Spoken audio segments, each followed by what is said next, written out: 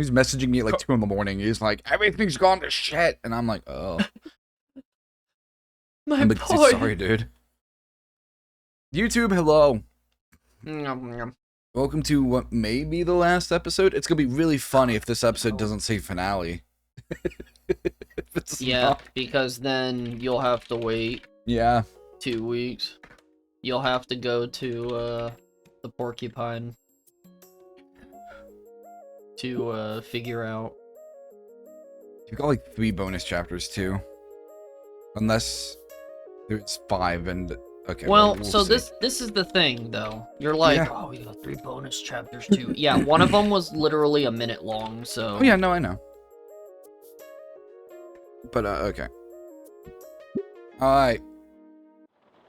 We're going to the hospital to visit Worst Dad. Oh no. Gotta bring it up. Because I am a horrible co-host who cares not of your feelings. It's brought up.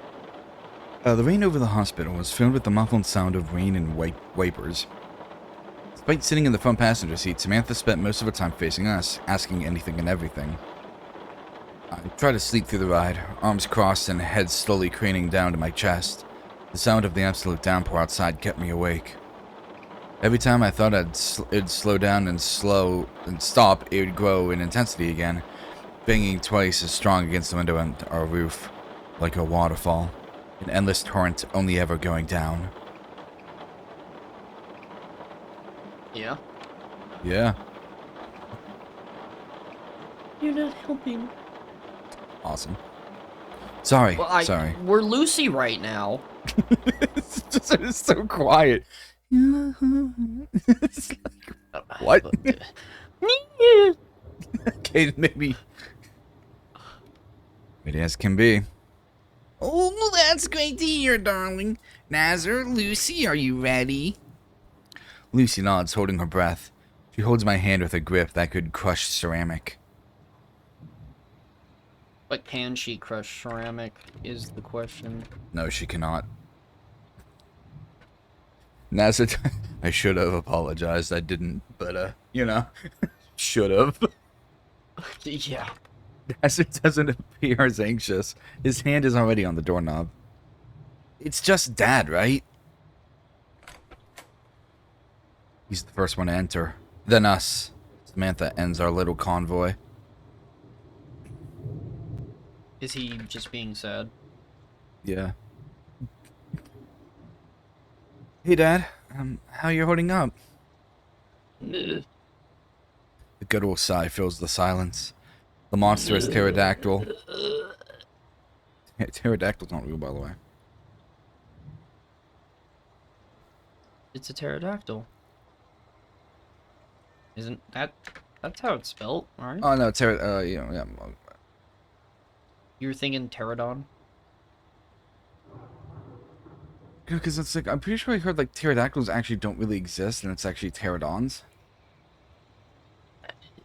None of us exist. The monstrous pterodactyl is lying on the bed that's twice the thickness of those next to it. Its legs look more like slabs of thick metal. He didn't want to look at us, closing his eyes in bitter shame and gritting his snoot. Not the snoot. That's not the kind of Ripley I was expecting to see. Thought he was gonna look more pissed off. This one's oddly mellow. He is a mellow fellow. Samantha, why'd you bring him to me? The deed is done, Ripley. Kill him. Samantha. Be kind, Ripley. I did not bring anyone here by force. They need to see you, darling.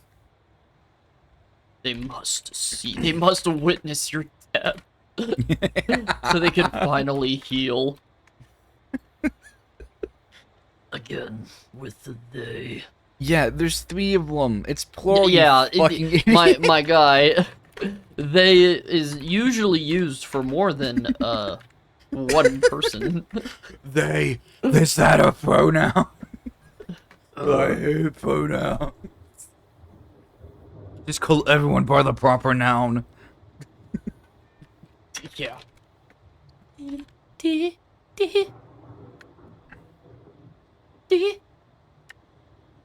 freezes.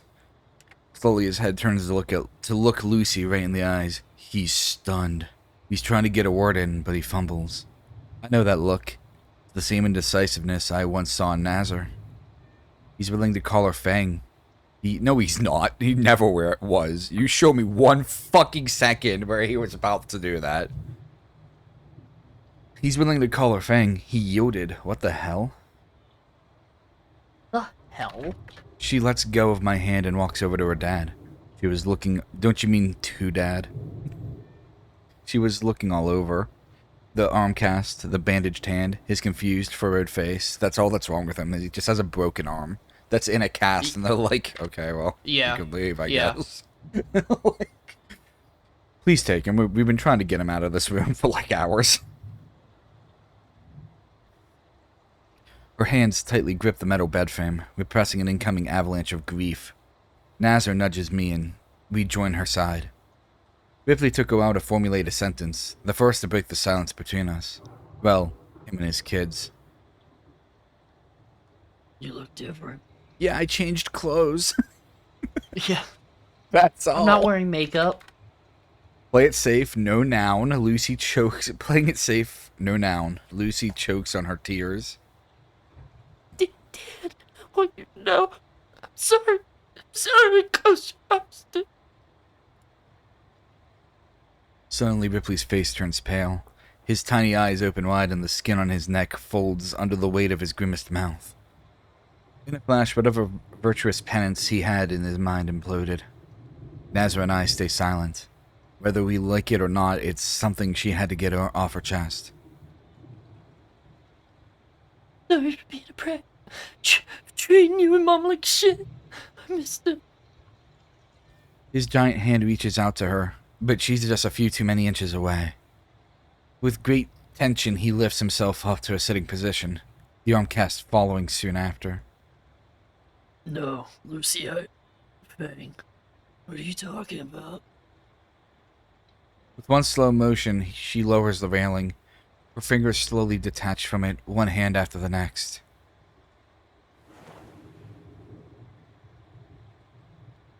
Big hug. Big hug is cute. But Lucy, do I Dad. deserve this? I'm Lucy.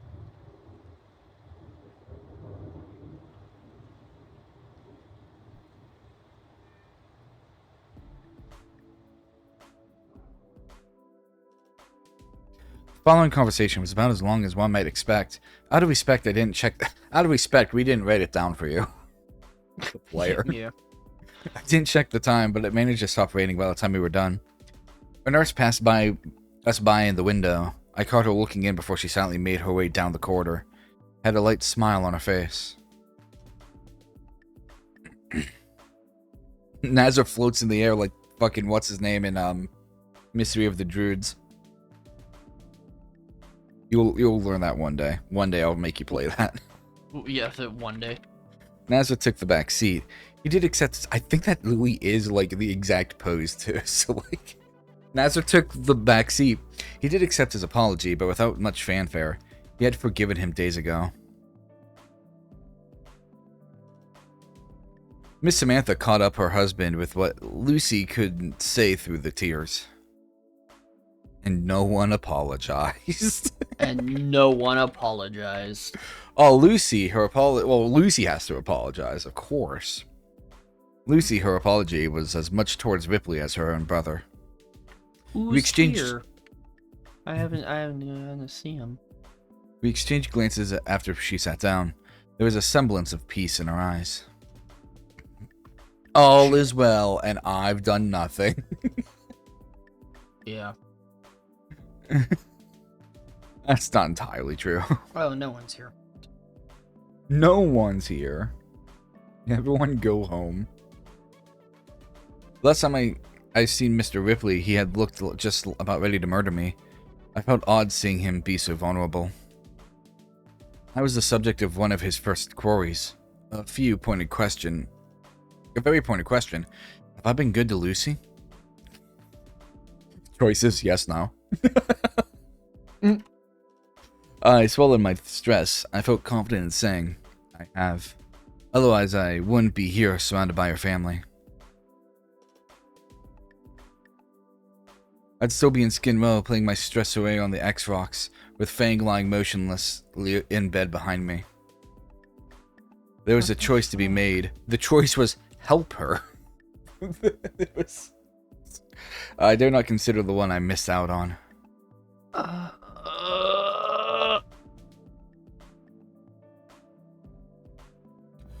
It's only after Lucy and rest of the family supports my claim that Mr. Ripley let me off the hook. I can't fucking read. Ew. We've been doing it for 4 days straight now, so No, not that. By the end of the day, riding back home, I am left to ponder one thing. Lucy? Spit it out, Anon. She like holds her hand up and he's just like a mother to her child. 47 minutes.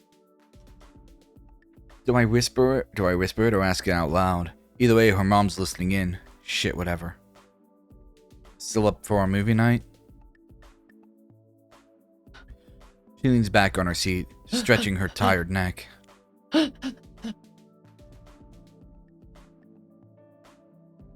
Been waiting for it since morning. We both peek at Samantha. She doesn't seem to notice, or at least is pretending not to. Score. Okay, so this is a 47-minute. Tuesday comes and goes, so does our borrowed guitar. It returns to its rightful place in the music room. Trish pretty much disappeared from school and reads none the. We just wrote Trish off, fuck it. Trish has pretty much disappeared from school and reads none the wiser as to why. Whole day we've been anxious, Rex, waiting for her to reappear. Reed had the inside scoop. He told us about her living situation. It sounded pretty grim. Apparently she's trying to salvage whatever remained of the brand. Oh, the brand! The brand! Oh, the brand. Of Varum drama and started looking for talent elsewhere, now that him and Lucy dropped out. She's really hellbent on still making this work. Nothing in her life brought her as close to success as music.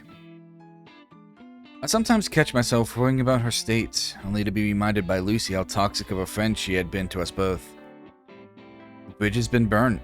Not omitting things here, but it seeps into our lives even when she's not around. Do I feel like doing Trish voice? I guess I do. Sure you do. I hope I'm getting these specials right. I am a man.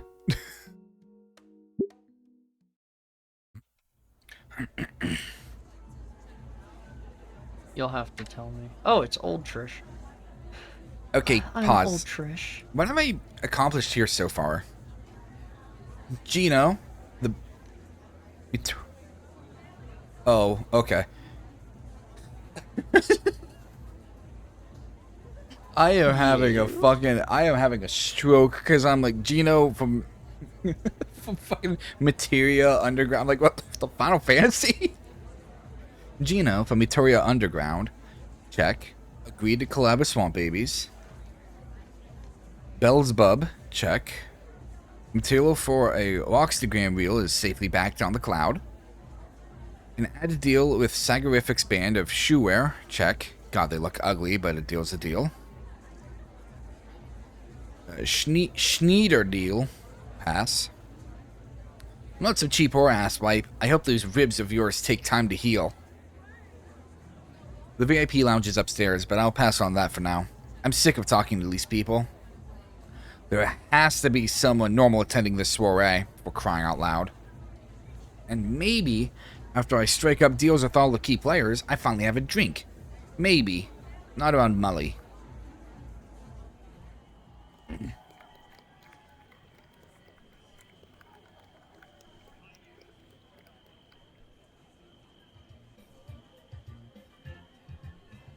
Do you want to be stranger man? Or stranger Many girl? months ago, I used to have that photo. Well, don't get too heated, bestie, or you might just barf again. Is this the stranger girl? Or is this a new person? I think this is a new person. Enough now! Enough! Hey, be gone, you two! A pair of batty girls parted ways, giggling to themselves on their way to the bar. Next to the pool, meanwhile, were Mully and some tall girl.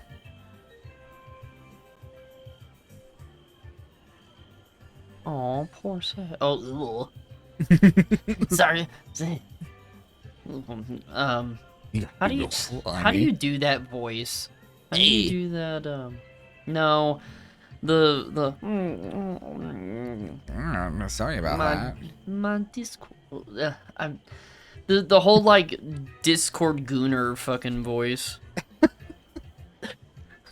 Oh, my little kitten. There you go. You be Molly. You be Molly. Hey, I want to know how to do that voice too, but you got it. Sorry about that, kitten. I'll try to keep them away from you. Have you three met before? Don't want them, replacing me. Papa Bear. He turns around to face him, sighing deeply. We didn't meet per se. We just went to the same party back in June. She was taking photos of me when I was...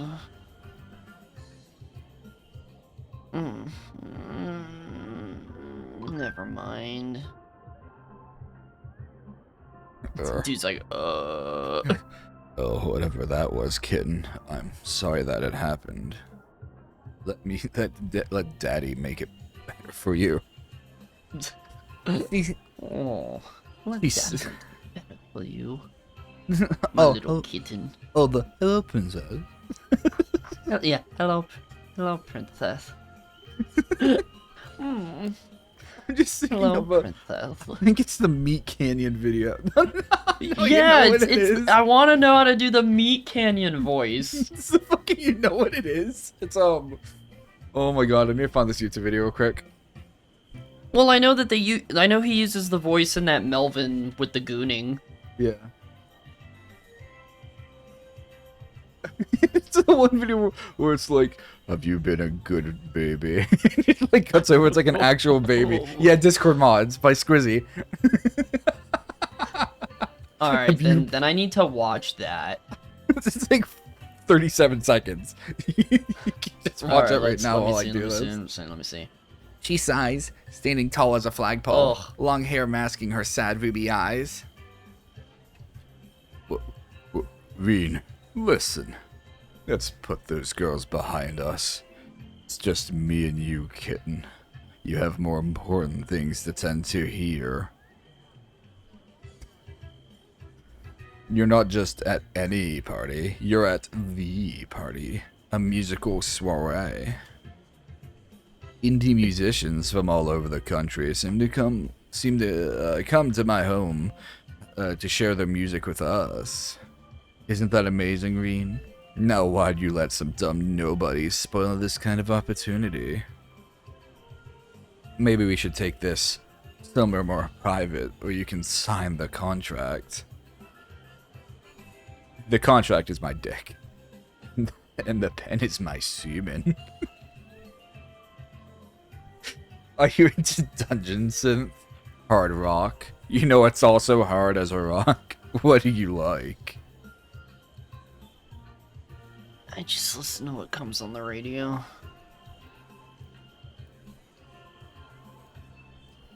What is Dungeon Synth?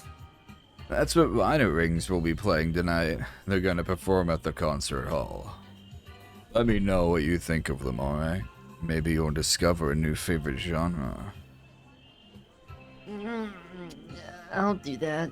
Thanks. I love how, like, this man is clearly, like, he looks slimy, but he's just being, like, a super nice guy to, like, his artist. Yeah. He is a fucking sweetheart, but it's just he can't like anything he says just sounds weird, even though all his intentions are fucking pure.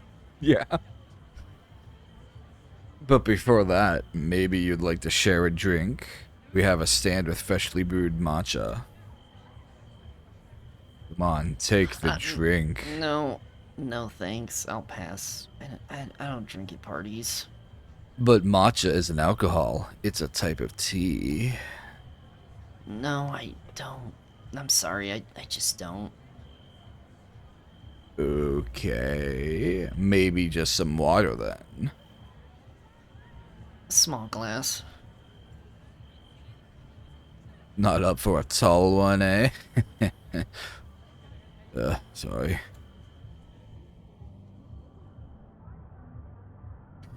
He fetches her some water and eventually lets her go, leaving her to fend for herself.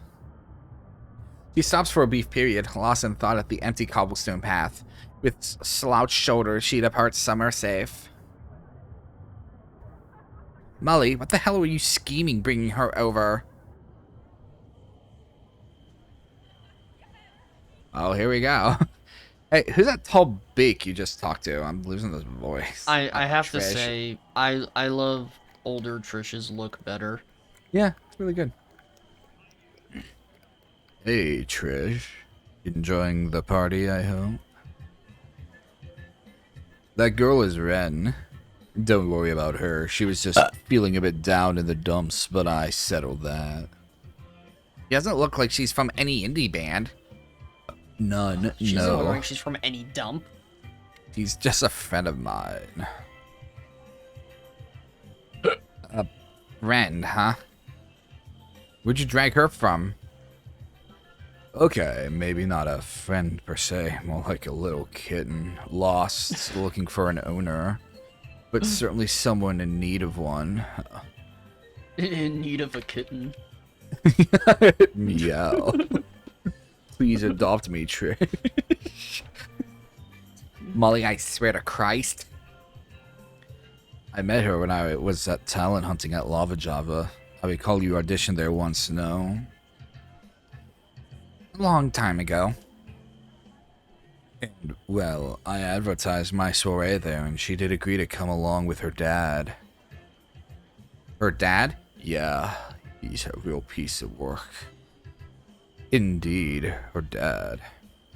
How old is he? Looks somewhere in his 40s, but the biker jacket aged him down quite a bit. A little bit like yours, but for black leather instead, and spiky. What the fuck is an old fart like him doing at a musical soiree? With his daughter? Drinking. That's the last I saw of him. What? What? Does this really not seem fishy to you? Why would it? All are welcome here. All It's like adults fish. and up, Where's I mean. fish? Yeah. You like little big fish, Trish? I got them playing right now. I got red fish, blue fish. Red fish, blue fish, one fish, two fish.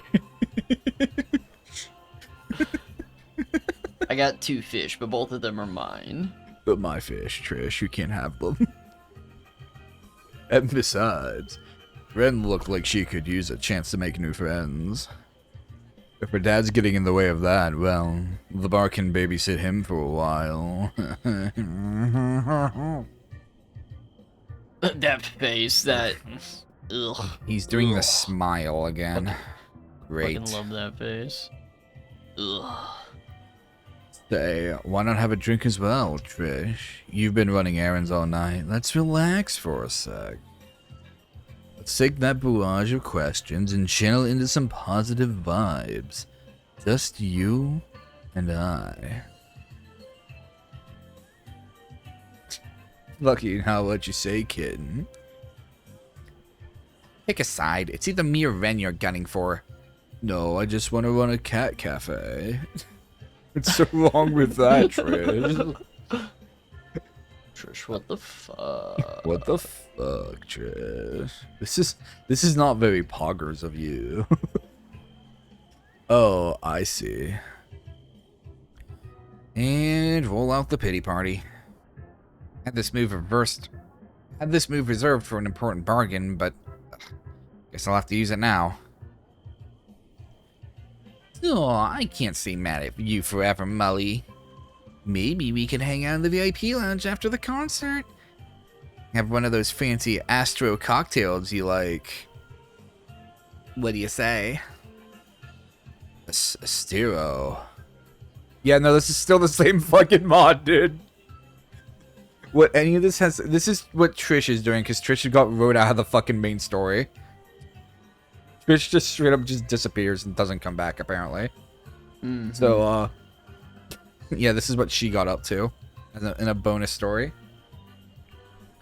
Well, also being older. Oh, I love that little fucking, like, I know what I'm doing smile. Yeah. I want these Trish sprites. Oh, sure, Trish. Gladly. I can't even get us a band to do a private performance. Have you heard of Dungeon Synth? Don't push it. Oh, understandable, of course. Okay, you are more of a, pop person after all. Wouldn't the Swamp Babies get worried if you disappeared for a while, though? They don't have to come along, I mean. It can just be the two of us. Alone. You know. I'm just saying, kid. I'm just saying. Just saying, baby doll. You look prettier when you smile. It's such a slimy line. The Swamp Babies are not here right now, Mully. I'm here on their behalf. Okay. Grand. Fucking... Very grand. Fucking 34 karat, you know? Don't know if that's even right. What's like the most pure gold? It's like 21 karat. Fuck if I know. Schmucker! Teach us your ways.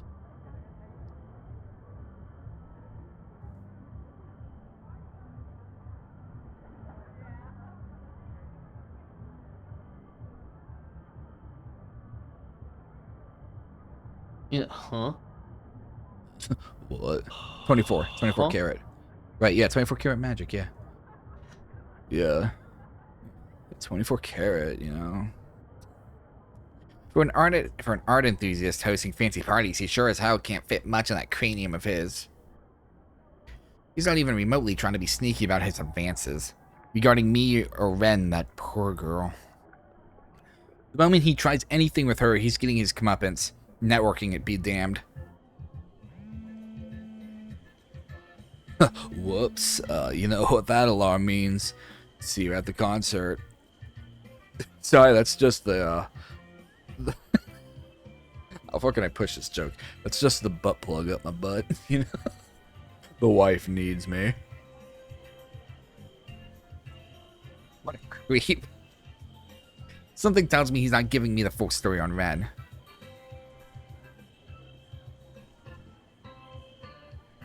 He's still standing there, menacingly. She was looking at me?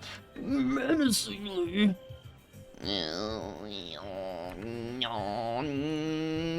Huh.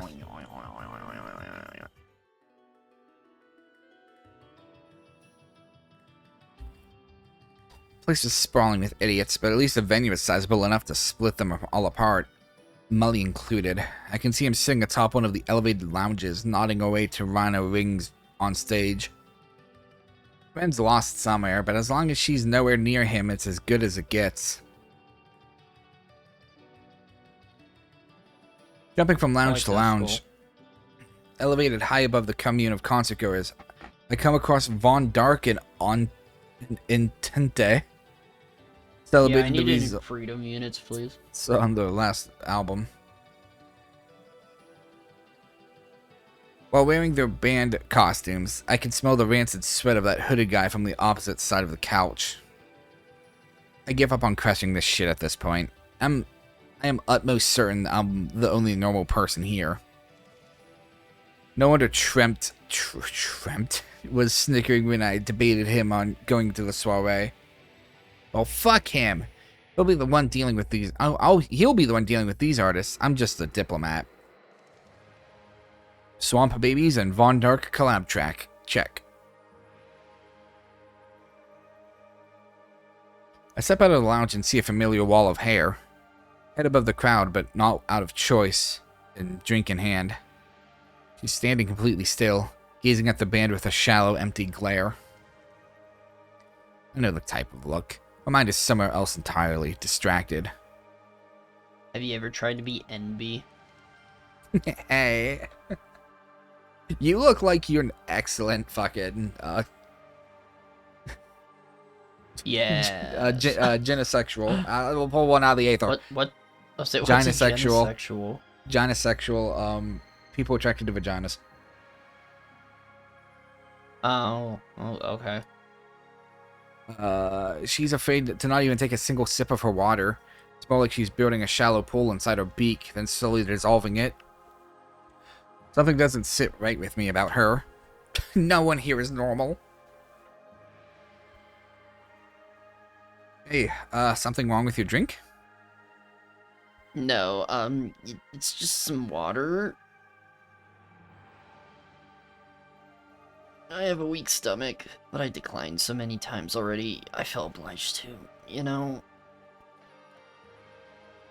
Partying 101. Don't fall for peer pressure. Here, I'll take it. You don't have to carry it around. Thanks.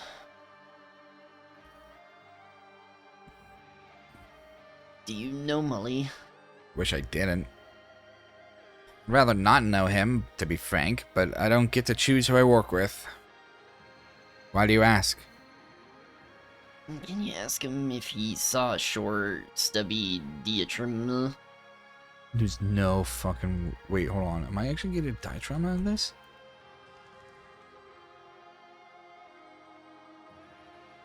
Oh, no, this is a different dino than I'm thinking of, okay.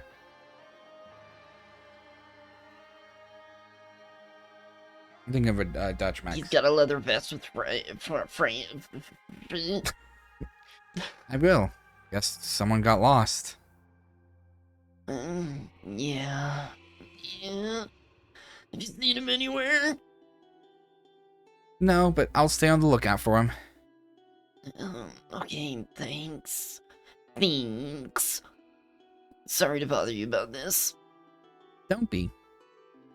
Take care.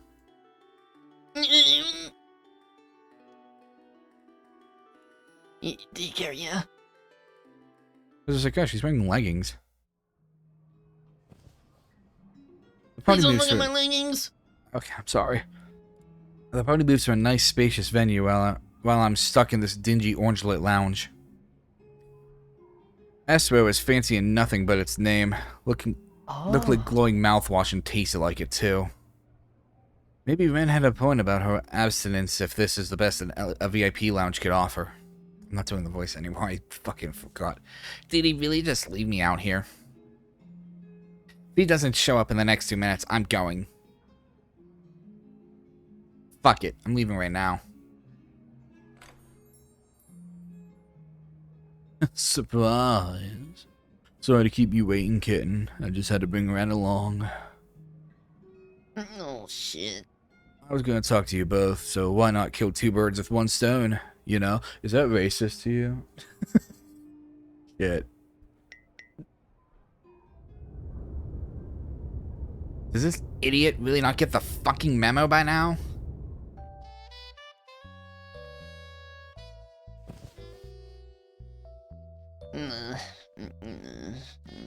She sits down next to me and shuffles herself away to the side, facing the only space in the room that doesn't have a face staring back at her. We make eye contact, but it only lasts a fraction of a second. The man of the hour is happily humming to himself, preparing up an estero, then sitting down candidly on the opposite couch. His smile remains, if less confident, so he actually pays attention to my face. So, Ren, what do you think of rhino rings? Ren clasps her hand tightly on her feathered arm, dragging her shoulders closer together. They were okay. Just okay. Anything more? I don't know. They were good. She was playing the long game, dragging out her answer. I was content with staring this fucking idiot down. I see you find their music hard to describe, but that's okay. They're not the most orthodox of the bunch. Not compared to formulaic pop songs on the radio. Ugh. I see I don't have to ask Trish for her opinion, that's fine. I can just talk a bit about them myself if you'd fancy that.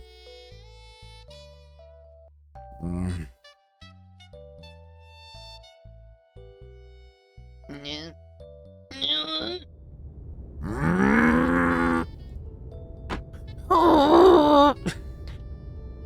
Well, Trish? girls. Calm down. Not your girl, you idiot. What the hell were you thinking dragging us here? Are you actually this fucking dense? Were you expecting a threesome to magically sprout from this? I clicked off the game? I clicked off the game. Oh. Okay, I think I need to go now. I planned this a bit too hastily, my apologies. See you at the next performance. It'll be up in 20. Oh, fuck off! He's like, I just wanted to hang out with my favorite people. For the record, I am not associated with him. Ren? I kind of wanted that threesome. Yes, I actually needed that. Now I need to find someone else. Thanks, bitch. She ignores me and leaves the room in a hurry.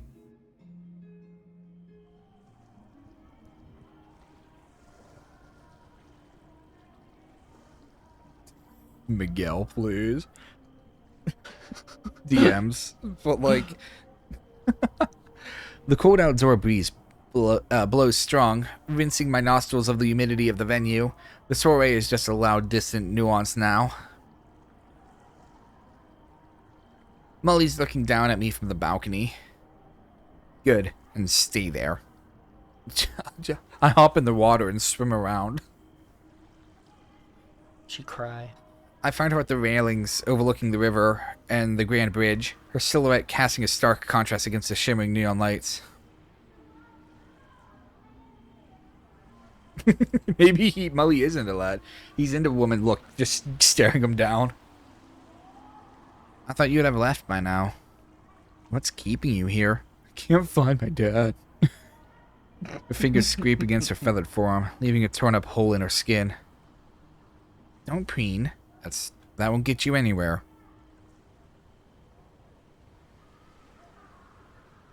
Why do you care? You didn't even know me. You following me everywhere for some reason. I just want to get through this and not talk to people. I made a mistake coming here. Please. I don't want to make things worse. Worse for whom?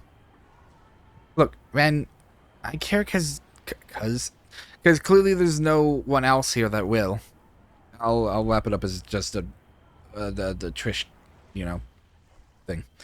I can navigate through this environment, but you got dunked in here head first. I'll help you out. You're not stuck here. I can call a cab for you if you don't have a way back. Can't leave. I'm waiting for my dad. What if Dad's dead?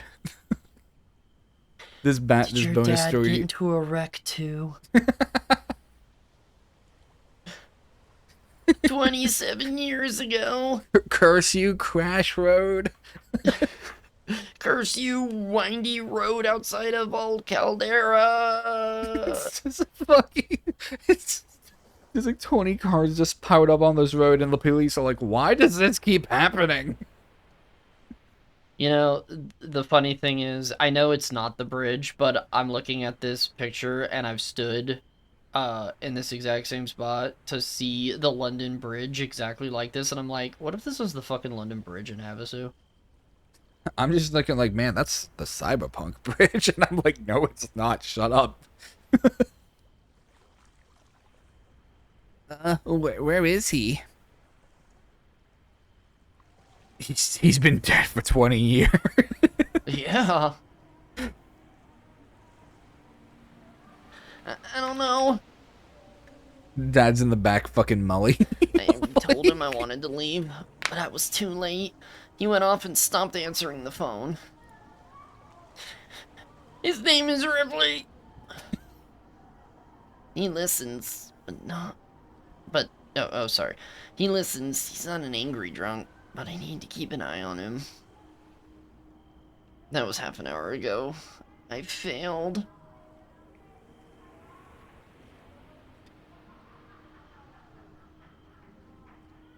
I can't leave him here. I don't know if he'd come home after a party like this. There were times I had to look for him in the neighborhood. Why am I just, like, telling you my fucking life story? Why any of this? I'd find him late at night, shit-faced, at his drinking buddy's doorstep. But this is worse. He drove us here.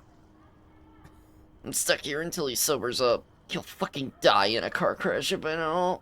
Did you say car crash? Yeah. Did you say car crash? I'm so tired of doing this. Then elope with me, you random girl. I take a closer look at her eyeshadow. It was masking the wrinkled bags under her eyes. Why did you say she was disfigured? Because she doesn't look like Fang or Anon, so, you know. Got a massive disfigured beak, to them. I guess, yeah. Which car is it? What is your name, young child? Toucan Sam. My name is Amber. Yeah. I'm Amber. I'm Amber number 1. They tossed me out after they got the real Amber. the beaten up van. I'm sorry. I'm wasting your time. Just go. I can't wait.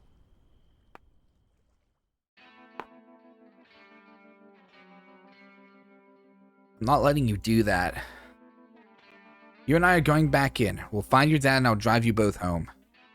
You don't deserve to sit out here all night just because your dumbass dad lost his wits. He's not. I already told you I can't leave his car behind. I know. I'll be the one driving. You just keep your dad in check. You won't? He won't give you his keys. He'll mind you. He just said he wasn't an angry drunk. Watch me. Come on. Come on. What's keeping you? You?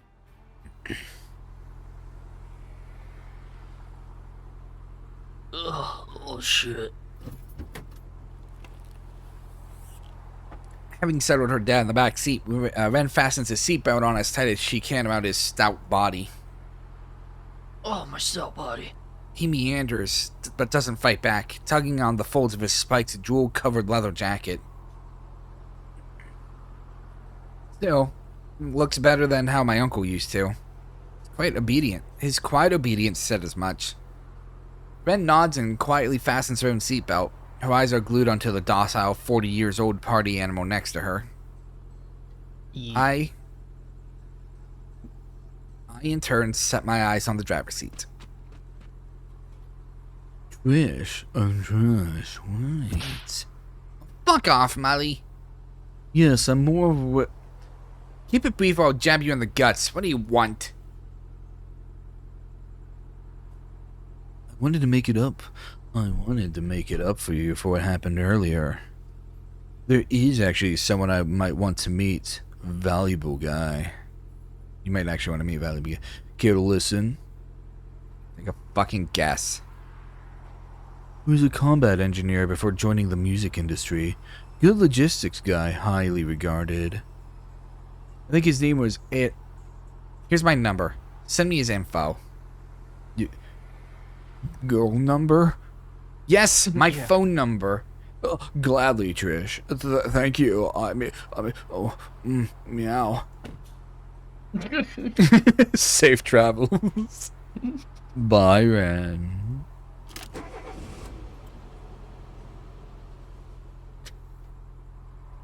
So much for staying scandal-free. Are you scandal free? No. I hope she'll No, get the no. memo herself and not mention this to anyone. There's still plenty of fish in the sea.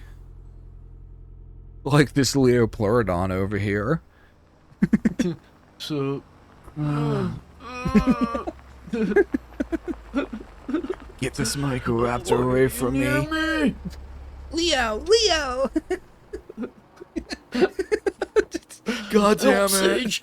This something. He keeps calling me his kitten. Hey, Molly. Ever hear of a polyamorous relationship? The van succumbs to the reek of cheap alcohol by the time we arrive to the suburbs. Average place. One of the houses has a boarded up window. She confirms it's theirs. Van isn't being talkative, keeping her hand on her father's. He is in turn looking oddly bloated. He leans his head to her side, hugging her hand tightly. I help her dismount him off the seat and drag his feet over to the doorstep. In the dimly lit living room, we find a couch and rest him there safely on the side. He whimpers and clutches his pearls. She already had a plastic bowl, a blanket, and a stain-covered glass of water ready. She squatted down and waited. There's no point in me standing here. I let her know and stay outdoors.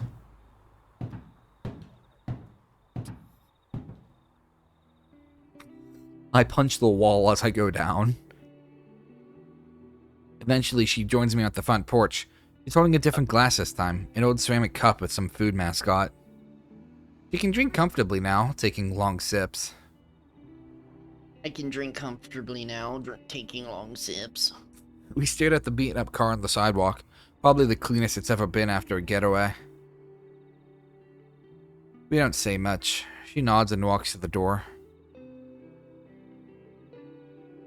I don't know why I turned so abruptly, but it made her stop in the doorframe. She's looking at me now with those sad ruby eyes, waiting for me to say something.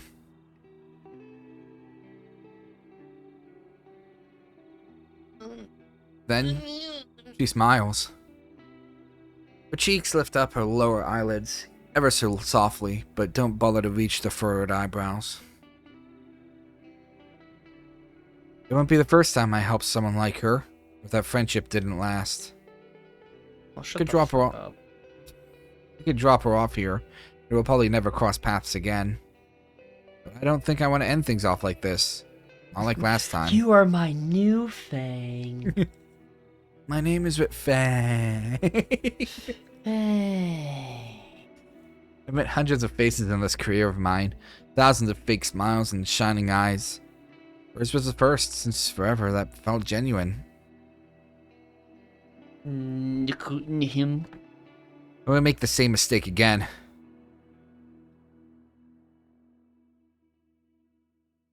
Him. We're like 10 years different. Oh. Oh my god, I didn't realize He's you're so that short. small. Yeah. Oh, that's fun. Lucy didn't feel comfortable in the music room anymore. Dang. Your new name is Beak. We will turn it to Beck. Your name is Beak. She staggered when she saw an old skid mark on the floor. Palpable physical evidence of the argument that happened just a few days past. No one bothered to clean it up. So is it like 4 days now have passed since prom? I had to help her stay focused on the worksheet. We completed it in record time. After class, I took the time to clean the mark off the floor. She avoided the auditorium like a plague, too. We sat in the cafeteria instead. Amidst all this, I totally forgot about our restaurant idea. I brought it up again, and Lucy was relieved to hear it.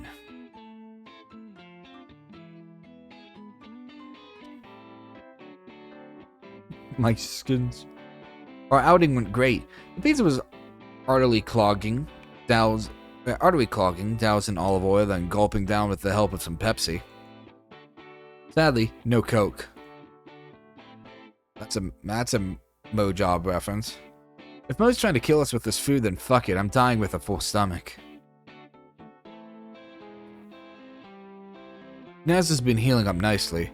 He's back on the grind full time, so he appreciated the chance to relax. And not just relax, but relax with his sister. I bet he'd be allowed a longer break if he asked for one. He's been topping the school charts after all, but that's just not how he rolls. Kudos to him. He's spending his last few weeks in the school working his ass off. Lucy and I went on a walk afterwards. Now that I think about it, it really wasn't much of a walk. We bought a pack of smokes and spent the rest of the hour on the bench, watching the clouds pass us by. After the movie, Fang powered through the night doing nothing but composing and eventually caught up to her. Once we sat down, stomachs full, the food coma kicked in. She's resting her head on my shoulder. Next thing I know, I hear a loud snore. Didn't have it in me to wake her up. I took the cigarette out of her hand and whipped out my phone. A girl, a cig, and an image board. It's life. But good things don't last forever. The bus came. I had to wake her up at some point to an emergency visit to the Golden Throne. I got her approval to excavate, Moral oral. What? Great, I get to be depressed. Yeah. I got her approval to excavate, but not before being called a dork. She, meanwhile, went back to Moe's to buy some takeout. That bodes ill for my stomach, but fuck it. You didn't put the sign. You didn't put the signage on the sign. You didn't sign the sign. I saw the sign, and it was fucking blank. I saw the sign. On my way back to Lucy, I can suddenly hear a pair of footsteps behind me. It's okay, I have done that mistake too, so. Flat shoe wear, swift steps. Maybe it's her, maybe it's just some random pedestrian. I don't look back and keep a steady pace. yeah, it's Cracker Barrel. You're right. We figured it out. Yeah, Mo sold the restaurant. Bastard. Well, he made bank though, so it's He probably did, yeah. Good on him. He was already making bank. Motherfuckers in the mafia. Then she stops me herself. What the fuck is your name? Who the fuck are you? I get a swift stab into the spine. Dislocating 2 vertebrae, making me crippled. I feel her hand on my elbow. It's a tight grip, nearly digging past my muscles and into the bone.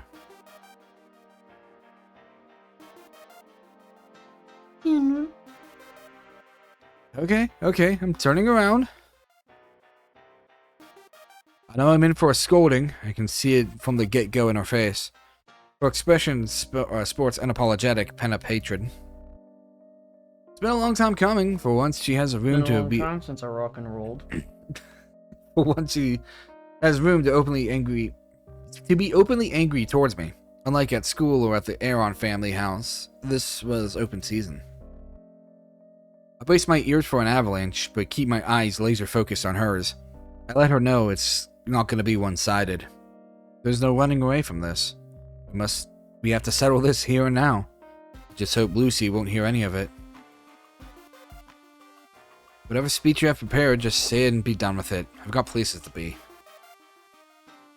You're the one to tell me that you were like praying of yours. I'll have you know I wanted to go shopping, but now that you're here, I'm not going to waste this chance. Sure, go for it. Just fucking, like, bum rushes him and then just starts making out. Tongue down throat. Listen, there's no easy way to put this for me. I've never met someone as incompetent, lazy, and downright toxic as you. Okay, that is correct.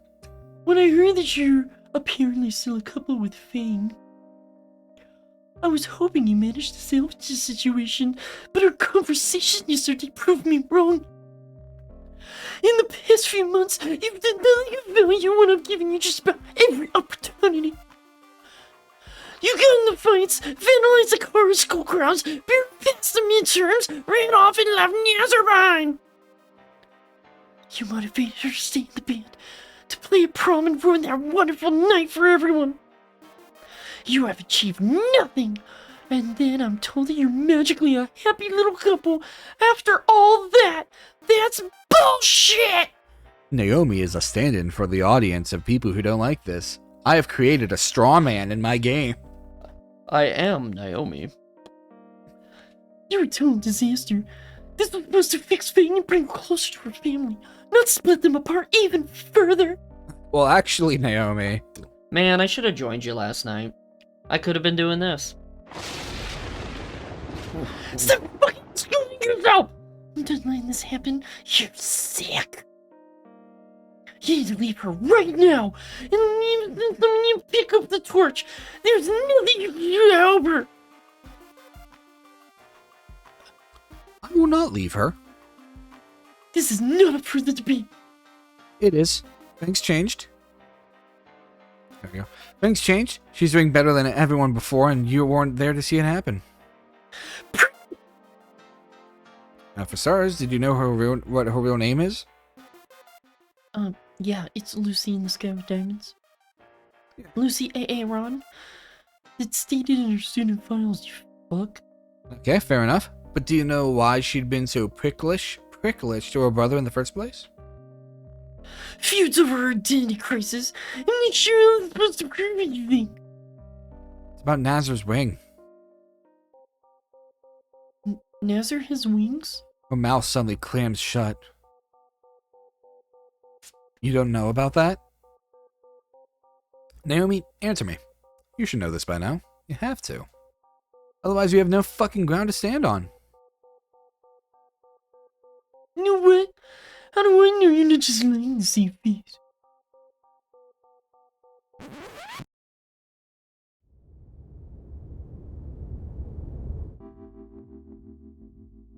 Holy shit, Naomi. Are you kidding me right now? You think you get to parade me around and orchestrate who hangs out with whom when you don't even know a thing about your own boyfriend?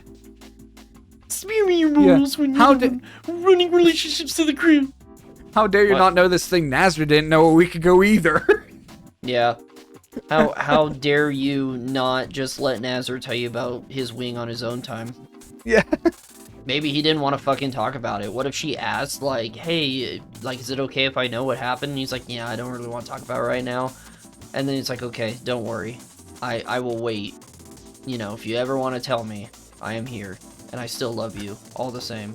And then Anon's just like, you don't know things that I've known for the past 24 hours. I am the best boyfriend. I am the best boyfriend. I know one thing about my girlfriend that you do not.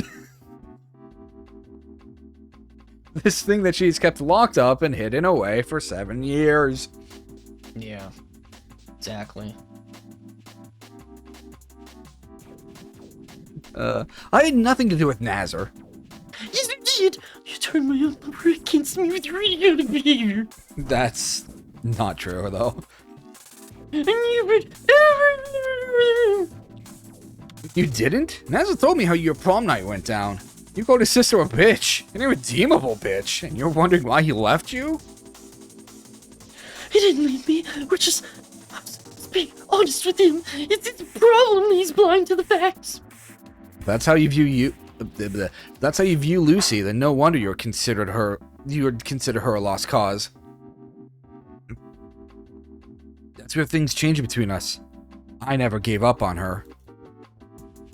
I had a moment of clarity, and I suddenly became E3 and on. That's where we're different.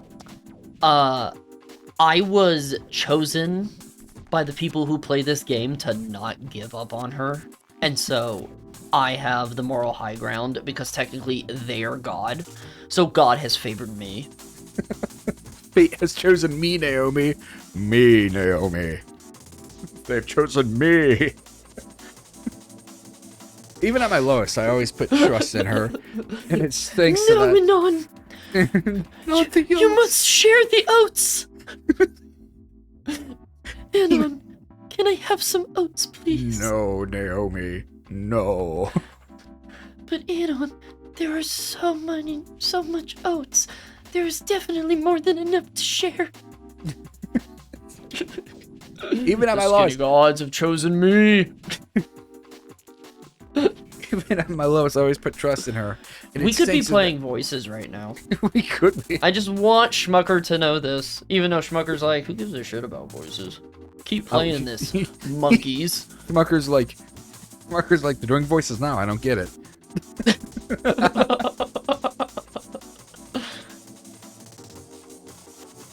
Even at my lowest, I always put trust in her, and it's thanks to that I got to the core of the issue. What did Nazareth tell you about his wing? It's just an old injury. He never wanted to address it. See? Told you, he didn't want to talk about it. If it's so important, you think he'd have told me sooner, in private. Get to spell out the truth to her, show how wrong she's been for years, is Hey, damn look, near Naomi. making my knees shake, but that's excitement's yanking back. Yeah. No, Naomi. The audience has thrown the oats at me, Naomi. Think it on. Would either of them want me to spill this information? Talking about this would feel like a breach of their privacy. I already said too much. Then you're lying. You think what you will, Naomi. Just have to trust me. There's more to the situation than what meets the eye, and it's been like that for the past decade. What? Are you thinking you're a transformer? Yes. But not like a good one. Yeah. Anon, I have one last question to ask you. Yes, Naomi. Shia LaBeouf or Mark Wahlberg? Oh, Shia LaBeouf easily. Okay. Okay. Mark Calm down, Wahlberg's man. talk is awful. Trust you? Seems more like you shifting blame into the personal problems. The way you see it, regardless of what happened in the past, you've come to only make things worse. I beg to differ. I had zero say in her concert, in the band, in any of her hobbies. I've been drifting along and nearly lost her as a result. It wasn't until prom that I realized what I was doing wrong. I admit it, I've made mistakes, but when the time came, I vowed to change for her sake. I love her, Naomi. I truly do, and I couldn't imagine my life being the same without her. Ew. Look, as much as I'm supposed to be Lucy's great fix, she's been keeping me in check too. Made me clean up my act, change how I view things. I dropped my old habits for her sake. But What? When? He's talking about the stupid anime shit. You did that of your own volition! No, he did it because he's like, oh, woman is in my house. I must delete all my anime because, Exactly. oh, I would be so uncool and Fang would hate me because I have an interest in something. Fang would hate me if I had any personality. I need to be blank slate for her. Okay, guys, for the people who still are living back in the fucking 90s and honestly think that women do not like anime, I have dated at least 20 women who did not give a shit. My roommate, I could name- she needs to fucking watch Dan to Dan with me, the fucker. The fuck? I know you can hear me, Kasara. I can name No one a gives a dozen girls shit. who like anime. No one gives a shit if you like half anime. and half of it is like moe trash too. So like fucking Yeah. No Fucking- one gives a shit, guys. He can fucking- like his Saturnia. It's honestly so fucking stupid. And you can go into the military and be a furry. Just, like, stop, please. I changed my ways for Fang. Oh, you deleted, like, 15 files. Cool. Thanks, man. No, fuck it. I need to hold on. I need to like look into a thing real quick. I think it was like Gynax actually. Like literally What the fuck is that called? Honey Cutie. Honey Cutie. Yeah, sorry, Cutie Honey. Oh yeah, This is yeah, like- yeah. was like Amber's favorite anime. Like, it's so It's so fucking. fucking stupid. Oh, it's. But you know what I really love though? What do you love? You didn't get rid of the video games. You sure shit didn't. No, Halo's Yeah, manly. For some reason, women sure love when you spend all day playing video game. But totally. if you actually like watch TV, oh hell no. Why are you not paying attention to me? That's the You aren't line. doing anything. You're just sitting there looking at stories and pictures on the fucking screen. Yeah, shut the fuck up. Anon, buddy. I am your god right now. Watch your fucking anime. Play your fucking video games. Feed your wife nuggets. You're fine. See, Schmucker, this is the thing, though. Why would he want to be an alpha male Chad when he could be fucking Himself. what's the other one called? What's the lone wolf one called?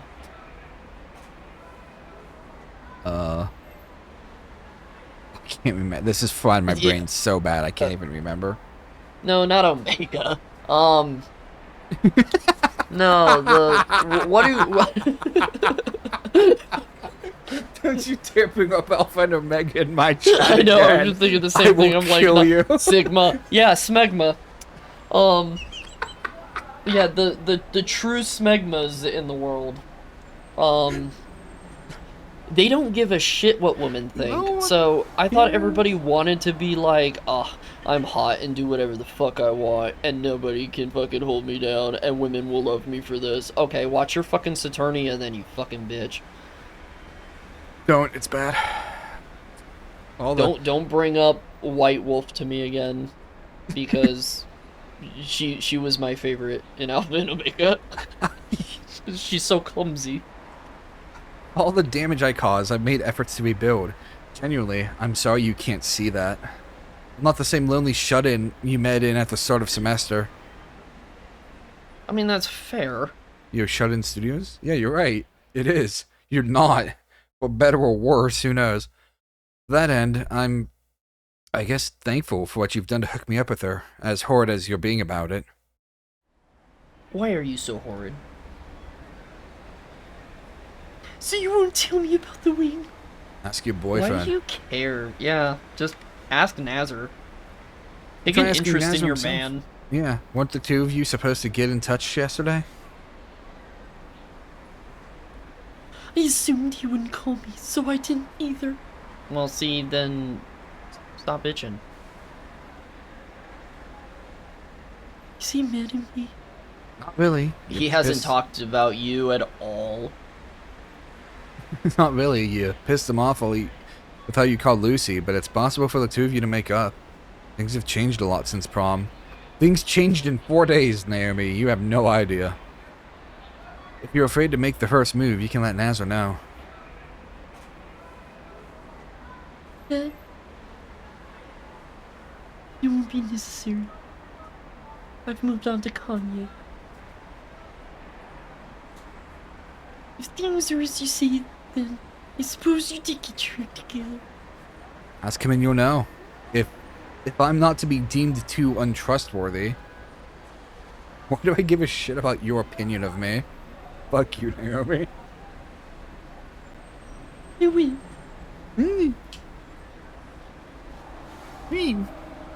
The air grew silent between the two of us. Naomi clutched The her air hands for grew. comfort, trying to digest what I'd told her.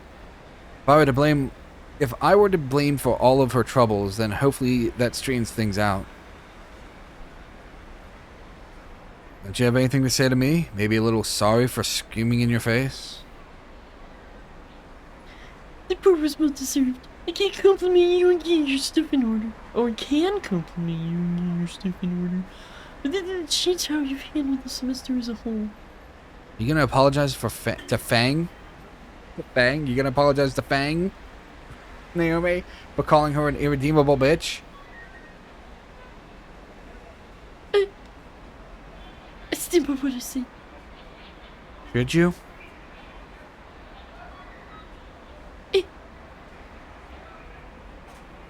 Her tone didn't spark much confidence. The impact of her words deflated the moment they had left her mouth. She regrets saying it now, but won't admit it. Why say it at all? No more pointing fingers now, Anon. If you want to settle things with her, then segue into a truce. Right thing to do. Whatever you do, just let us go, Naomi. No more plans, no more ploys, no more anything. Lucy's got control of her life now. She doesn't need anyone pulling strings. Whatever you do, let us leave. Let us leave, Naomi, please. I wasn't pulling strings. I was trying to help her. That's a little herbivore joke for you. Just boops her snoot. Like, ah. Yeah, deliver us, Naomi. Like how Nizar helped me come out of my shell. I thought I'd work. I thought he'd work. I thought we'd all work. Wow, projecting much? Shut the fuck up. No, what? That's fine. I'll take that. Okay, I'll stop. So, can we bury the hatchet and move on? No, Okay. it depends on what on wild Hebrew Nizar. Truck. Truck. Okay, then. I think I'm having a stroke. Good. Why are you so mean to her? I love her.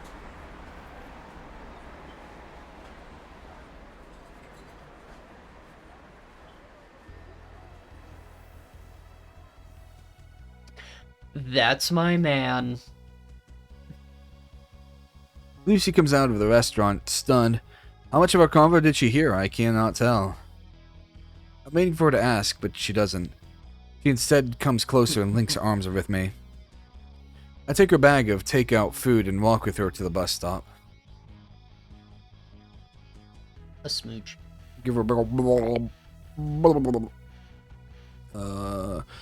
As we waited for our drive home to arrive, I felt her snoot nuzzle against my cheek. There was a great deal of warmth in her eyes. Woman, get that warmth out of your eyes. Can't help but feel so overheard a lot of our. I can't help but feel she overheard a lot of our convo.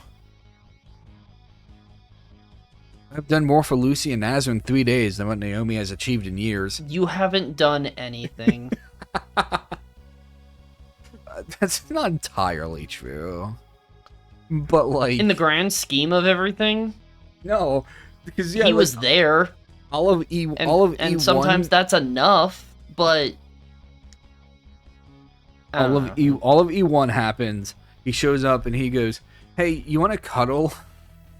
Yeah. And yeah, Is that Her all dad- it takes? Is a cuddle? sometimes Cool. I do. I will write that down. I have fixed the situation. I have held her hand while she thought her dad died because of her, and I thought about saying something, but I didn't. I even read that line. I don't want to rub that in. Aiding people shouldn't be a competition, but it sounds just like you feels said it feels eating. just. Eating Eating people people. shouldn't be a competition. We should all take our time. That only leaves Trish, and it's unclear when she'll ever return.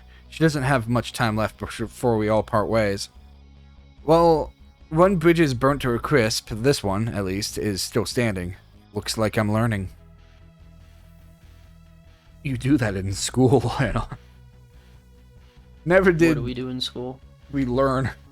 Oh, Never did think how my future will go down after this. Well, still got a few more weeks left. We'll see, Lucy and I. Bonus story, and we're like, oh my god. It's me again. Familiar face. Dear diary. Wait, what? why are we back with Trish? What have I accomplished here so far? Gino from me? It's Yeah, because he paid so much money for these sprites. Oh. Hold on. Did we even do Seething in the Rain? Yeah, we did. That was the fucking... Yeah. Okay, so what did we not do? A talk on the balcony? Possibly. Yeah, this is now. He's here. The gate slowly drags to the side, paving the way for his car. I watch as he parks, stops, then stares up, looking for my Watch face as in he the windows. parks. He parks. We're in Boston. I'm here, and here I am, watching him through the peephole for the front door. Oh, I like that outfit. If it's fucking Kanye, I'm gonna fucking kill myself. It's Kanye. It's me again, Kanye. It's because I'm the one who has to do it. Yeah. I'm busy looking at Emily. No, you can't look at those Emilys. It was on the Boru. You tell Zach to stop having shit go on the Boru. You tell Zach I'm happy, but it's ruining the game for me. And I'm the most important person in the world. You are in the... Wait a minute, hold on. I need to like download that demo. I need to see if you're still in it. God, that I would love. What if this really is just another ploy? And he's duping me into blaming Nazar for all of this.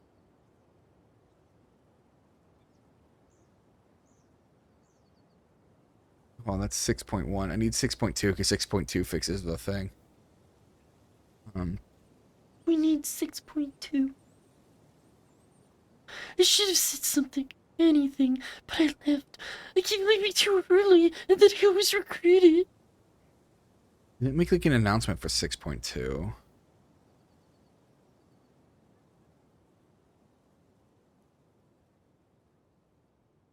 I think someone just fan fixed it. Rude.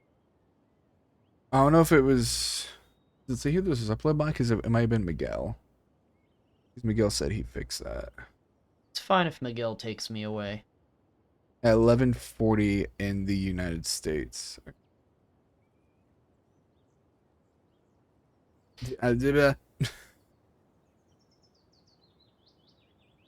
Oh, I thought you didn't switch it yet. I can't just leave him now. Didn't you think about it?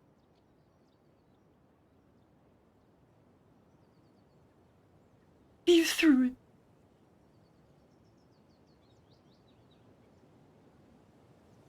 That's how he'd do it. He went back down at the last second. You don't know me. Tiffany. He would want me to. Oh, it's nice. Hey, Naomi. Sorry for the delay. Hi. Yes, hi, hello. It is me, Nazar. Cop a feel. I'll let you, Nazar. Let me be together with you. Yeah, let me enjoy my Emily. No, it's spoilers for you. I want you to see that and be like, oh yeah, that's so good. Hey, I was at the Boro going, oh yeah, this is so good. I'm glad you're happy. But of course they put Miguel knew. He's like, we gotta add horses somewhere.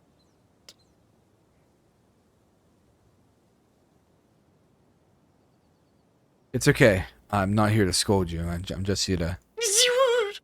Kerb is in 6.2. He is in public release. Hell yeah. Hell yeah. If you want photos of Kerb in the new devlog, go into image characters and then filler characters. He is still in there. Hell yeah. I was a filler. You are a filler character. Let's have a drink first, okay? Come. No. We can sit in the dining room. Come. Come. I don't feel like it. This is a nice house. Who paid for it? Come on, yeah.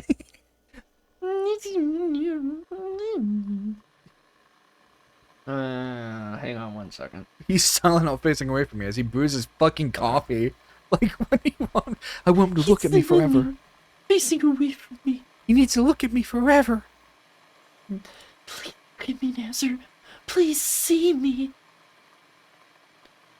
On one hand, he's making me my favorite herbal tea. On the other, I can tell what game he's playing. He wants me to start first. Naomi, look at this man. There ain't a fucking single thought in that brain right now, dude. He's just like, man, I'm so happy that my dad is not dead so that I can kill him myself. This herbal tea smells so good. Oh, yeah. I invited him. I started this whole mess. He's right. What? Then where are you? Her place. Oh shit, her and her mother have a nice ass place. Oh,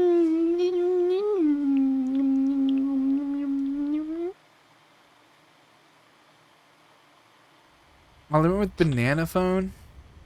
Banana I said it should have been. phone. So we were. So Should've been a we were pickle. trying to. No. So we're trying to come up with like an Apple No, phone no. and shit like that. And Yeah, it should have been a pickle. I said it should have been What? apricot. The words are stuck in my throat. It's like my jaw's glued shut.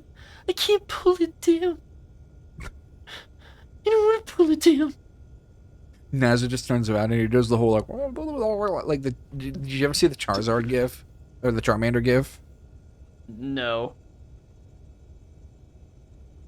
Hold on, let me send no, it to you.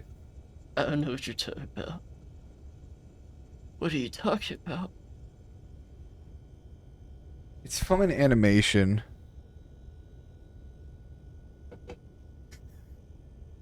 He does that to her. Well, he also could do, because as soon as I saw the hand move to it, it made me think of the gifs people were making where someone grabs the snoot and just. Oh, yeah. Sprays her neck, yeah. I like the silence. The noise of boiling water, his quiet humming, the beautiful confident smile.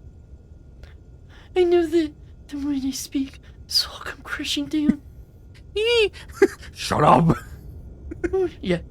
I want to have that smile. Maybe I can scan him for it. I can. Oh god, he's becoming white. What are you doing? I am ascending, Naomi. Features anymore. I don't love you. You're not the man I love. I keep pushing through it. I was gonna say he's, something Scott, but it sounds too close to the other word, and then you'd be like, you can't say that! And then I'd have to defend myself, and it's just like, no. No. We don't have time for that rigmarole. I was gonna say, I was waiting for you to go, what, you mean, and then say it. Yeah, actually, I have no idea what you're talking about. I'll type it. Okay. Meanwhile, the Naomi rumbles. Come on. The lightning herd. I Lightning was- strike. I was just thinking that too. In the thunder ring, in the lightning strike, you live good. There's demon alone. I said the line twice now. Did you? I didn't hear either of them. Oh. Oh. I ask about your wing. Right, yeah. The word nega, yeah, is like... Yeah. It's been like a meme in Sonic for a while because, like, they made, like, an alternate universe Eggman, and it's Eggman Nega, and it's like, boy.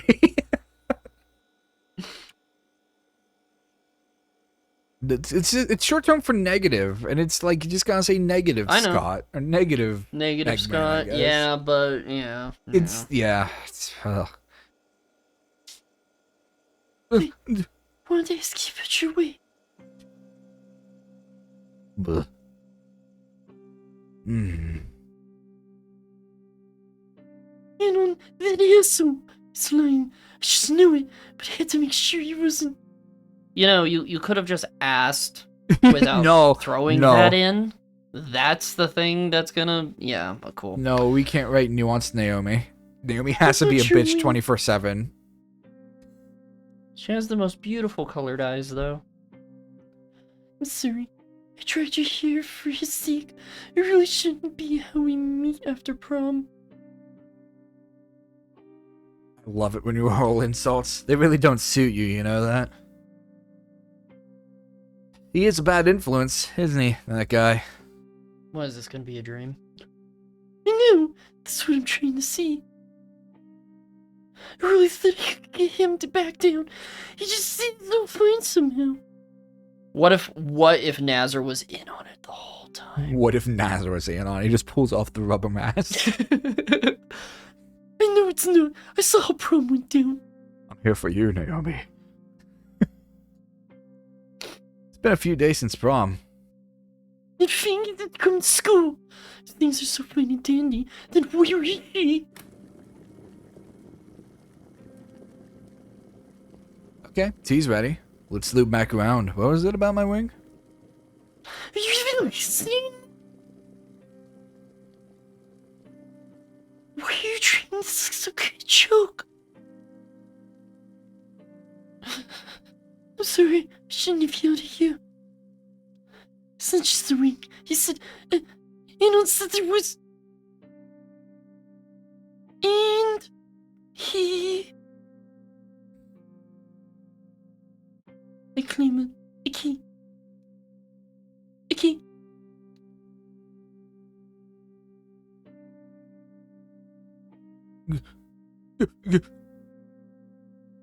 First prom, then you, then you, then a yibba, and the key, and mom, and her.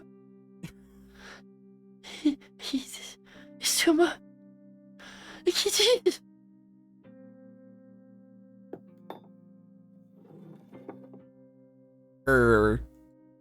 I think it's supposed to be ear. I know it is, but like... Okay. Naomi, look. Why is it in a beer stein? It's in a fucking tankard. Like... Here, Naomi, your favorite tea in my drinking horn. Like... My favorite. Why did you bring this to my house? Because it's sick as hell, Naomi. Now drink from the horn. But Nazar, Looks up at him. it's cooler than you are. No! Nazar It's just like a cup of pulls. tea. Nazar just pulls out Das Boot. Das Boot. Das Boot. He slid a cup of tea into my trembling hands. He still wants to talk to me, even after what he'd done. What? What done? Give her a chance, said Sis. Thankfully, I'm not sure what he's... What? Yeah, bored. I think this is Nazar? I think this is Nazar? I fucking... Oh my god, is it? That is storytelling 101. You just don't change narrate. This isn't fucking it. Like... At least that's done by chapters, isn't it? It changed narrators per chapter? Not midway through the story?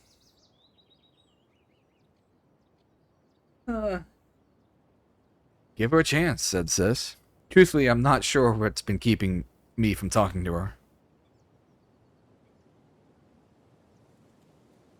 Cinema. I miss this. Seeing her try and surpass her limits. You need to surpass your limits, Naomi. You need to go beyond.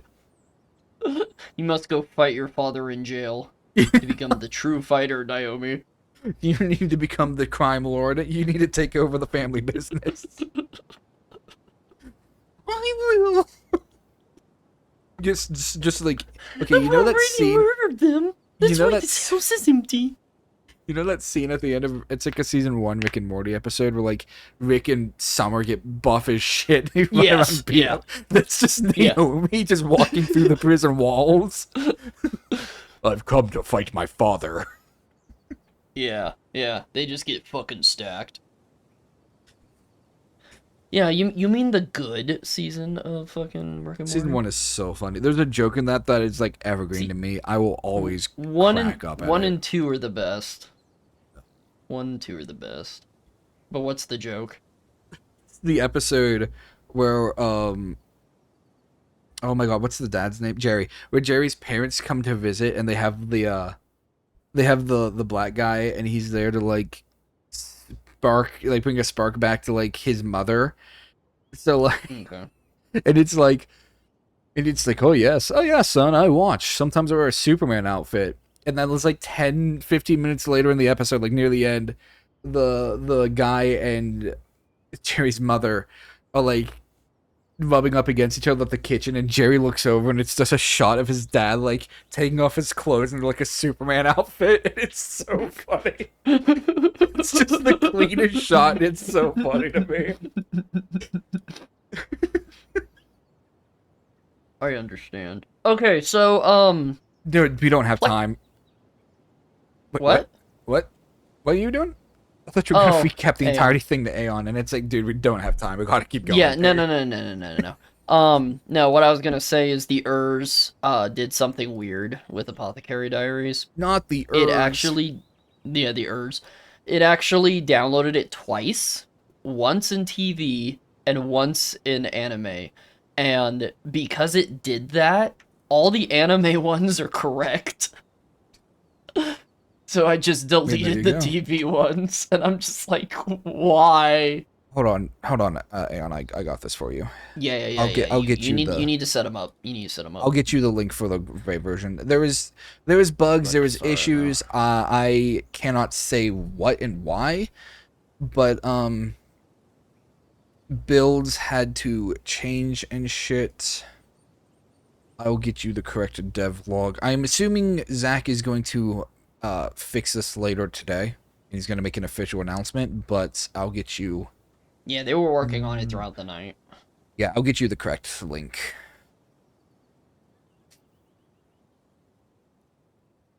Burr. I don't know if it was Miguel who did it, and it could have been. Miguel did say he fixed it, so I don't know if he's the one who uploaded it. Yeah, maybe. It's Oh my God, possible. I need to like find it.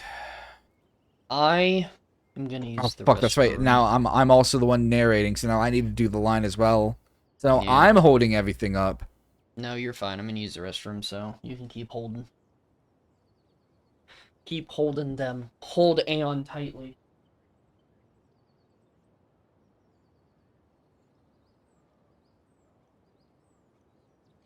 There you go, dude.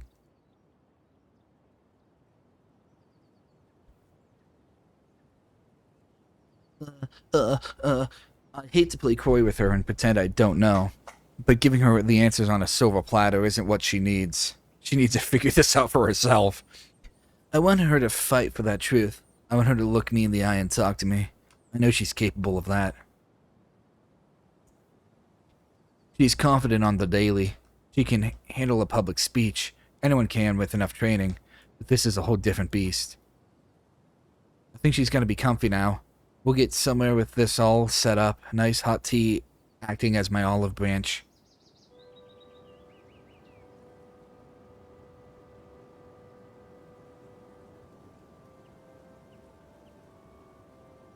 The view from her balcony really is beautiful.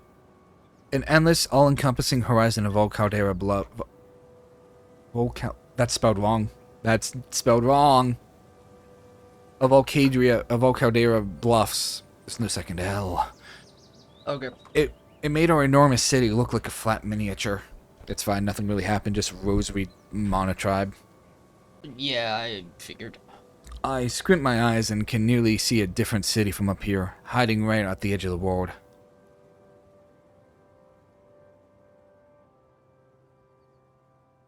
I turn to my side. Do they not have actual shovels? I turn to my side. Naomi is stiflingly reclining on her chair, a cup of warm herbal tea in hand. She'll appreciate a kind word first. Burps in her face. I need a kind word, please. You did good back there. You spoke up. Keep it up. Good training. Here is a treat. Good job. Good job. So, Anon's back, but my sister isn't. What did you hear from him again?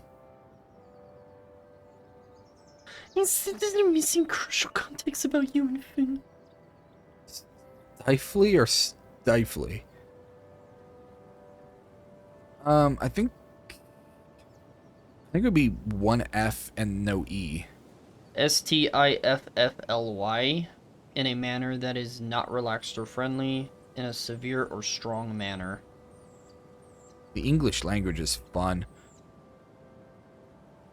He said, oh, you lied. You already said it. This something happened a long time ago, and then it was so important. To like stifle? Well, stifle is with one F. Stiff? It's with one L.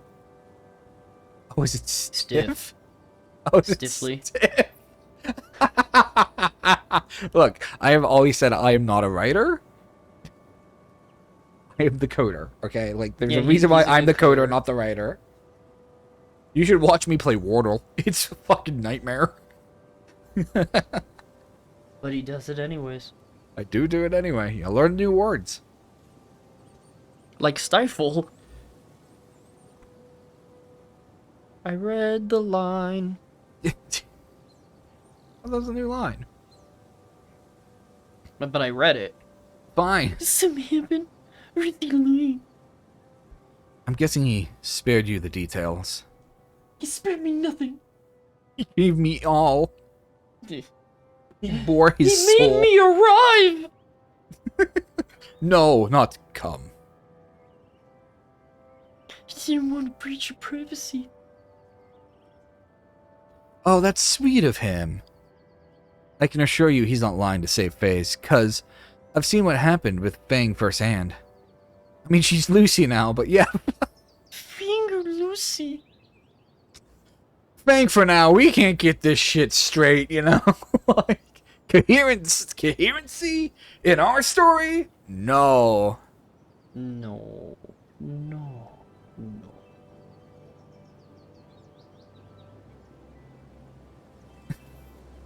You had to have been there, Static. Yeah, Aeon. Well, I'm calling it Static. I That's was gonna say, Aeon, yeah, ask Schmucker. Schmucker could probably break it down for you. I tell her what happened, studying her expression all throughout. What? Once she calms down, her emotions become a blur. A clear-cut feedback loop turns into a 1,000-piece puzzle. I'm getting better at piecing it together, I think. Her forward brow slowly but surely faded away into a subtle lift, then realization, then it ever so familiar bow of shame. Fuck. I already know of her plot. Anon does. It's no longer a surprise she yearned for it to be. Thus we talk it through. Who the fuck uses thus? It's a little odd. Railroading my sister into a relationship with some human from transfer. Why him specifically? Why not someone from her existing friend group? I mean, they Oh wouldn't yeah, be my first Aeon choice doesn't either, know but about still. the whiteness in this game. Yeah, exactly. So the silhouettes are white. Why him? He seemed like he could Who promise the Harry. fuck is playing the harpsichord? We look over, just Mia's just over there playing the harp. Last semester. Ewan, you're doing a beautiful job. Keep it up. Does that make him the Nazar or the Naomi of the relationship? What makes him the Kanye? What the fuck does that mean? You're not lonely. I'm Sue. Car's just over. If it Car's panned dealing over- with his broken computer. If it just panned over and Car's on playing the fucking harpsichord, like, Well, I mean, his computer's broken. He's got to do something, right? I guess he's got to make money back for his computer fix. It's not as simple as that. I did some reading on him. Jokes aside, I do feel bad for him. Like, that shit's rough. Previous high school sounds terrifying to be in. It had 3 articles on it published this year alone. It talked about how they won awards and how the sports is doing fine. Fucking like, oh my god, who would want to be there? Like, I'd imagine Rock Bottom is just a perfectly nice school. It's just It's Anon just got a bullied out of normal it. fucking public school. Yeah, Just, like you it's know. just Yeah, it's just a poorly named town, but like I it's read perfectly this fine. article where they finally set up a program for, the disability students to have their own sports team, and they actually won nationals. It's fucking horrifying. I can't believe it. Could you imagine going to a place like that? Nas was just like, what? About what? Bad stuff. It's like where it's obvious people don't care what goes on behind closed doors or in closets. So when someone from that environment chooses to leave and move elsewhere, that's a sign of a good soul. I had high hopes for him, but I should have realized sooner that a guy from that type of school would just be bad. Oh, you put a guy like him under enough pressure, he can become a character. Like Cole turning into a diamond. You mean like what the gods do? Making choices for him? Trying to turn him into that diamond? Could you fucking imagine a Snoot mod where it's like the same kind of story as like Deltarune, where it's like the characters hates the choices the player is making? Like, Yeah, I could. it's like a whole other side of him that I never saw before. He's more perceptive than I give him credit for. Apparently, you're autistic. I mean, yeah, I know. Yeah. Nazar, did I make the wrong choice? Do you think the gods will give me the oats? No, Naomi. Oh, okay. You'd hate me for a relationship with a roost too? Yes. What if I told you I did orchestrate our relationship? You think I picked you out just because, out of the goodness of my heart? Think again, Naomi. I played you like a fiddle. It was a joke, but I can already tell she took it seriously. God damn, I cursed my autistic wife. No, you'd be fine with or without me, but Fang? I think she'd hate that. So, hold on. Naomi gets character growth, but Ripley didn't. No, I would call this sideways growth, because Naomi also is a little out of character too. Like Palm Reef Correctional. Does she know?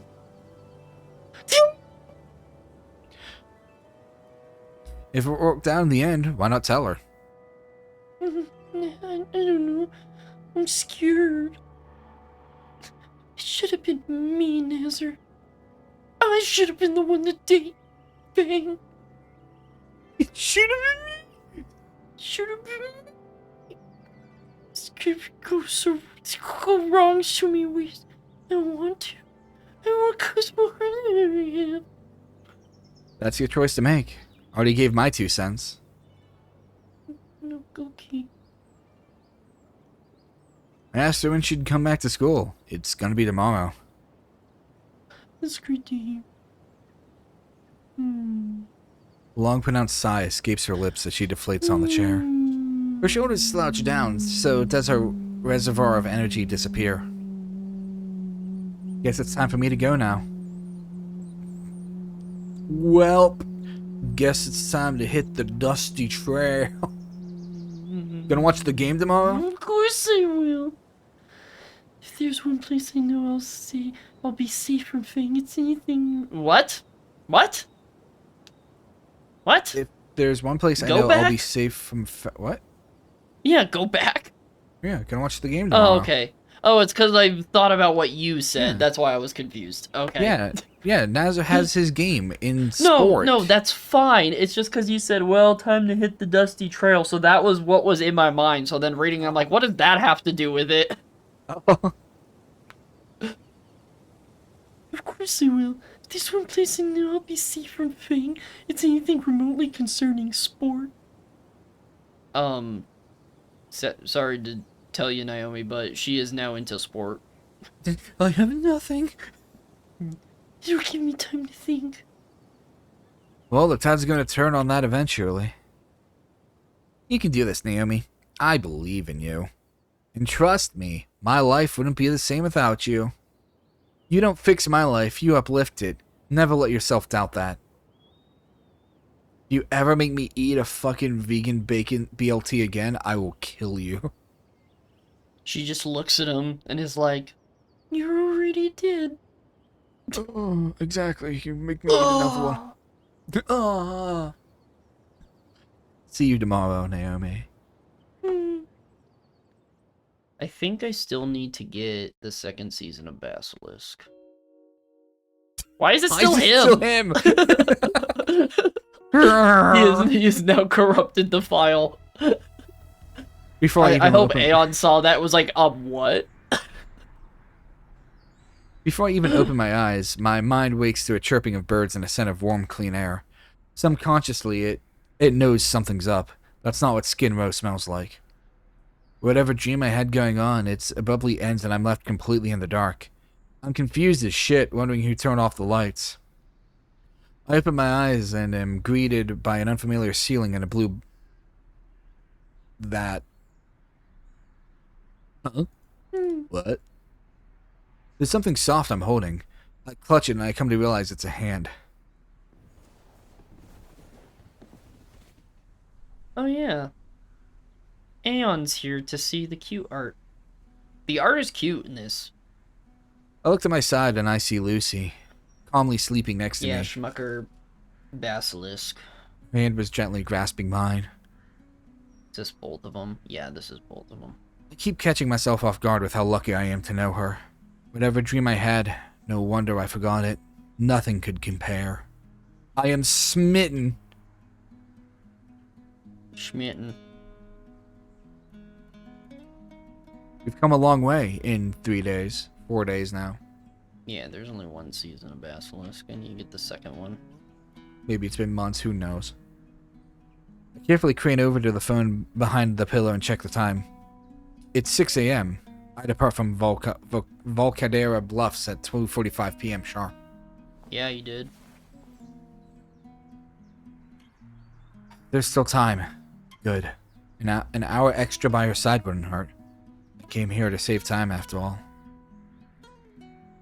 I handed off the keys to my apartment yesterday. As much as it sucked, the tiny excuse of a flat had been my sanctuary. Now that the roof I had slept under for months was gone, a part of me felt like I was losing a friend. I guess that lingering sensation was its last goodbye. Spent the rest of that day with Lucy, relaxing at her place well until midnight. We have Vocaloid Bluffs!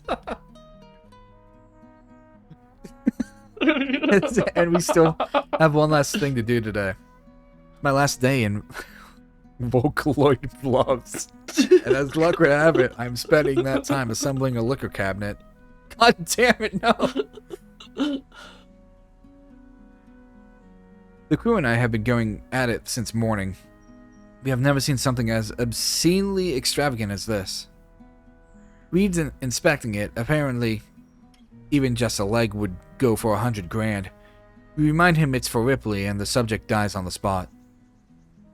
Are they building him his fucking cabinet? Yeah, I think so. All is forgiven. No one apologizes. All is forgiven. Aeon, Ripley hit his wife. Like, oh yeah, there was literally. a domestic. Slapped the fucking shit out of her. Okay, to be fair, it was to her arm and not her face, but still, that doesn't excuse anything. He was mad. He is allowed to have faults, but the problem is that he got into a wreck, so everything is forgiven. No one is going to talk about it ever again. No one apologizes. Literally getting nothing away with said. it. The spurs just came out of nowhere for everyone except Miss Samantha. When confronted about this, she explained that it was Ripley's idea many weeks ago. It had no room to exist under old house rules, but things have changed. She thought it'd be a nice way to assert that, yes, Ripley has more say in things. Cool. Cool. Fucking great. I also received insider information that she always wanted a nicer looking bar herself, so it was a win-win scenario. Okay, fine, that's a good enough reason. What did Reed do? What do you mean? I don't know. Reed it. I don't know. I still don't know. I was gonna ask to elaborate, then I'm like, no, we might get there. I don't know. Reed didn't do shit. I'm telling you, it's because like he didn't just sell her the fuck out, or no. The thing that he did that was so bad was he was like, yeah, I just don't want to be a part of the band anymore. Oh yeah, so fucking terrible. No. This is receiver telling me this, and I will trust receiver's word on shit. So like, maybe we're not there yet. Maybe it's in a badder ending or something. I don't know. Maybe it's a bonus story. Yeah, I don't know. Yeah, there could be worse. Yeah, the worst ending. Yeah, you're right. Yeah, because this is the good ending. there's still a bit more game to go. We'll see. Okay, let's do it. After that, late breakfast. After that, little time left. No, because Anon goes to the military, and there's an entire chapter dedicated to just Anon in the military. Cool. Samantha nuzzles me a goodbye on the cheek and demands I return home safely. She'll be singing nothing but praises to Ripley once she's on the phone with him. I was gonna send this image to Aeon, but then I remembered that I guess it's spoilers, so I won't send it to Aeon. I'll be nice.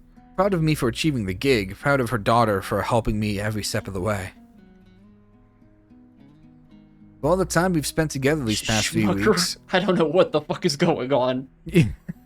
most of it was, comically enough, just more studying, Jesus. The atmosphere was completely different compared to midterms. It was as exciting as it was stressful for the both of us.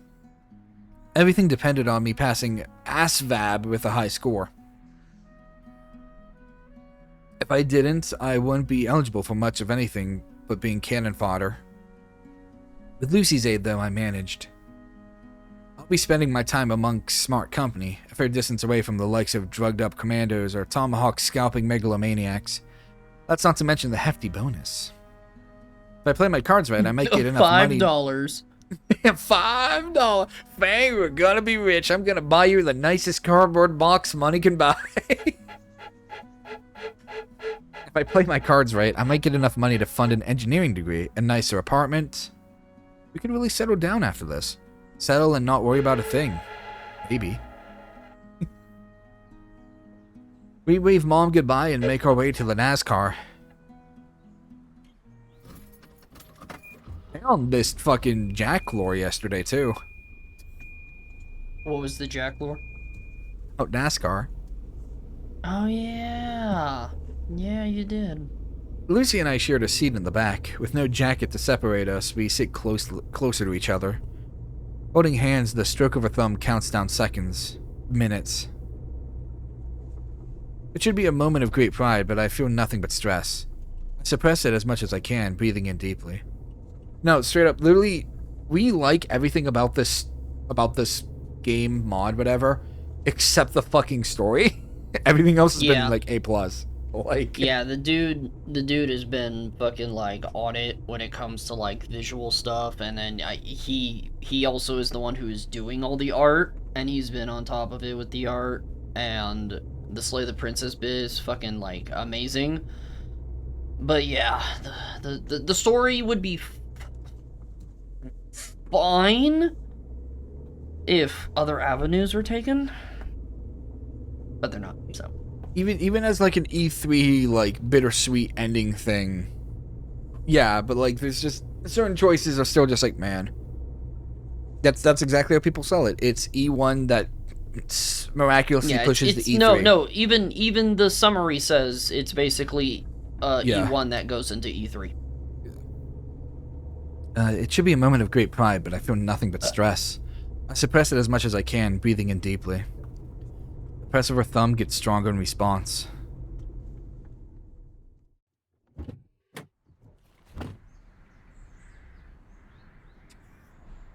Yo, for the good fight, man. Couldn't miss my chance to salute the #1, bro.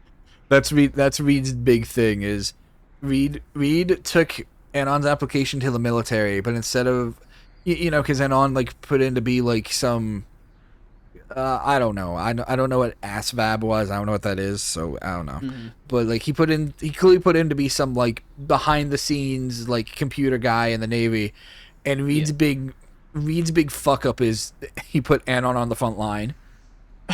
That's it. That's Stay safe, Reed.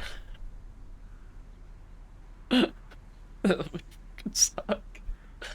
Yeah, I should be the one saying that.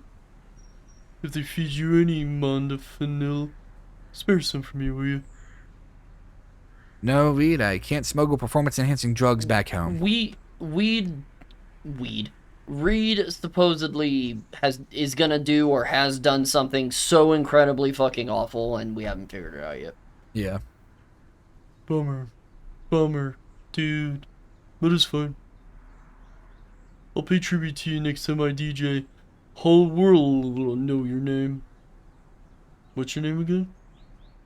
My exchange with Nazar was less egregious. With a strong handshake and a few words, we make our goodbyes. Our Armored Services Vocational Aptitude Battery is pretty much just an assignment test. Okay. Alright. How long are you planning to be gone for again? Yeah, that's 4 what years? I thought you meant, because I took one of those. Oh, see, I did. I have no clue, man. It's just an assessment test. Yeah. Yeah. 4 years, give or take. Need to work up to that pension. Hopefully, it'll be partway through med school by then. If you mess yourself up, you know who to call. Yeah, right. We'll see about that. I think it goes without saying it on, but thanks. If you choose to come back here, feel free to pay us a visit. You're always welcome.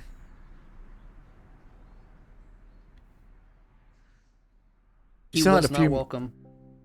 We still had a few more minutes before the bus's arrival. It was just Lucy and me now, standing at edge of the sidewalk. Finish this up real quick. The air grows silent between us. Her head rests on my shoulder. Her body language speaks volumes. Arms crossed, wings undulating nervously. Undulating nervously. Undulating. The cheap Bic lighter in her hand, looking close to cracking. She pulls out a pack of her pocket and lights a cigarette.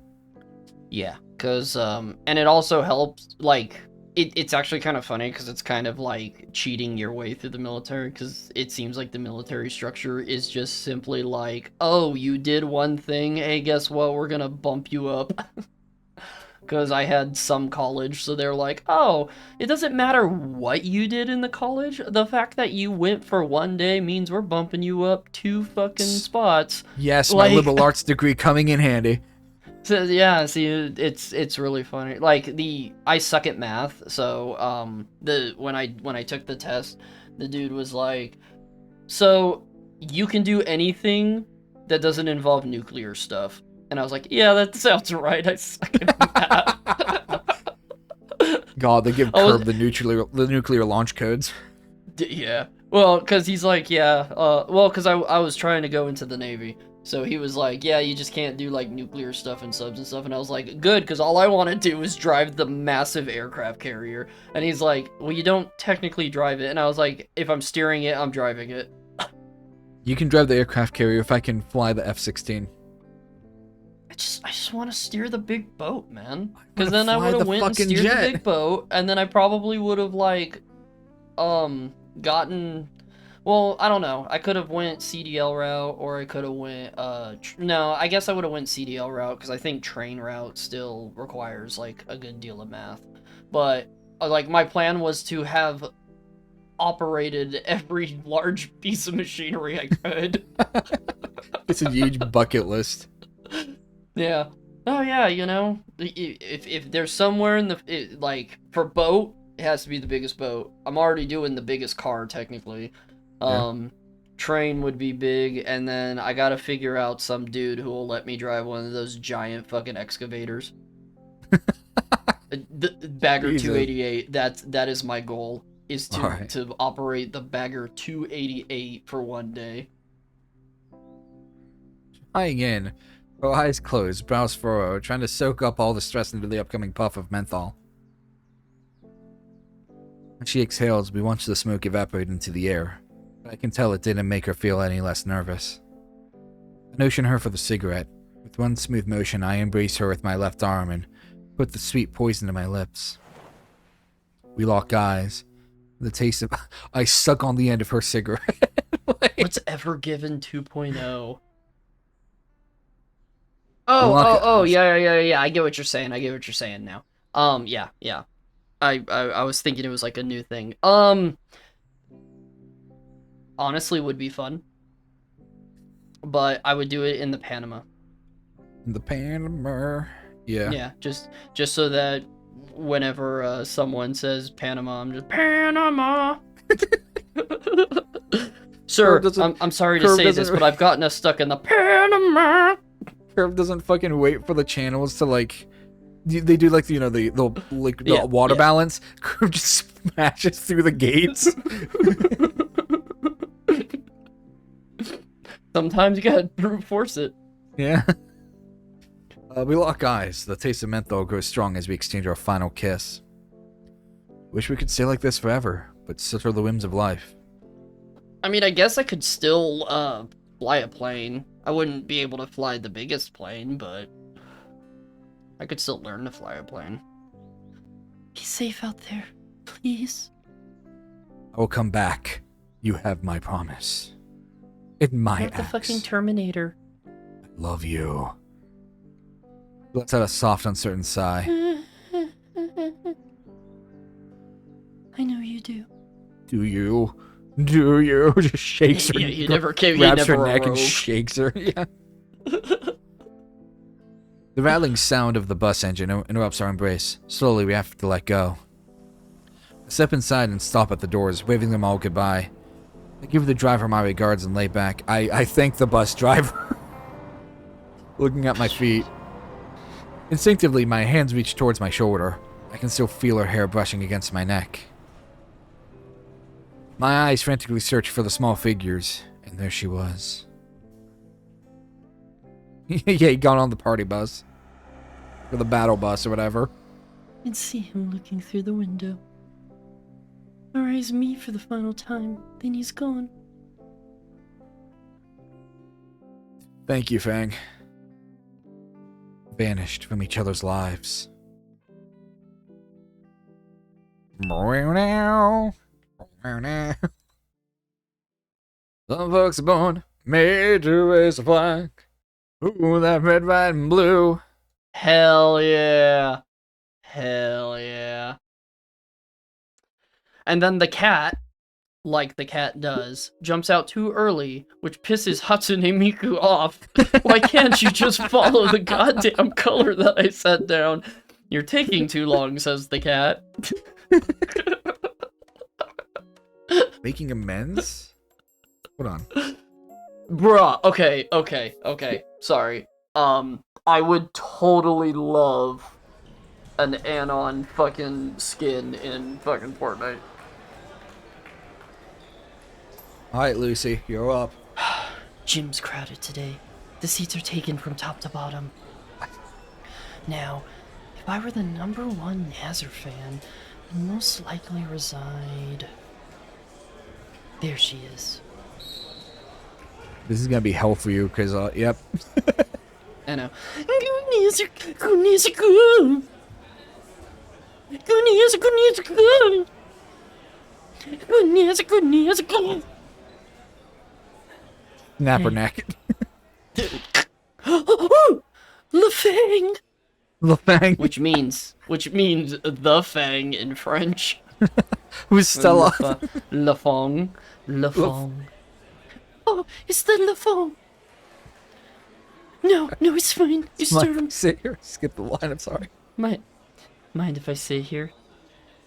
No, it's fine. You stirred on me. Pardon my charm.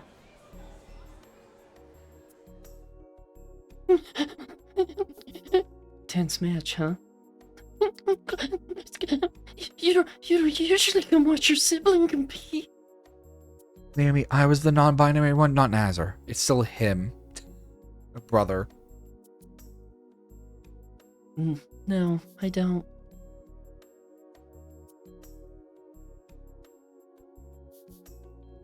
Figured I should get invested while I have the chance. This is the last Misha Squealy. He has a gold medal in just about every discipline. He's just participating for fun now. Something tells me this is where you came here.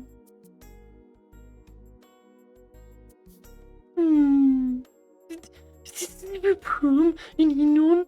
I'm sorry.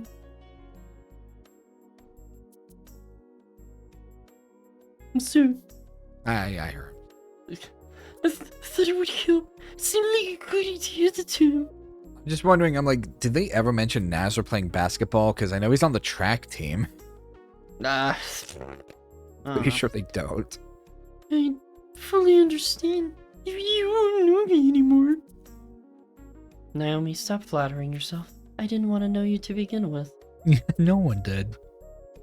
I deserve it. I treat you like a project, not a person.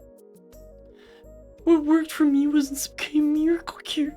It was ignorant of me to assume. Yeah, because what happens when you assume, Jack? You make an ass out of you and Ming. Yeah, man. Now we both look like idiots. Now we both look foolish. Fucking love Ming. Ming best character. No. Disappearing guy is the best character. So, Lieutenants, I know everyone instead. Sorry, Fang. I've got to go. Ew! You paid me. You fucking me. woken up yet? Your head's been in the clouds for a while now.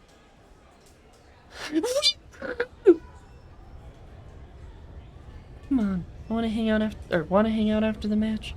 There's a new food stand next to the school. They've got cocktails and stuff. I thought for sure that just said you want to hug it out. It's like, what? Want to hug it out? They got like cocks next to the school. Stuff? Cock? What? Why not? What? Yeah, I need new friends. Is I need new friends. Fucking my Trish. fantasy real? The dream where we actually go out?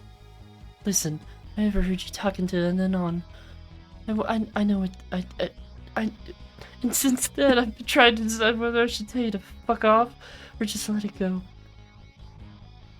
Schmucker, I know you are right. I know he was voted the best character, but it's because Disappearing Guy disappeared before the votes were finished. Cause you could be, and were a nosy bitch on many occasions. To be fair, they didn't make a plush of Ming, but they did of Disappearing Guy. Yes, they did. I should just buy a full-size mannequin and put a hat on it. Move them like every day. Well, what we'll do is, sometimes we'll put him in your room, and then when edits happen, just edit him out like he disappeared. Insufferable in unimaginable ways. But I realized very recently that telling people to fuck off has done me more harm than good, with a few exceptions. Trish was a thorn in my side for years. Yeah, Trish was the worst possible person to have ever existed, and I'm so glad she's gone now. You were too, but there's a huge difference between the two of you. She's purple, and you're not. And I don't That's like why the I color like- purple. That's why I like you. Only one of you hooked me up with the love of my life. I can give a friendship with you a shot. You're my bro's girlfriend after all. Not for long. Not for long, Fang. Wait, Lucy, wait a fucking I'm- minute. I'm No, sorry to pause. say this, but where? What? Okay, no, never mind. I'm being an idiot. I fucking hate you. I'm sorry. Just be earnest with me from now on, okay? No fake smiles, no pretenses, just the real you. I want to know the real you. Thank you, Fang. I'll do that. Call me Lucy.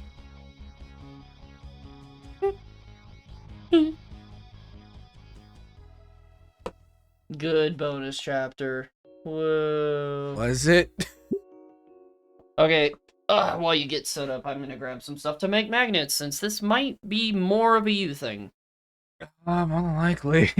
I probably will have some kind of voice in it. I'll probably throw you I a need to bone or make two, but magnets. yeah, like... 2.5 years later.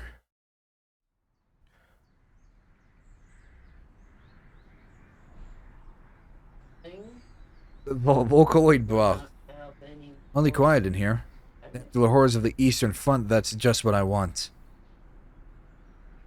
What are those? I was expecting myself to be awash with old memories, but they feel more like a tingle in the back of my head. Already something's changed. The front of the station was being renovated. I had to walk through a maze of side corridors just to exit the place. Walking out of the underground tunnel, the full blast of the sun strikes my eyes.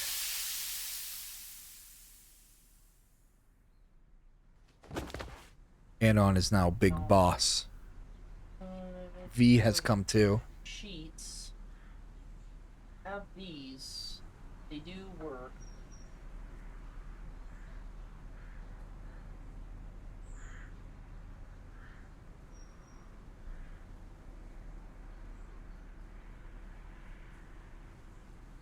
Alright, you good? You back?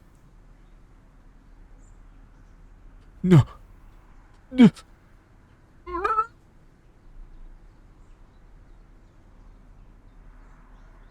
Oh, good. They're talking about fucking Encore now and the shit.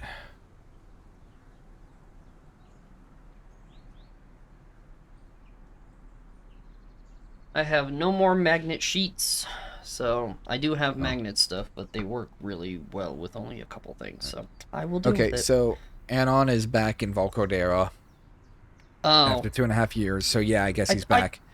I thought we were having a... I was in told the there military was. thing. I thought there was. Someone told me there was. Fucking rude, but okay. Walking out of the underground tunnel, the full blast of the sun strikes my eyes. He is big boss. He is big boss. He is big boss. So they gave him a prosthetic. Yep. Shit, sorry. I bumped someone in the head while I was trying to cover my eyes. They look at me, mildly perturbed, but then they see my prosthetic. Their gaze suddenly turns apologetic and walk away without a word. None taken.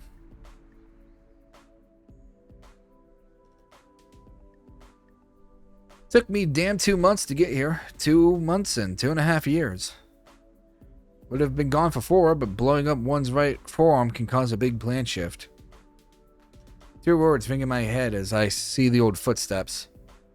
A frown of a seasoned soldier looking down at his inferior, negligent discharge.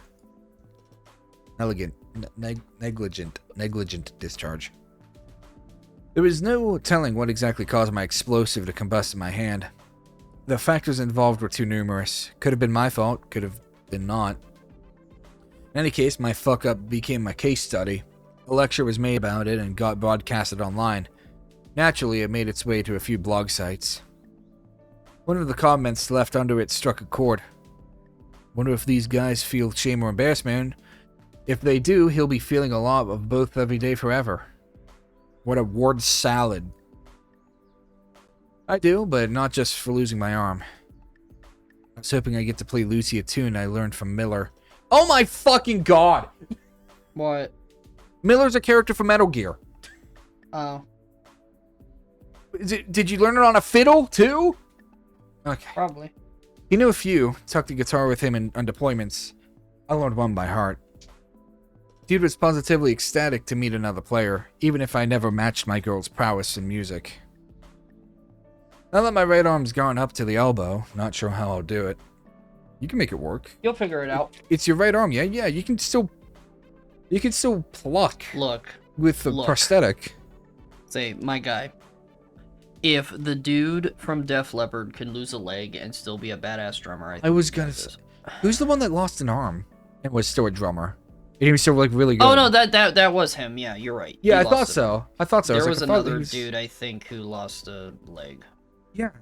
Like, dude, you make that shit work, yeah. Yeah, you figure it out. He cried for me when I lost it. He could imagine the pain of losing a limb at this value. It's his jacking off arm. Leave him alone. No, it pains me because... Oh my god, this is spoilers for Metal Gear, but Miller loses an arm in Metal Gear. Yeah, and it's a fucking big Ghost fucking... dies, so... It's a bit... What? In Call of Duty? Yeah. Okay. Alright. Bitch about your arm all you want. At least you didn't get fucking betrayed by your fucking, like, commander, dude. I hope he's doing alright out there. Ghost? He's dead. Even with disability benefits, I had to be stingy with my spendings.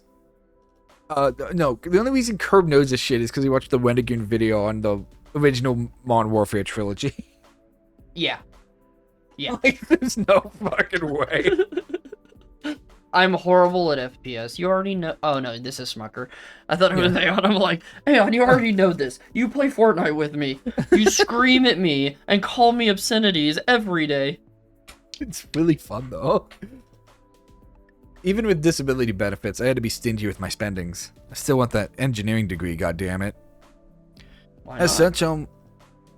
such, all my time during therapy, I've been yearning to pick up a guitar and practice, but I had no chance to. Therapist even tried to softly dissuade me from the idea. I didn't listen to a word he said. Couldn't even teach me how to tie my fucking shoes with the thing. I had to look that info up offline. Many things, really. For how long the prosthesis? Yes. Prosthesis. Oh, prosthesis. Oh, okay. For how long these prostheses have been around for, the world is very, very small. Only one therapist in the whole town. Prosthesis shop isn't even from the same state. And of course, Volcadria Bluffs is nothing of the sort. Vocaloid bluffs. I'm stuck with what I've got, for better or for worse. That means guitar playing too. And as far as I can recall, Volcadria has no instrument retailers. Lucy got hers from across the country, what with her upbringing and whatnot. Funny twist of fate, that. I bet my lip thinking up a plan. I got one. Yeah, exactly. He's got his phantom pain, no one to help. No fiddles to play. Fumbling around in my left pocket, I fish out my phone and pray that the old taxi number is still in use. It's been 2 years, dude. It probably is. I'd like to book a ride. You never know. Sure thing, pal. Where are you at? Main station. I'm already fucking here. The car horn... Did I lose an eye, too? A car horn blares out from somewhere behind me. I look over and there's a taxi standing right around the corner. That you? I recognize your ugly mug instantly. And you've yet to pick up on mine? Come on, kid. I am the monarch! The driver steps out of his vehicle and sizes me up. God, Raising you're his- ugly. His eyeballs at me. Let me have a look. Plug and play, huh? They build them fancy these days. Got a few attachments, yeah. Have you ever seen the movie Treasure Planet? I wish. I could suggest a few more if you need them. Something for the mistress, perhaps. Honestly, I fucking would. Shut up, will you? Oh, no discount for that one, pal. You gotta pay up this time. Yeah, no worries.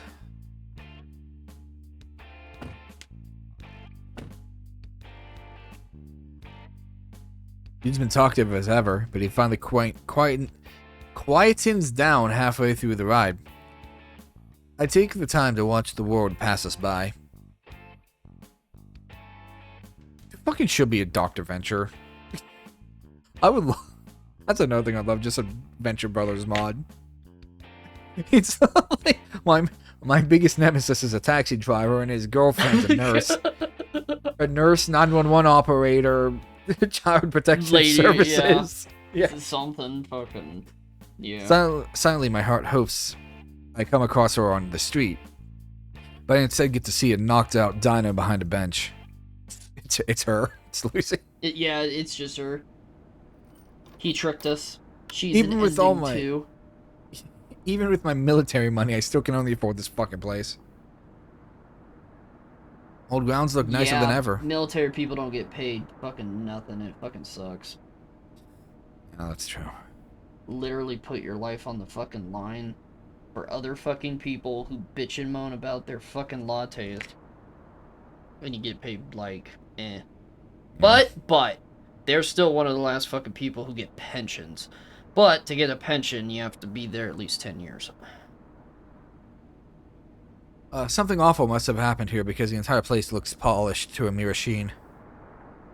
The permeating aroma of disinfectants gives me a hint of what could have happened.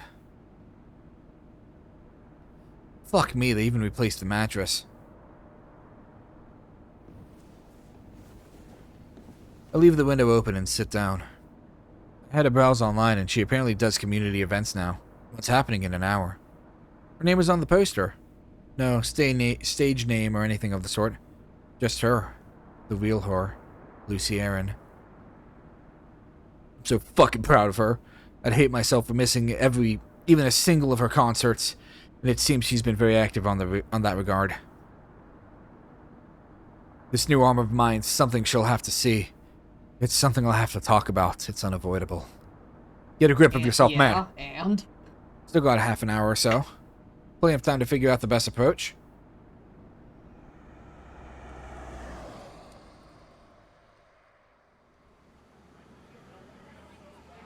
I commute over to the park. The fucking park. Transit's changed. The buses don't have that loud rattle to them they used to. In similar vein, the park's looking neater than usual. Changed after 2 years. Alright. Fully decorated for the concert. Plenty of people, too. This is gonna be me going back to Pennsylvania. Oh, man. I lost my arm in a streaming accident.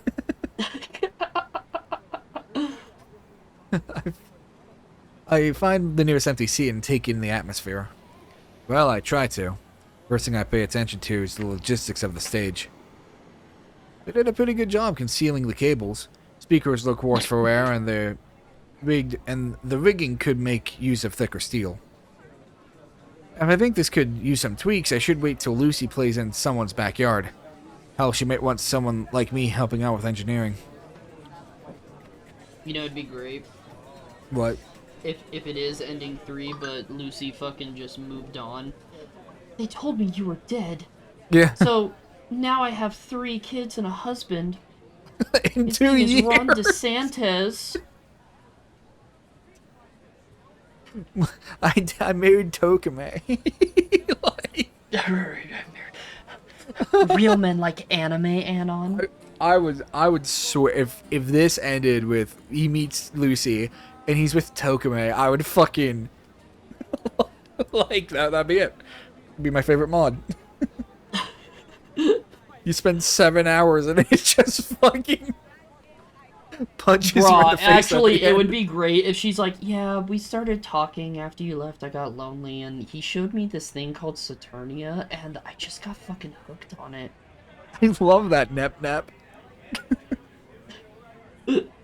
Damn you, nap.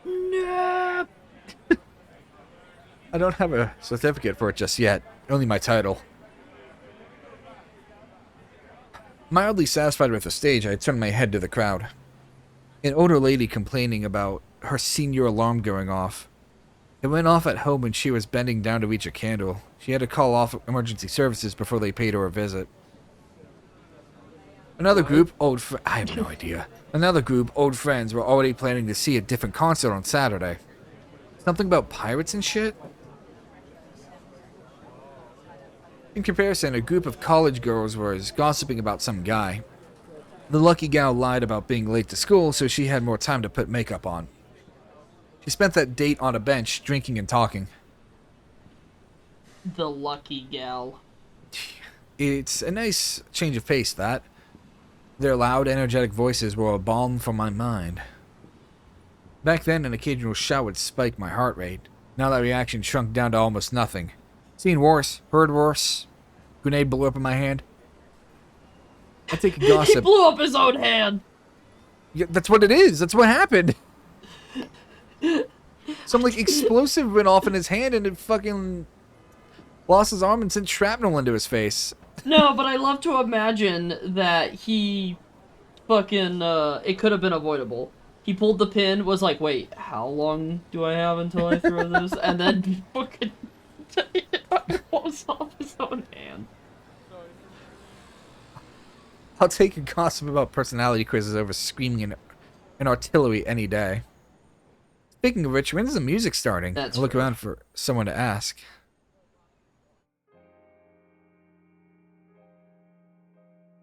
It's her? It is her. She comes out as like a lounge singer. Like, I've got you under my skin. I fucking love lounge singing. I've got you in the heart of me. She matured. Looked a little taller. Maybe it's just her shoes. Never thought I'd see her. Never thought I'd see her wear a regular t-shirt and jeans. Sunglasses even. Damn. Damn. She sees me. I think she sees me. I wave my healthy hand her way. She doesn't believe me. She turns away for a second. Then she looks back and squints her eyes. She apologizes to her friend and comes my way. Ah. He is a different outfit. That is a good outfit, actually. Yeah. That would be something stupid though, Schmucker. No! He lost his hand to something stupid! Anon? Anon? The voice is coarse. It has a texture to it didn't used to. I got this, I got this. Lucy. Your hand! Don't look down. I muster up a confident tone and keep the conversation going. You didn't know that was my coarse voice? Yeah, we've got a lot to catch up on. Got time to talk? No. I'm about to go on Fucking concert, to you do. idiot. Yeah. She doesn't hesitate before coming in for a hug. A wave of warmth washes over me. It tingles to the bone. I nearly lose my balance from shock, but she keeps me steady. It's been so long.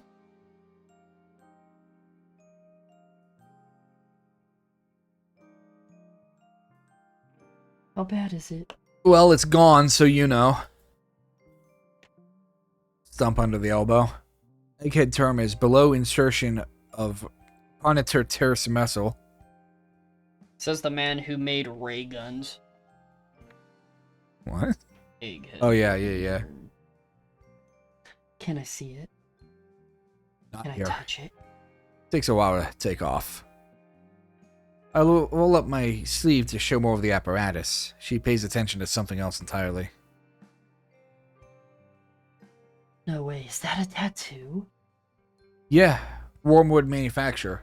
Exactly the kind of tattoo I'd want. What does it mean, Jack?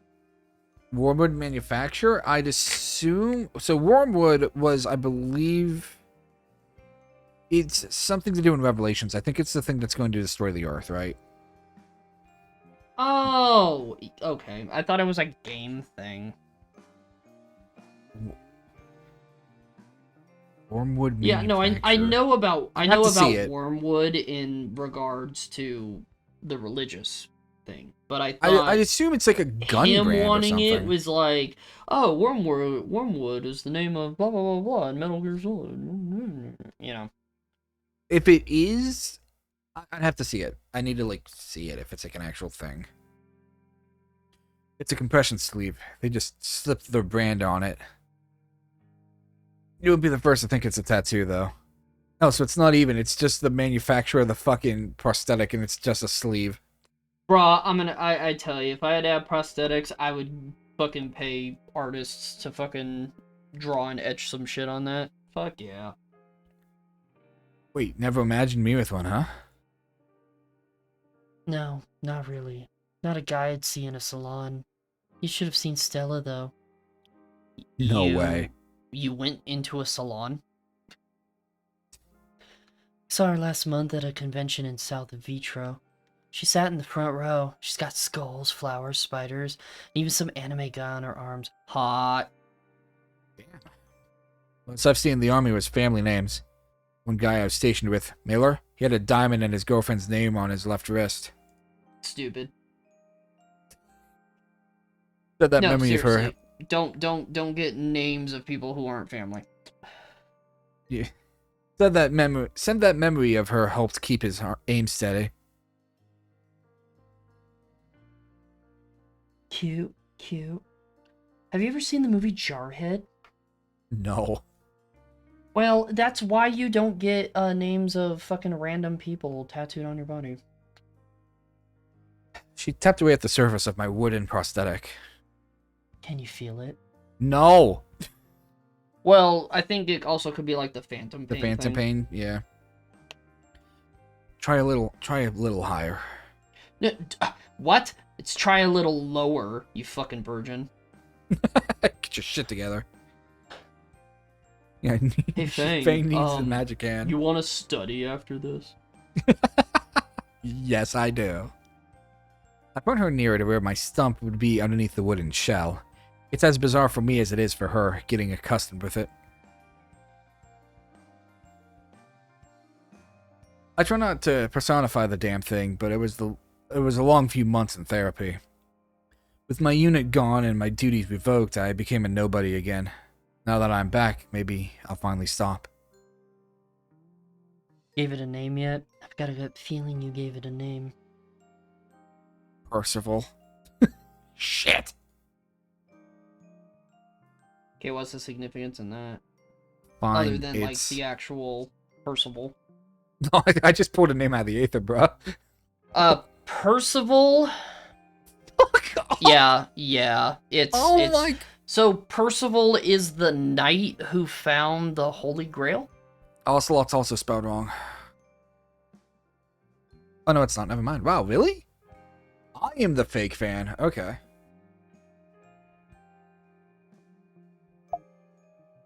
It's Ocelot. Weeb. Shut up. You get I lonely know over there that without Metal you. Gear shit. Write your own name and it's fucking Olivia. A soft blush appears on her snoot. I assume this is going to lead to a bonus story. That's why I clicked it. Mm. She looks around the park and grabs a spare glass. Okay, hold on. Is this not the... My prosthetic name is... Yeah. Olivis. It's Olivia. Dweeb. Oh, remember, Okay. choices don't matter. You're right. I'm just naming it. I'll be living with Olivia. She looks around the park and grabs a spare cup. She holds it out in front of me. Edge. I come a step closer and near my hook toward the cup's brim. Pushing my other shoulder forward, I pull on the harness around my back, tightening the arm string, making the hook snap open. I let go and the hooks close back up. The plastic cup snaps and flings out of my grasp, landing on Lucy's foot. Cool. What else can you do with that hand? I've got a better one for drinks. Hold up. We sit down at a nearby table. She's enamored by the sight of me detaching the string and roughly pulling out the attachment out of its socket. It makes a crunchy metallic sound as it's ripped out. I show off all I had, 4 in total. Her favorite's the Lego hand for obvious reasons. Anyhow, regular old hook can't handle cups too well, but it's easy to grab a cig. Look, I can even rotate Dude, that's so fucking funny. A fucking, like, Lego hand. it. I pull out a pack from my pocket, but by the time I lift my eyes I lift my eyes back. I notice Lucy froze up. What's wrong? No, I don't smoke anymore. I'm a Christian now. I'm unsure what to do with my pack now that it's out in the open. You don't? I don't want to comment on your voice, but is that why? There's more to it than that. Lucy's eyes drift off to the side, pondering on how to approach what she's like me to hear. Oh no. What happened? What happened? Pregnant. After you left, I spiraled out of control. Also Hard. wow neck. Wow, neck? Wow neck. Wow, neck. The neck is a little too big, I think. A little too long. I'm no Girl, artist. you got a though, long so- neck. I'm no artist though, so you know. Honestly, it looks fine to me. And I'm no artist either, though. When I called Dad and told him to fuck off, it's I'm dumb. I can connect the dots. He will never admit it. He's been telling me he loves me and how he put it behind him nearly every day. But I didn't. She can't muster up the strength to look at me. Her eyes are locked on her own twiddling thumbs. It's not that I notice a few scars lining her hands. Cigarette burns. Damn, girl, you got depression issues. He ended up in a hospital for a month because I distracted him with that phone call. If there's anything in the world that proved I destroy anything I touch, it'd be it.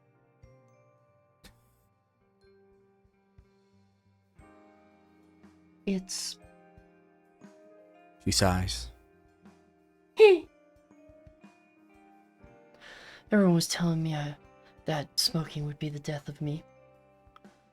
But it was one of the few things that reminded me of you.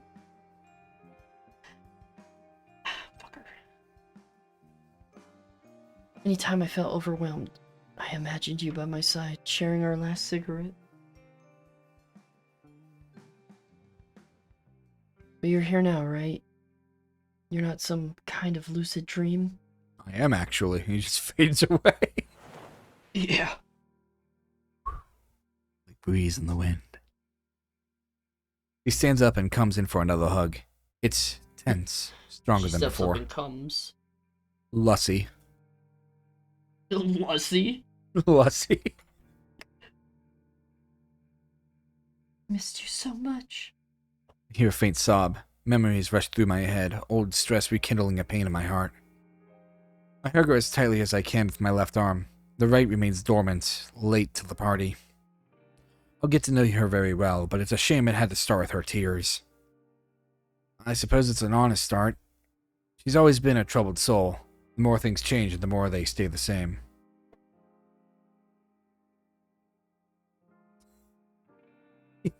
Yeah, please been the one putting cigarette burns on Fang. Like, yeah. Come here, ashtray. How much did you smoke? She sunk her head into my chest, letting out a tired sigh. I stopped counting. Why would you count? I wanted stronger stuff at one point, but I came across Reed, who then indeed gave me the stronger stuff. I was like, is that it? Did Reed fucking get her addicted to heroin or something for a bit? Is that the thing? We're adding a little bit of ending 2 into this match? Yeah. Fuck it. You- An ending It made me jambalaya. realize I was destroying myself and helped me drop the habit. He's a rehab counselor now. Yeah, Reed's the best guy ever. I'm just gonna look over to receiver like, what the fuck are you talking about? You remember Tommy Two Joints? That was Reed. We both went into rehab. Reed finally could hold his child because he put down his 2 joints. Finally. I'm so proud of that man. See, Miguel would never. Miguel loves his son. I was gonna say Miguel would never put down his 2 joints, or... No, Miguel would never pick up 2 joints because it would stop him from holding his son. That is true. My cords are fucked up. Lungs too, most likely.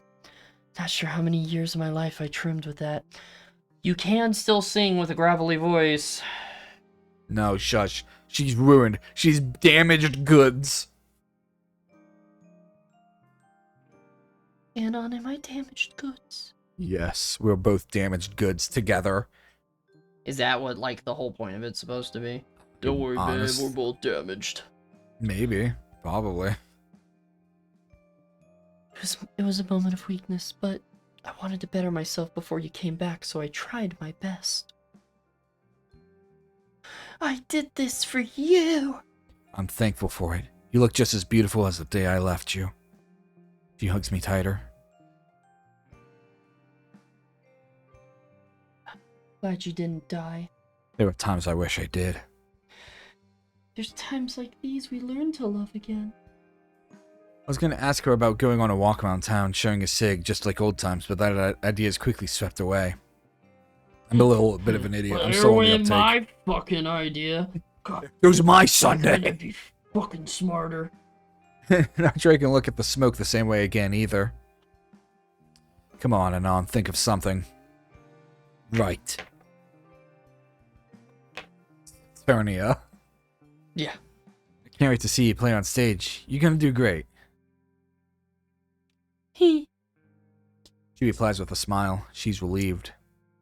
It's my job now. I have to whether I like it or not. And say, how about we go out and have a meal after the show? I'm married. There's gonna be a dinner back at my place actually, right after the concert. Everyone will be home. They'll all be excited to see you again. Let's keep it a surprise until then. What do you say? Might as well. I was gonna sit here anyway, so like, does this mean we're not Oh, hitching no. a ride from Nazar? He's gonna get that fucking, like... Ripley's gonna be like, You went into the military and you survived. You're finally a man now. Yeah, of course. I have my own. She lifts her keychain, finding great amusement in my surprise. He can drive? No one drives in Volcadria High. Yeah, we all take the bus and taxis. Besides, he's busy. He's been dedicating a lot of his time to med school, and outside of that, to Numer. She's coming too. what was he taken aback? Oh shit. Cool. She smirks in response. Really has been a while, hasn't it, Anon? Don't worry about her. She's my bitch now. If you say so. Last time I saw her, I really didn't, she up and disappeared on me. Never really got to learn what she thinks of me firsthand before I left. Anon, I'd have told you by now if we had any beef with each other. We don't. You can relax. You're gonna be among family tonight. Never had a family. Yeah. Never had a family. We go over there, it's Damien's fucking house. My family. Finally. Who's the skater girl? Oh, her name's Olivia, just like your arm. Hey. Alright, time's up. Where are you sitting down? I'll stick to a corner. I'll be your secret service. He scoffs at my joke and smiles. Dweeb.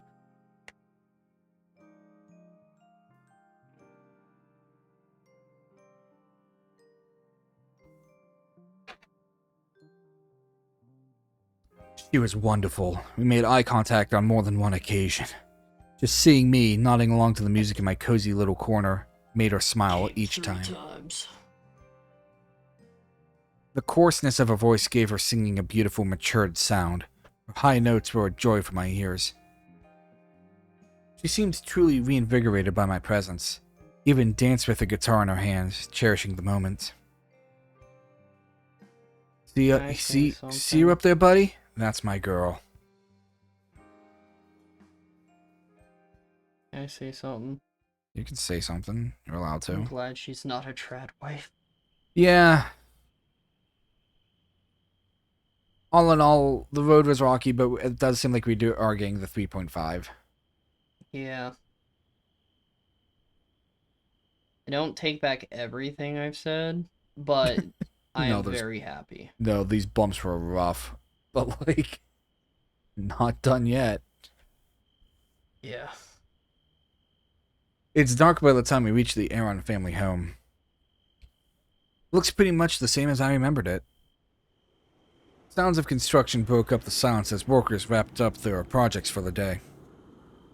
These burbs were expanded deeper into the land.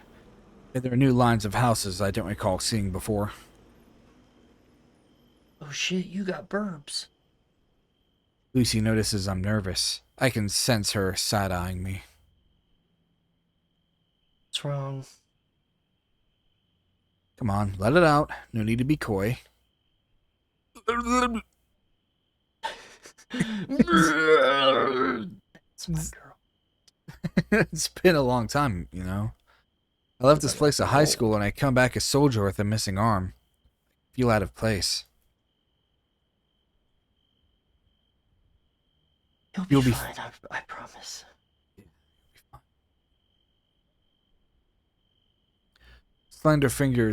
If slender fingers interlock with mine, I clutch onto them harder than I should. Or Slender Man. Or Slender Man. Now, go get him, Tiger.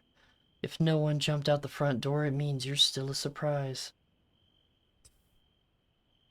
Cool. Yeah, a surprise. Lucy, who is this bum you brought off the street? She elbows me playfully in the ribs. You're not a bum. You're my boyfriend. My Husband, bum friend. Husband, according to your mom. For once, I'd agree with her. Been a long time coming. I don't have money for a wedding. You don't have to... I'd be honored.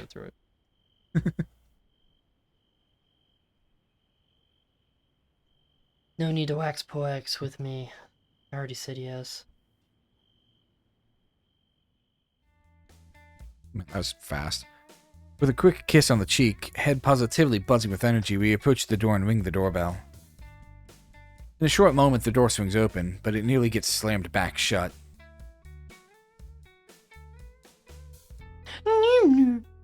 Slowly, Naomi peeks out from behind, eyes wide with shock.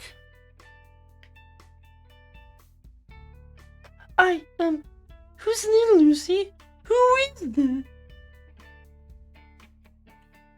Surprise! Naomi looks me over, gears eventually clicking into place.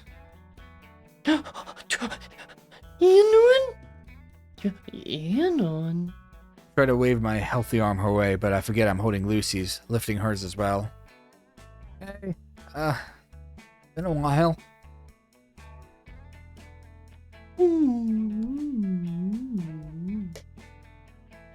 Oh, well, Anon, I'm not comfortable with the disability. Closes and locks the door. She bows her head and makes room for the upcoming person. He seemed relieved by the chance to walk away. Lucy's grip on my hand gets stronger. Down. She taps me on the arm to get my attention.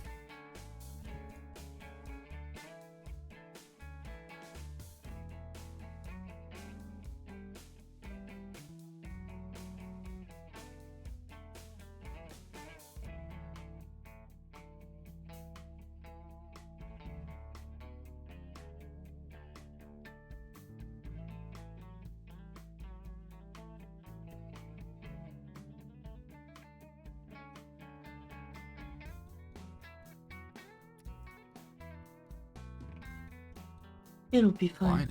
Trust me. It better. I don't want to be a bother. I'm so used to being a bother.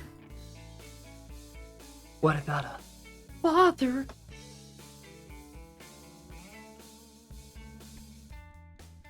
Come on. No. Come on! Come on. Come on. Why did the stream pause? Because I'm doing a thing real quick.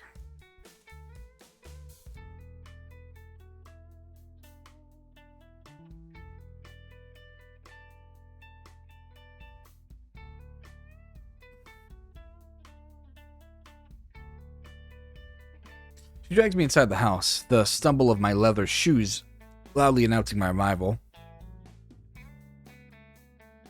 Come on! Everyone's eyes were on me now. 3 in total sprawling around different parts of the living room. Naomi, Nazar, Ripley. What the fuck? It's like nobody knows of this goddamn movie. Just want the year it came out, man. That's all I want. 2002.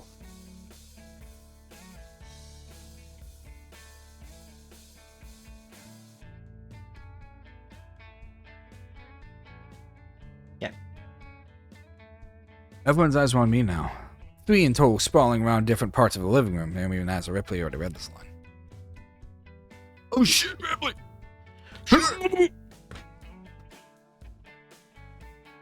He sizes me up, brow mildly furrowed, simultaneously correcting his suspenders. Sure, you got the right guy. Doesn't look half as frail as I recall. Dad, I assure you, it's an on. I was facing the general of the house. Ample respect and tact must be shown. I nod his way and offer him a handshake. Good to see you again, sir.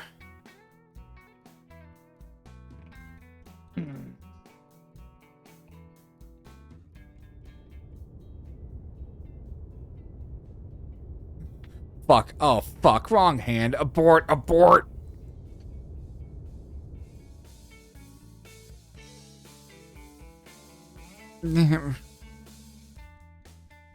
He stares at my prosthesis with a furrowed brow. After a brief moment of silence, his sharp eyes meet mine again. To my surprise, his giant hand pats me on the shoulder. Full surprises as ever. Staying for long?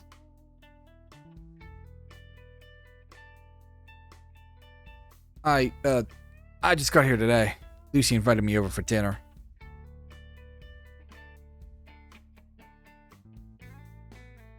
Click the thingy. Found each other at the concert. Think we've got room for one more? No. No, fuck him. I mean, fucking guess. You can have Samantha's seat. Samantha. Samantha, Yeah, yes, dear. get the fuck over here and greet a man. Ripley picks up the chair with Samantha still in it and gives a spin. Samantha just goes flying out the window. He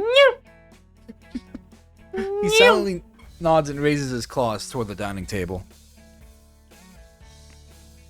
Come on in. Food's just about ready. Man, I need food. In fact, Sam probably heard the commotion by now. Leave it to you.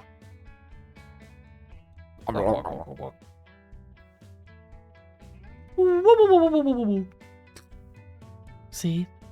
I told you. Yeah, I guess you were right. on. It'll take me a while before I get used to all this hugging. Holy shit. It's so cool to see you, Anon. Lucy didn't tell me you were coming for dinner. I didn't play. Oh, that's perfectly fine. I always make a little extra. How is the army? Aren't you a little early? I always think it's funny that when it's like military Anon or anything else, they make him taller. Like, I know that you can grow a little bit Right. before you hit 25, but like, come on. He can No. be stacked. That's for sure. But Push-ups ain't gonna make you grow 5 extra fucking inches. You don't know me. Mom, can you let him turn around now, please? Oh, Schmucker. 100%. She looks at him and is like, oh my god. He's dead. Dead to us, anyway. She It takes was a the glance ghost at of my arm Ripley. and, yeah, she takes my arm at me and pouts. We time skipped when the military happened. A grenade went off in his hand. Yeah, Oh. he didn't understand how long until, you know, it went off, so he thought it pulled was- the pin and went, wait a minute, how long was it? And then it exploded, and now he has a prosthetic. He thought it was 5 seconds when it's 3. Yeah. Oh, no, you don't, Anon. You were supposed to come back in one piece. Out of my house. Get the fuck out. Mom, he just got here. No. Mother. Sorry, ma'am. Won't happen again. That's pretty funny. It Yeah. better not. Just kidding, dearie. Tea or coffee? None. I Uh. need fucking whiskey. Can I have some water? She looks mildly perturbed by my basic taste. Since when's drinking water a criminal offense? Of course, dearie. Please, wash your hands. Shit. No, Have a seat. no, you still gotta wash your hand. I'll be right with you. Right, but she said hands. So, Don't wash your Lego hand. yeah, yes, you gotta wash the Lego hand. Just because you have a prosthetic doesn't mean it doesn't get dirty. Lucy and I split up. She washes her hands in the kitchen, probably wanting to ask something of Mom while I'm off to the bathroom. I would... You gotta have, like, the utensil attachments. You gotta have the fork, yeah. You gotta have the fucking fork. I can see Nazar at the table. I return his wave in kind, but our chance to chat must wait. Yep, gotta wash your hands. Stepping inside, I'm greeted by an enormous mirror. The warm fluorescent lamps cast a weak shadow beneath my face. The lighting does all it can. The thunder roll. The lighting does all it can to soften my features, but the ruggedness is there to stay. A ragged assembly of scars runs down my forehead and nose, ugly reminders of the accident that tore up my arm. I got dealt a bad hand. My scars look like shit. Still, gotta look sharp and on. Wash the worry off your face. Lucy's got a point. You're not just a soldier with a missing arm. Part of a family. You too, Olivia. You too, Olivia. You will be on knife carrying duty today. Don't mess it up. Even the cutlery looks like it's worth its weight in gold. You're among royalty today, buddy. What did I have to be here for? What are you talking about? You gotta hold my knife, Olivia. Just put it on. You know how I am around knives. No exceptions. Okay. Sam's like, you brought one cripple into my house, now there's 2. Bruh. If he does not have an attachment that is a little fucking, like, Tyrannosaurus claw head, fuck him. Well, I can do this, Frank. It just, like, snaps at the end. Also, holy shit, their towels are huge. Yeah, they're for dinos. Dino towels. By the time I returned, there's only one seat left at the table. Lucy already sat down, so did the rest of the family. She's being asked a barrage of questions, acting like, for some reason, as my spokesperson. I mean, I'm right here, but alright. She taps the empty seat right to her right, nodding my way. With Lucy to my left, to my right, I'm accompanied by none other than... Naomi. Okay, well, we're gonna have to save. Maybe this is the choice that matters. If Why this is the Reed choice... there? If this is... No, I'm just saying, if this is the choice that determines the fucking ending, and it's who I'm sitting beside... I swear to God. I wish my boyfriend was... was disabled. We just think get to have everything. This is bullshit. He just like picks up a knife and just starts stabbing Nasser's arm. She starts stabbing her own. Oh, what is it called? Hang on a second, let me see. Fucking body modification. I thought she was happy to see me, but her face sported a more shy expression now. BIID. What if she has BIID? Okay. Body integrity identity disorder. It's when you feel like you need to remove this hand.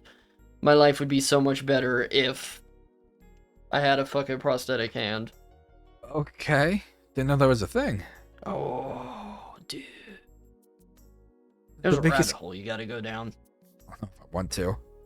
No, there's a rabbit hole you gotta go down. The biggest giveaway, however, were her hands. She clutched them tightly between her legs, lost in thought. Hmm? I don't have to say a word. She eventually returns my curious look. Sorry about the arm and on.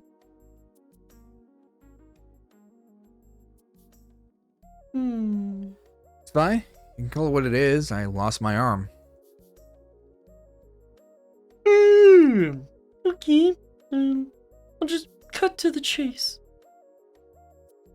I didn't want this to really happen to you. I didn't think you would. I used to call you names, but now it actually happened. You're back and I'm sorry. Well, it's kind of the thing, like, if you were mad at somebody and you were like, fine, go get fucked up in the military, and then the person comes back and they're fucked up, and you're just like, okay, yeah, look, you know, I was just mad. So I understand. I see. What? Apology accepted. There was bad blood between us. We've made some mistakes, but we settled that years ago. It was just, it hit me when I saw your missing arm. And then silence. No point in forcing him to talk. She seemed like she'd already gone through great effort as is. I leave her be. I have a feeling it's not over just yet, though. It's what I get for catching her off guard.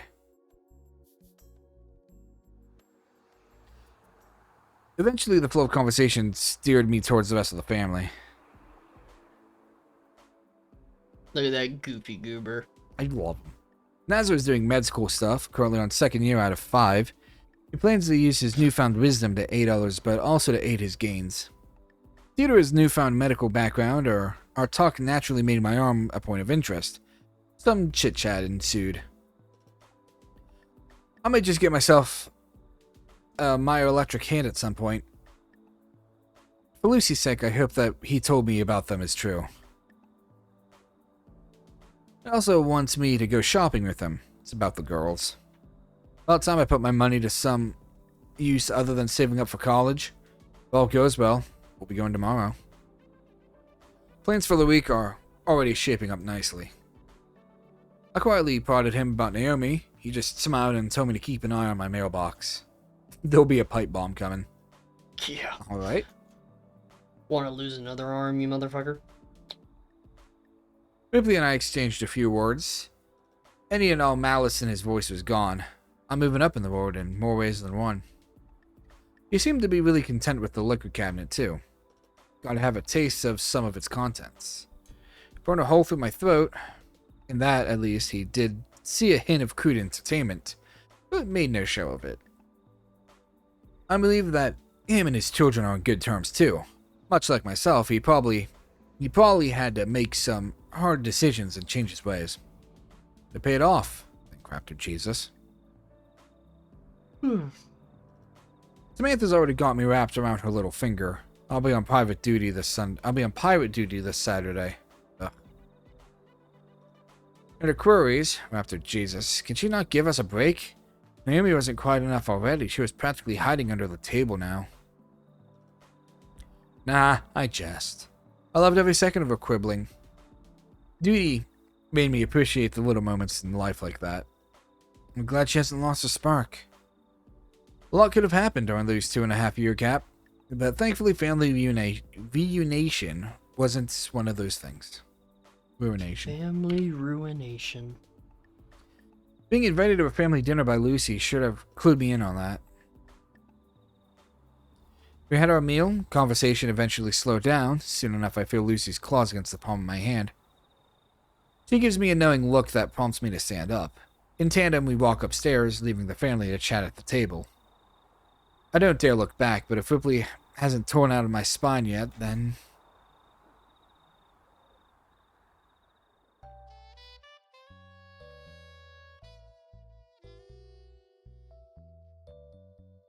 Hey, there's Rainbow. There is Rainbow. Damn, your room somehow looks messier than before.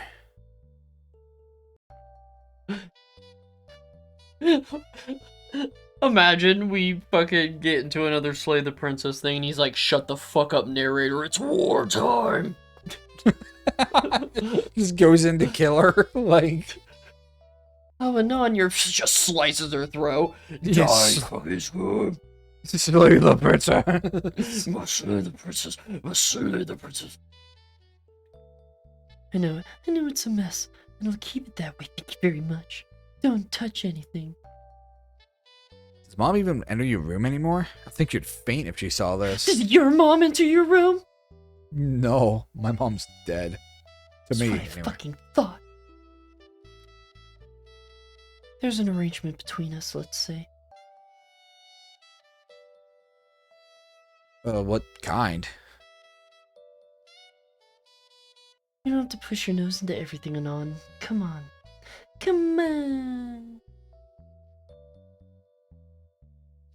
But yeah, I clean other parts of the house now instead.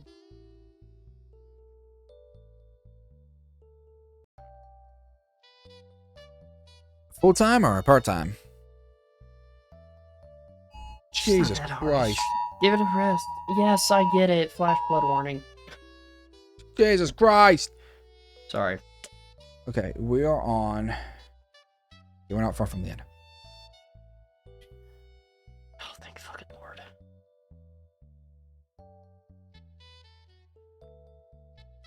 Is that a vintage stool? What is that?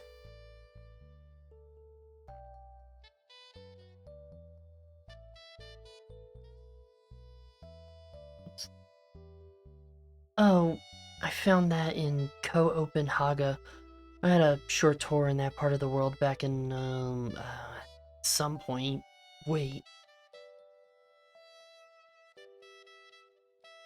She cleans her head up to the shelf above her bed.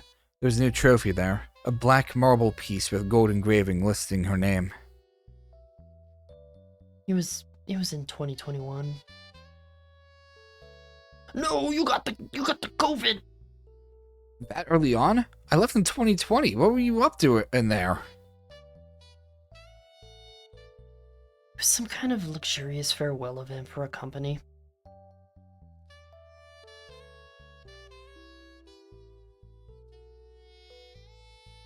Oh, okay. So I'm going through I'm looking through the chapters to try and find our place exactly.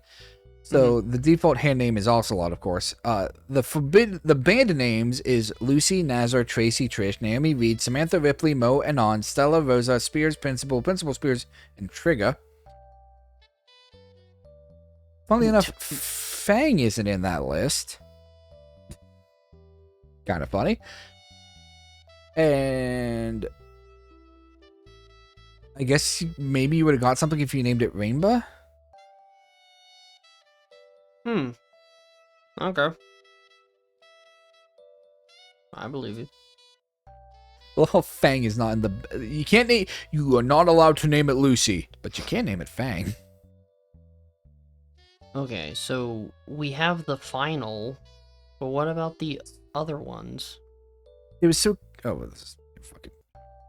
There you go, new Is line. that Thunder? No, I don't think so. I'm hearing. No, that's Rain. Yeah, Rain's coming. Yeah, it's Thunder. You can't hear it? No, I hear it. I thought it was the AC kicking on.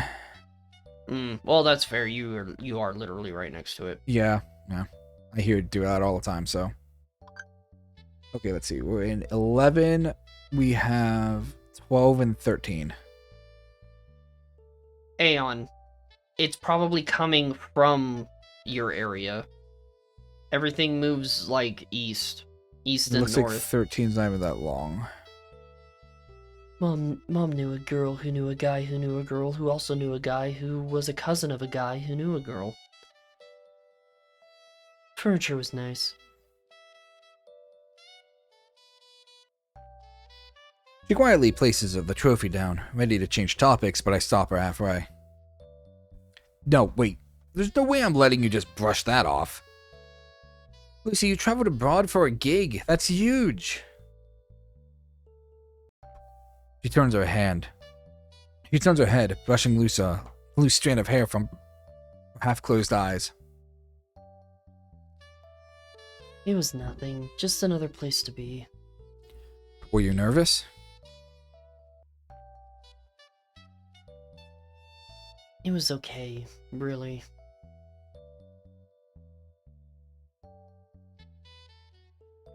Thanks, though.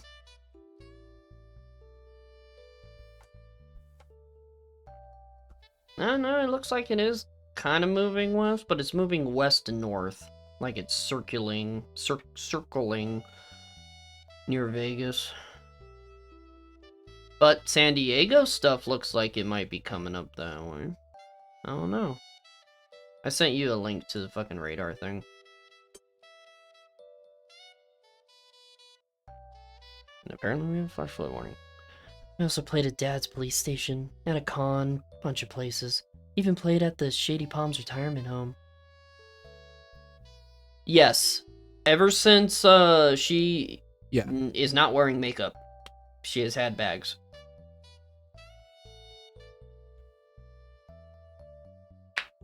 This character development, I'll have you know. Or that's character development, I'll have you know. I was banned from performing there 2 years ago. If I were to take things seriously, I'd also try booking a performance in museums, city events. I mean, I can't really blame her. I had darker bags under my eyes when I was a teenager. But I've been able to fix that. I mean, tonight was a city event. I'm attending more later this week, but I'll do it. Not a huge fan of those. Too much can go wrong. I prefer small-time work. I had a gut feeling you'd say that.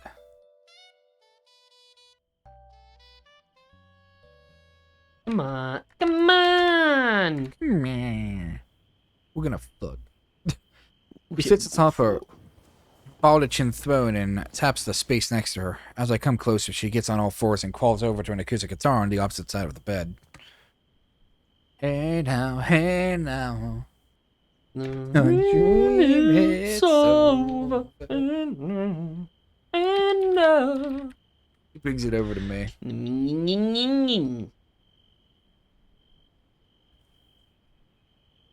So, I've had a few songs to show you, but now that you're here, I thought I should give you the option.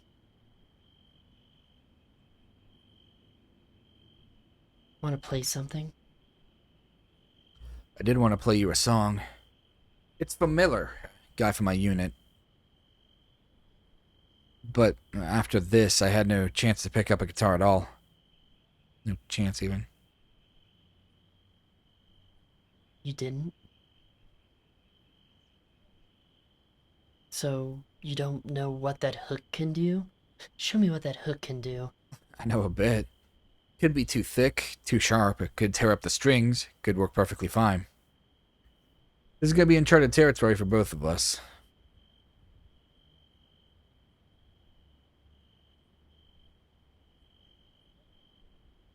We can give it a go all the time. We can give it a go. We can give it. Yeah. When's the last time a broken string scared me?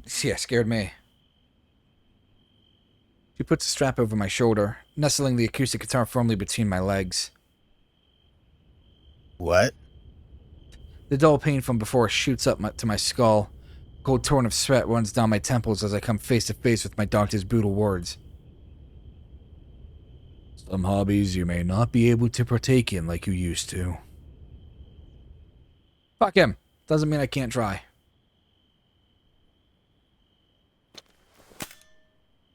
I detach the string off my hook. This is gonna get in the way. The harness loosens up, letting my shoulders breathe. The guitar feels heavy in my hands. The moment I set the prosthesis down, it's obvious it will be impossible to strum. Instantly, my heart sinks. Where I could once comfortably rest my arm on the body, it now awkwardly slides off of it. Polished wood meeting polished wood. The hooks themselves are too long. I have to push my arm back just so they can reach the strings, but it fucking hurts. Lucy and I exchange looks. She nods at the hook. Can you angle it down or something? No, I can't. Stuck like this. Shit. What the fuck do I do now? Try it with a pick then. She sadly lends me her red one.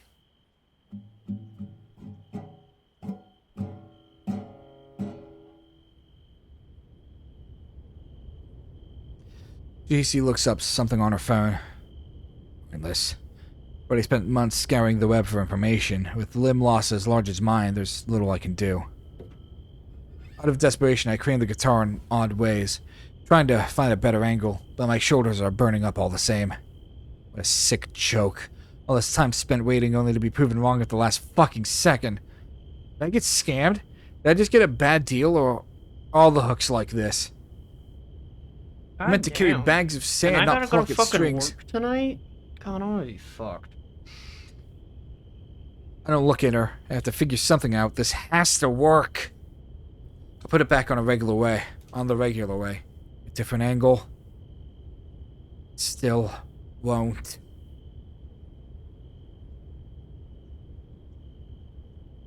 I loom over the guitar, afraid to look up. Lucy's dead silent. No. Please no, you piece of overpriced junk. Just don't do this to me. Come on, for fuck's sake. Fuck.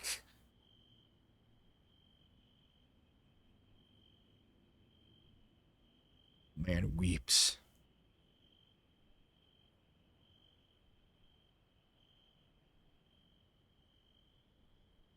Lucy, this is pointless.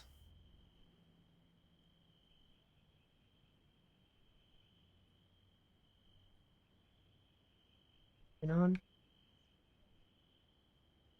I fucking crippled myself and I can't do it anymore. Don't cry. Don't. Don't in front of her. close your eyes. I'm so sorry, Lucy.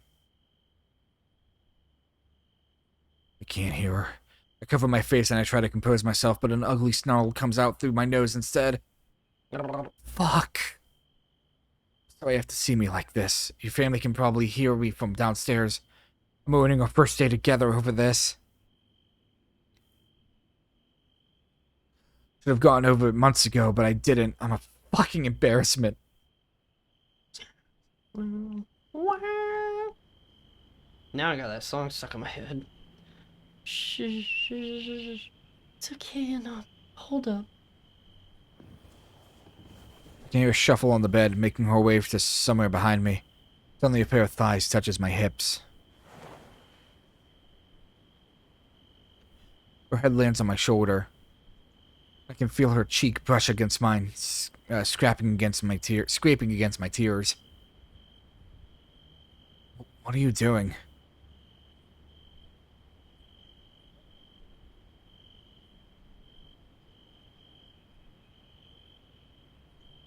Hand down. No, the other one.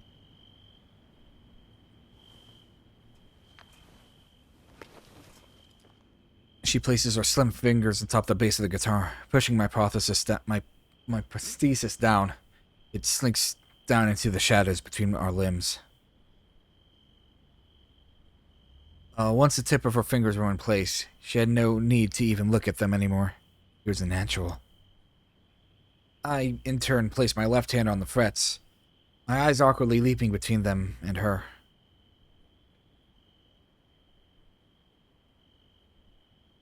It's ready. We could start with whatever we like. Any ideas? Uh,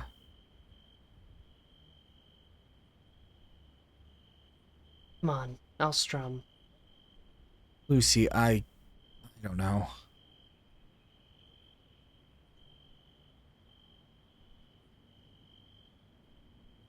There it is. It's okay. I'm here. In the mirror. Don't close your eyes. Here you go, Aeon. It's before all our times. Just listen. You'll know what to do.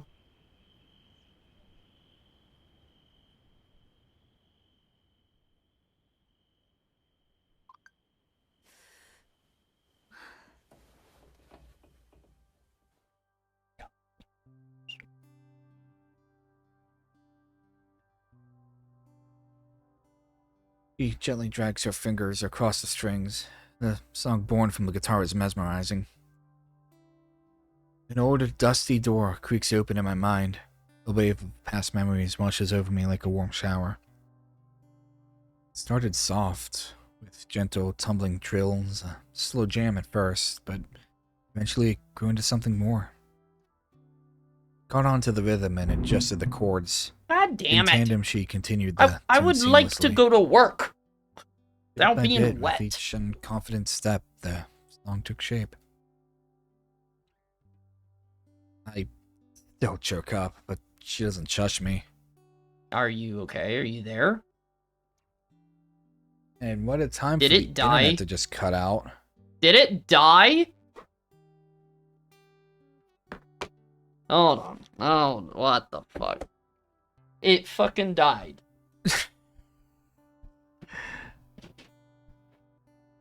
Yeah, the internet just gonna cut out like that, huh? We're like rushing to get this through and fucking. Alright. Alright, let's fucking do this. Okay. I still choke up, but she hasn't shushed me. She's letting me Oh, get it didn't come back up for me. How embarrassing. Oh wait, yeah, I gotta like fucking. Yeah, that's right. Put that back up. Sorry. Okay. I still choke up, but she doesn't shush me. She's letting me get it all out of my system the best way she knows. Her way. It's gonna be alright. No! My arm. Every night I still feel it. It's gonna be alright.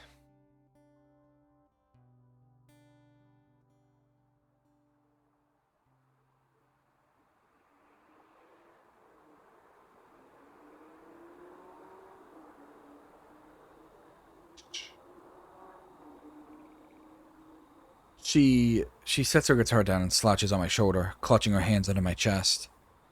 Her embrace is soft as she rests on me. The slow breeze of the night chills our skin. We stay like this, her arms holding onto me. I have no clue how long it lasts, but I'm unable to compose myself with time.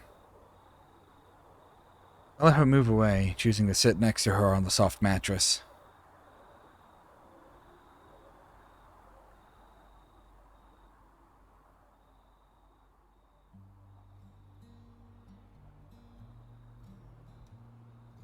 Oh god, yeah, it's coming down. Hopefully it only comes down for like an hour and then be done.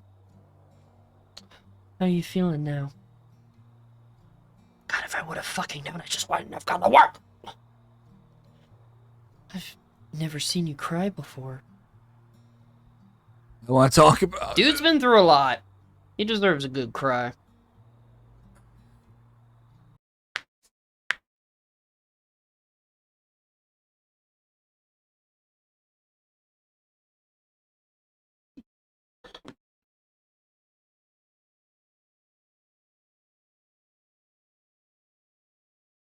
Yes?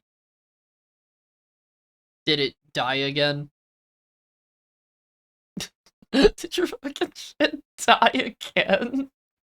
What the fuck?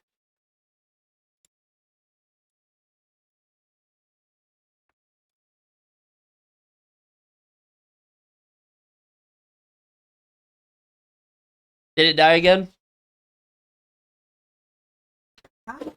Oh. God doesn't want me to finish this mod. I mean, does it even translate to them on my end? No, it doesn't, but it's in the recording at least. Yeah. Okay. Alright. So, hello everyone on Twitch. We're back. Sorry, let me rephrase that. I'm back. So, the internet died yesterday. And sadly, we ran out of time for Kerb. So, I'm gonna have to finish this by myself. So,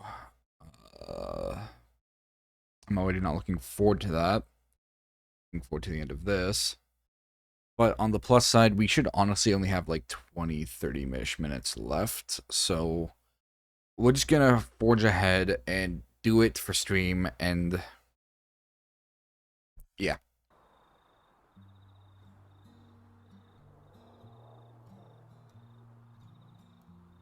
How are you feeling now? I've never seen you cry before. Didn't want to believe him when he told me it's a lost cause. That some hobbies I'd never be able to return to. I look down at the guitar in my lap. I keep telling everyone that how I lost my arms up to debate, but deep down, Lucy, I know I'm just trying to soften the blow. It's my fault. Mine. I caused it. All this time thinking of home, planning my student loans, all that other bullshit, I should have spent the time minding my equipment. I don't get the luxury of being saved for my own mistakes twice. I should have learnt my lesson the first time. And now I pay the price. Can't even do a fucking handshake right. I'm sorry. There's one thing you taught me, Anon. It's that it's never too late to try. Even if things look bleak now, this doesn't mean we're out of options. There's still something we can try. I'm not sure. Any success stories I've seen online were either thinly veiled advertisements or done by people with far more money than I could ever afford.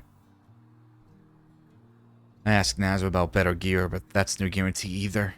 And even if, it's months away from happening. There's just too many unknowns, Lucy. All the info there is about these things online, none of it. None of it. My hand sneaks into my field of view and taps my arm. Look at me. If it's all tailor-made anyway, then we'll just make our own one. We can ask Dad. He's got a workshop in his garage. I'm sure we can brainstorm something that can at least hold a guitar pick. And until then, we could play together. I could help you write that song down, keep your fret hand active. So, Anon? That sounds so out of left field that it might just work. Should we ask him now? She stops me from standing up. This can wait till tomorrow. Numa voice. I'm trying hard not to do Numa voice, because apparently people don't like it when I do Numa voice. She picks up a notebook off the. I want to make that apparent. 2 fucking episodes ago, that it's the funniest shit ever. It's like, you know. She picks up a notebook off the floor and digs out a visibly worn out pen from her shelf. My skills are put to the test as I have to note down the song while Lucy verifiably verifying me from the side. It's not a long piece, but it was ideal backdrop for singing whatever Miller had in mind during downtime. He had a great knack for lyrics. Could come up with anything on the fly in between field ops. Don't remember much, only the bass melody itself.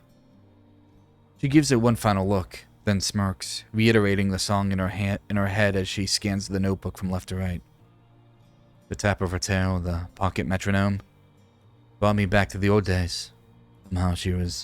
Somehow that was the thing that soothed me the most. I pulled it, I yanked it, I gave it a little suckle. I rolled the tip around in the mouth with my tongue. We rested on the bed for a good while, her ceiling, ever prevalent, blah, blah, blah, greets me like an old friend. Last time I saw it, it was a beautiful morning, the day of my departure. Now the night casted in darkness, softened and dissolved by lights in her room. There was a lot to unpack. The luggage of my mind weighed heavily with no one to bear it but myself. With her by my side, all that pressure felt like nothing at all. Nothing at all. Nothing at all. I had spent the past few months of my life in quiet solitude, isolated from the world, in a modest apartment. Past me would have been in heaven. And yet, now, I never felt more at ease than with Lucy cuddled up next to me.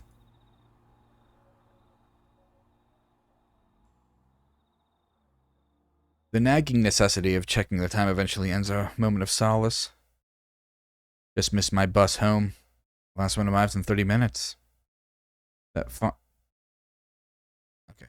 finally prompted us both to wrap the dinner party up.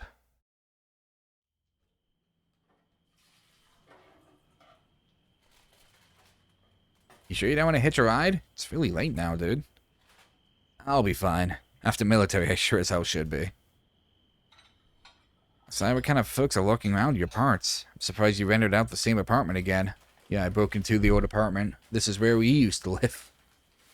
I missed it. What can I say? Be seeing you again tomorrow. I'll be seeing you tomorrow.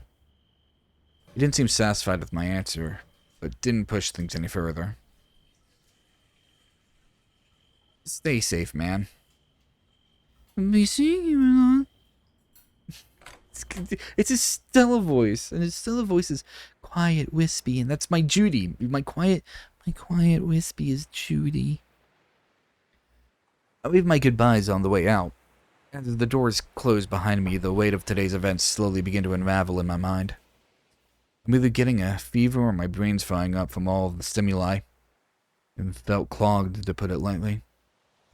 Not sure why I wanted to leave on my own at all. Could have gone a free ride from either of the two. Partway, I didn't want to bother Nazar or Lucy this late until the night.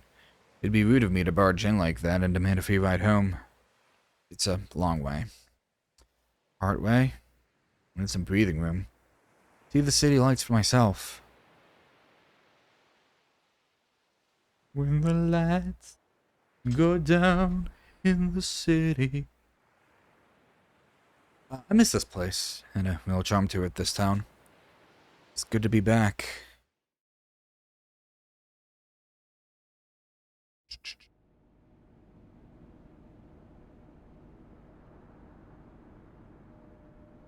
So I of course when I go live I get 2 notifs on Discord. I mean, to be fair, I was being pretty active on it right before starting, so.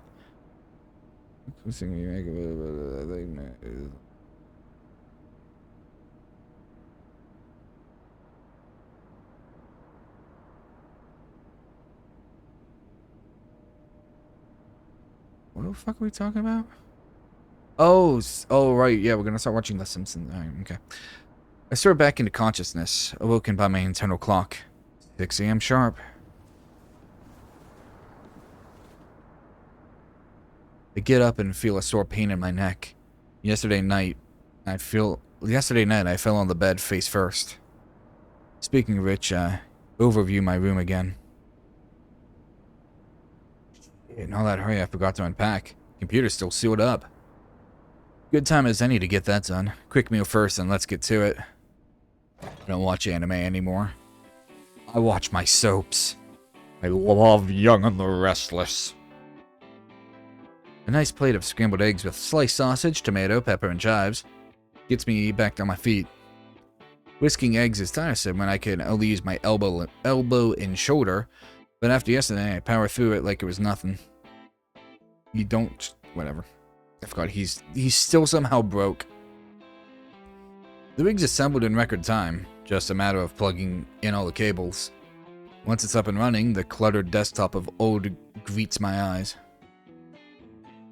A tingle of old excitement hits my brain, but fizzles out fairly quickly, leaving me staring mindlessly at the screen. I haven't picked up a game in years, let alone a show or anything of the sort. Even at that temporary apartment, I haven't really felt inclined to play or watch any of my stuff. I have a hard time playing that stuff now. This all feels so infantile now. I fucking... Jesus. Our unfinished anthology of Vidagore is still there. Good. An excuse for another movie night. Half an hour passes by as I lose myself in browsing through the old days. Is Taro still around? I could use a new training mat. They used to have a fitness section, but I ignored it back then. Fuck, I could have asked Nasser. Good thing we're gonna meet up today. Exercise out of the way, Olivia equipped. Eventually, the clock struck an hour, normal enough to warrant calling a cab.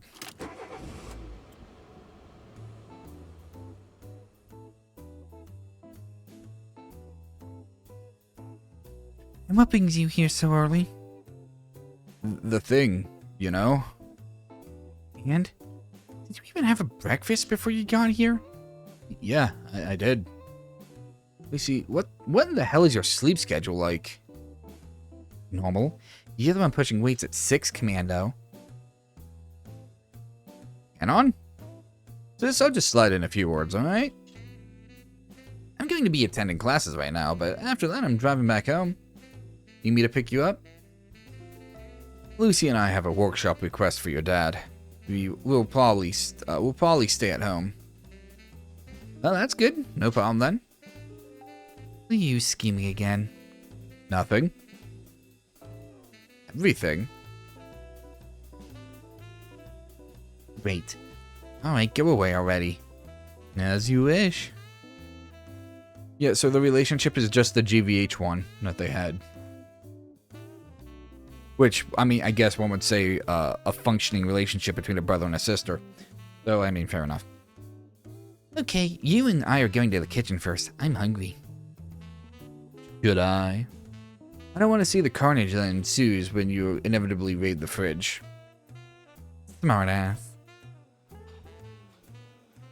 Samantha joins us in the kitchen. She's making herself a large salad bowl of different veggies doused in olive oil. I received a small portion of it with some fresh strawberries. Oh, hell yeah, that sounds amazing, actually. A little feta cheese on that, it becomes a, what is it, a Waldorf? Whereas my girl's downing a full box of some glittery expensive cereal. She wasn't as much as giving my food a side-eye, instead drowning a tremendous silver bowl of milk. In milk, even. Ravenous as ever. Suddenly, Lucy pulls out a notebook and slams it open. But before doing anything more with that, she instead stood up and quickly lined up her arm with mine.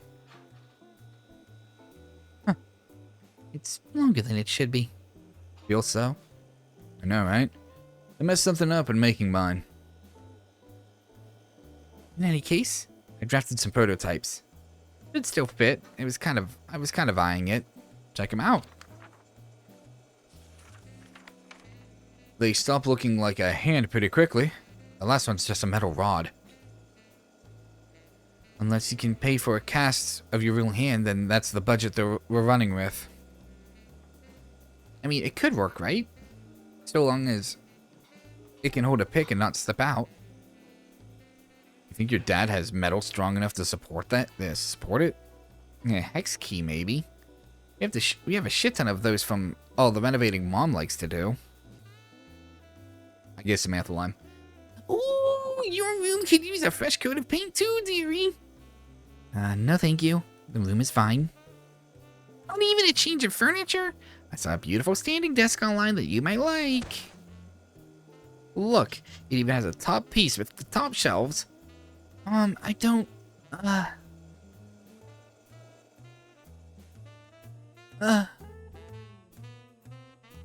She escapes her mom's grasp and slouches atop the cereal bowl, shielding herself beneath the curtains of her own silver hair. Samantha simply sits next to her and keeps happily chirping away, ignoring the fact that she can't even see her own daughter's face. I need to use this time while I'm still out of Samantha's line of fire. What else did Lucy come up with? She's onto something here.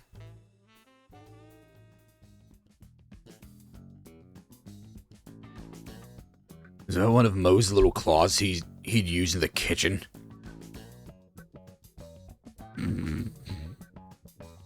Ignore that. It's an early idea. Here, Anon.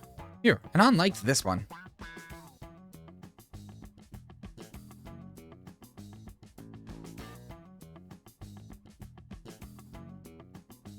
I see.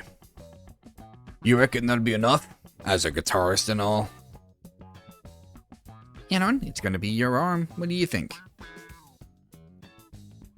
I'm all for it. It's our best shot so far. There's quite literally no one else in this town, let alone part of the county. No, country, yeah, who could aid us with this except you. To that end, I'd appreciate it if you could lend us your skills. After a short pause, Ripley takes a nearby stool and rolls it up to his workbench. Sit down, then. Thank you, sir. And Lucy, you might need a guitar of yours for reference. You get dressed while you're at it. It's Anon. He doesn't mind. Lucy, are you trying to get me killed? It would be the ideal opportunity for Dad. The sole witness is leaving the room. Good luck. Sir. I know, Anon. I know. Bygones be bygones and all. You proved your worth to me and Lucy. There's no more room for doubt by now. What happened beforehand? Surely you understand it was out of necessity. I don't blame you, sir. I get it. You had all the right to thoroughly examine her potential boyfriends. Examine? Trust me, if I found you a threat to my daughter's well-being, an arm wouldn't be the only thing missing. Yeah, you were ready to shoot me, I know. You wanted to fucking kill me.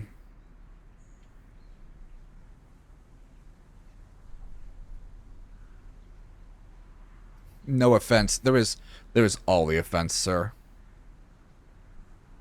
None taken, sir. Let's start with the arm socket. Describe to me how's that hook kept in place?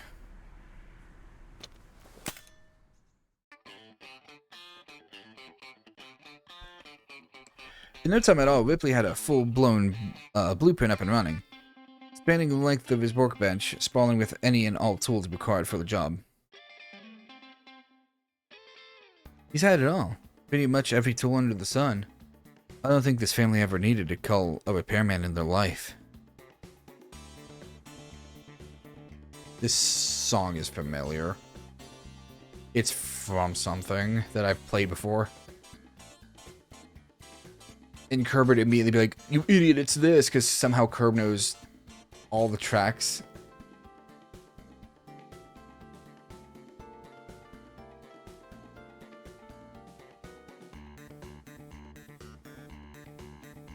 Wait, what?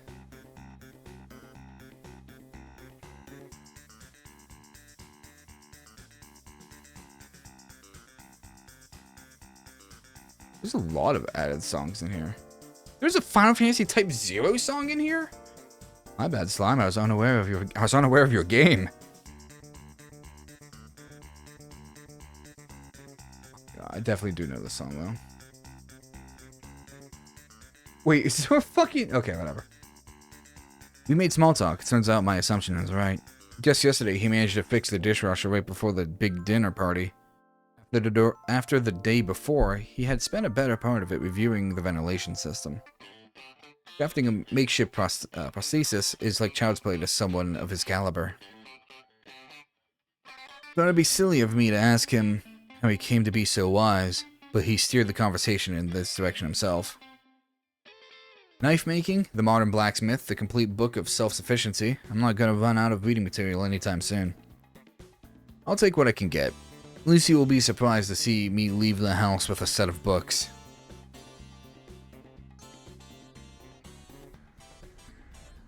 Time passes us by, and just as we make headway, the sound of car wheels tearing the asphalt reaches our ears. Ripley lets us off the hook for now, and he has enough material to work with. We'd just be sitting and waiting anyway. We take our usual places in the back seat. Lucy lets out a concealed sigh before settling down at our favorite spot.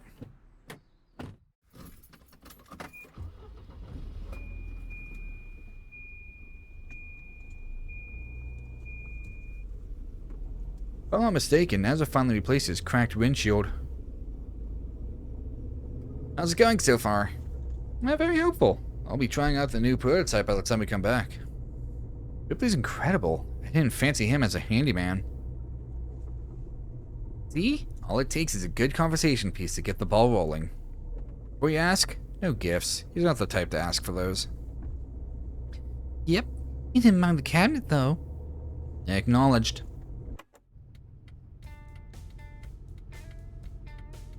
Naomi was waiting for us at a bus stop a few minutes from here.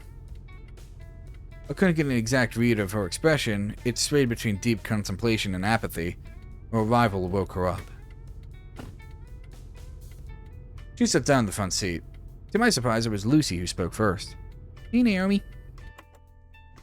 I was really hoping you won't be in this again, so I got a fucking Naomi line. I'm telling Naomi because fuck you, Dee. Hi.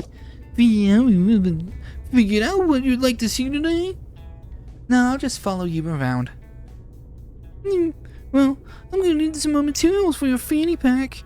Maybe they'll finally have some in store this time. I need some to attach to the zipper. She hands over her phone to Lucy.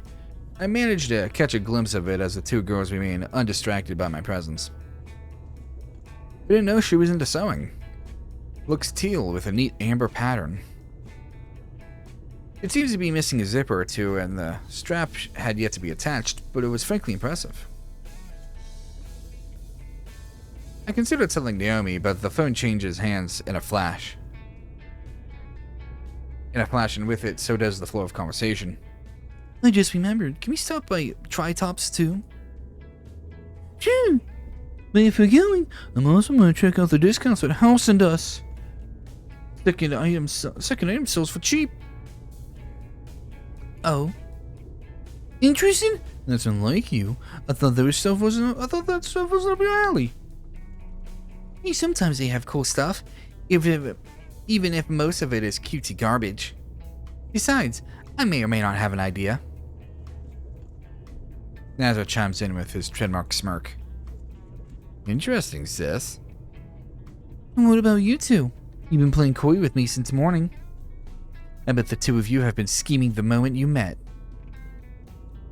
Anyone could use a tour guide around town, and I could use an excuse to hang out. Yeah, bet. You have your friends at med school for that. They're friends, but they're not friends who just came back from the military. So about House and Us. The NASCAR slows down and stops at a parking spot right next to the commercial district. By the time everyone steps out of the car, I'm struggling with the seatbelt. Only Naomi's hesitating to stand up for some reason. Suddenly, a letter is flung from the front seat and lands right on my lap. Naomi? She's gone before my words can reach her. Well, still talking outside. I think I could spare a moment to check this out.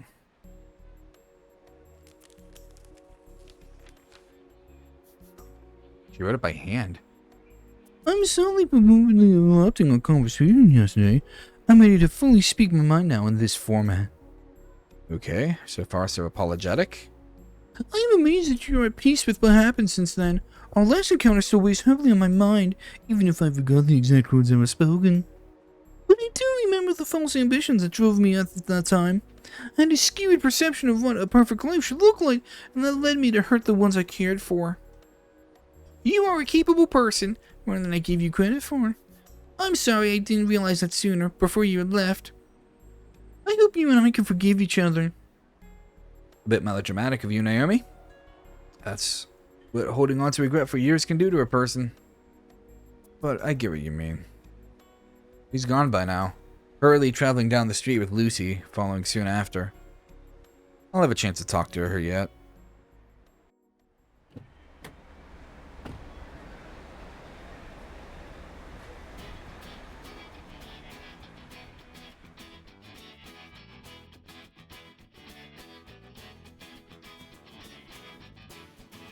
My chair's falling apart. We spend little time on pleasantries. He gives me a knowing nod before pointing his finger down the street. Here, it's gonna be this way. As for fitness shops, where would I find those? Oh, Vocaloid has two, you know, yeah.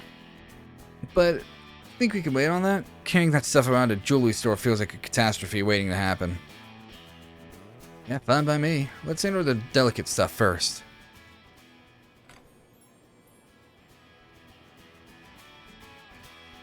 Never thought I'd have the budget for a place like this. Frankly, me neither. I've been working up to this moment for the past 2 years. But keep an eye on your wallet and let's have a look. Can you give me some tips? I know Lucy likes her accessories, but it's been a while. Oh, she's not picky. Just not wristbands. He has enough of those. Got it. And you? Engagement rings. Oh, shit. The next surprise. It's not that unexpected of us, is it? It's for me. I just got here. Is it set in stone? You sure? After Jesus forbid I get some closure without you being involved, but yes. It has been for months. We've got pretty much the entire ceremony, budget, choice of catering all figured out ahead of time, but not the rings. These? I want them to be a surprise. As much as I can make them, I mean. He has a full document for those as well. One of them custom made, but I fought tooth and nail against that. Most of the funding is coming from our family side. Doesn't feel that way, but to me, that kind of cheapens the experience. No, that's wedding. That's how it is. We could afford anything if we wanted to, but that's not what our wedding should be about. I yielded when it came to the wedding rings. The wedding rings. But I wanted the engagement ones to be something I worked up to. Out of my own pocket with my own blood. Sweat, and tears. It was more meaningful that way, you know? No, that's completely respectable, Nazar. And of course, you were invited to the wedding. Sorry for the tangent. Well, shit. I'm happy for the two of you. I'll come over. I'll let you in on the specifics later today. Hello, do you need any assistance? I'll leave you to it. Yes, if you could.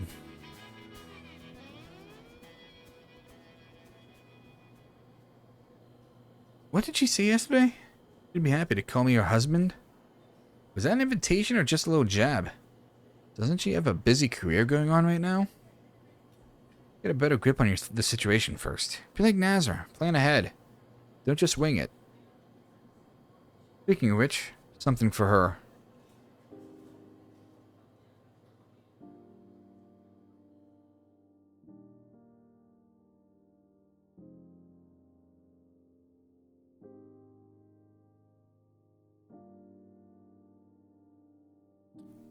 What is it about Lucy that struck me so?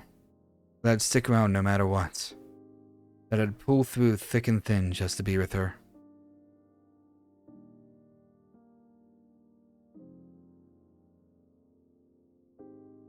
Then, it clicks.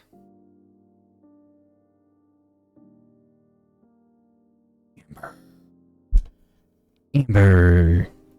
Amber. In no time at all, it's as if the store shrinks down to naught before a few glass displays. I walk through each and find the right jewelry in an instant. The choice seems so obvious to me now.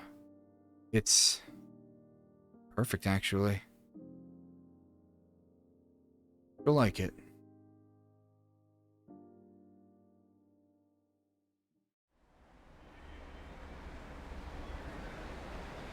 Damn, you made it in record time. Send them a message. You can pack your stuff in the back. Make sure to leave some room for them as well. Is this gonna be another Samantha situation? What? Coming out of the store with 10 shopping bags? Lucy can get nasty with her impulse buying. You're not wrong.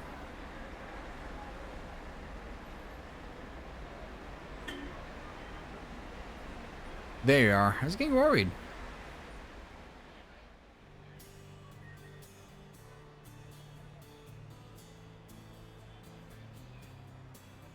Naomi, wait. Yes, Lord? What is it? I read your letter. Oh, already? I thought you'd read it at home. What about it? I'd love to attend your wedding. That's all I wanted to say. The corners of her mouth curl into a reserved smile. No. We'll note you down. I'll note you down. No. No, you. You skinny bitch ass.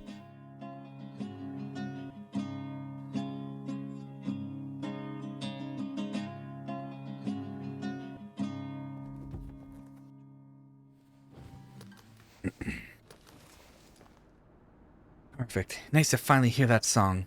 How are you feeling? Oh, my shoulder's on fire, but that's nothing. Could have been worse.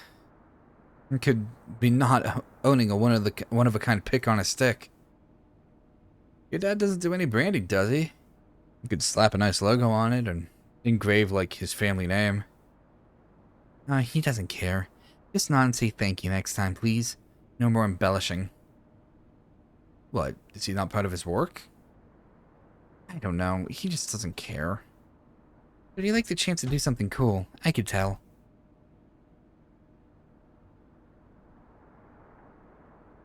You should be proud of it, really. It works. I mean, my arm's tired as shit, but I can work on that. Your dad's done it. I can play again. I'm buying you, Lucy, a lifetime supply of nuggets. And your dad's getting a beer. There's no need for that. Olivia deserved a treat.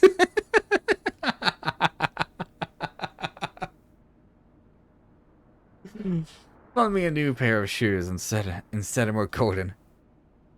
What do you mean new? You told me you bought your current pair 5 months ago. Shut up, Brain. Don't remember the moment. Deal. Speaking of which, Lucy, I have something to show you.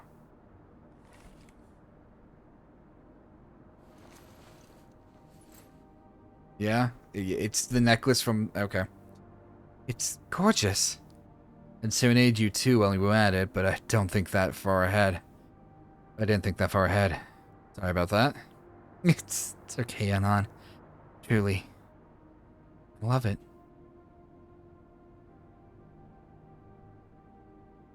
I actually have something for you as well.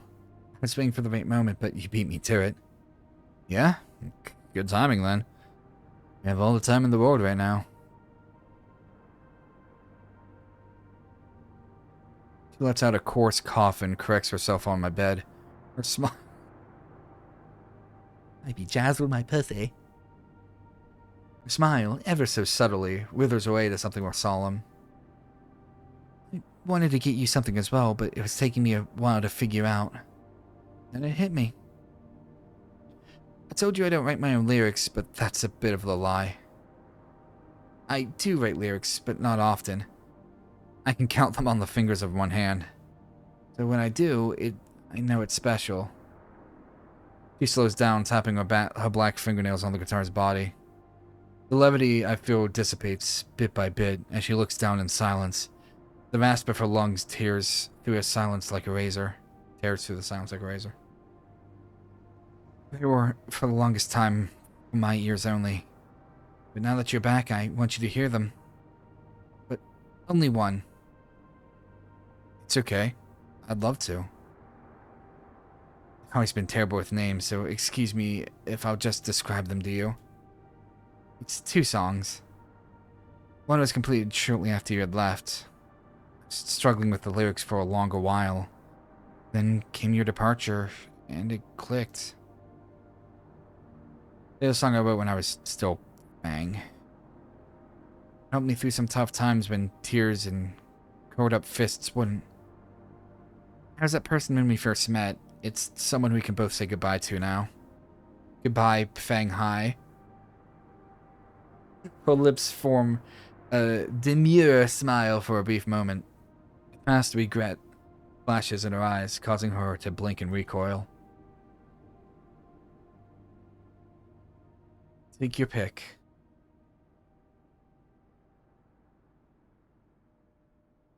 The song plays out in full automatically. I want to hear both, even though I'm pretty sure I know which one is which.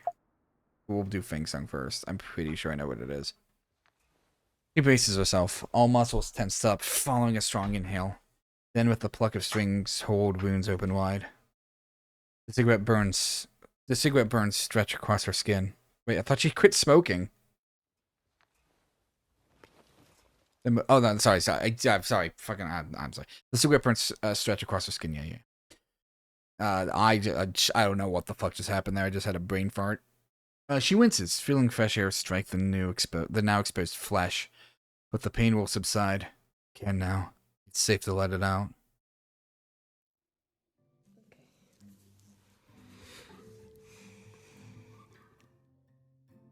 Yeah, it's 12 o'clock.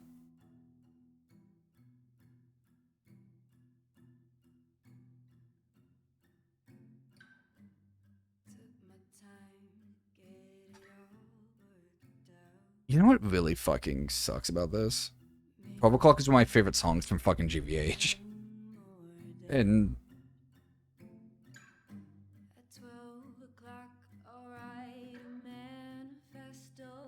is this the live version they did?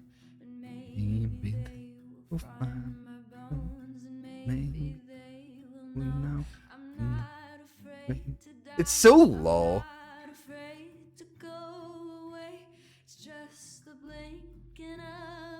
The culmination of today.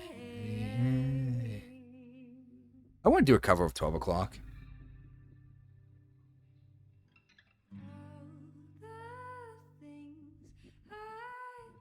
It's so weird in this case. It's a perfect song about the end of the world fucking coming, and it's like it doesn't.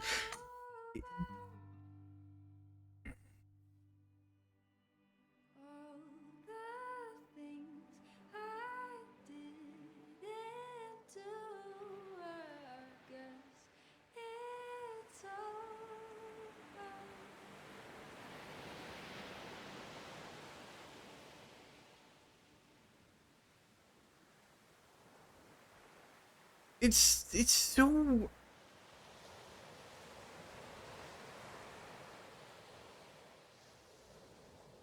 Okay, and we'll reload and play the other.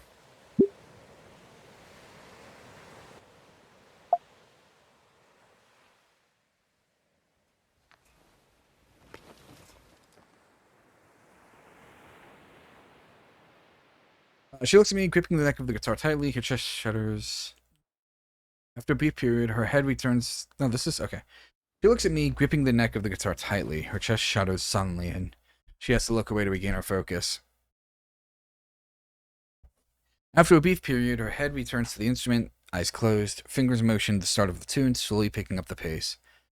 With it, so does her heartbeat. Her look told me everything I needed to know. It would be about me, without us. Okay.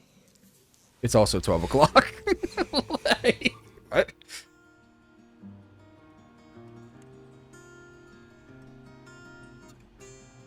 For a second, I'm like, is this fucking Landslide?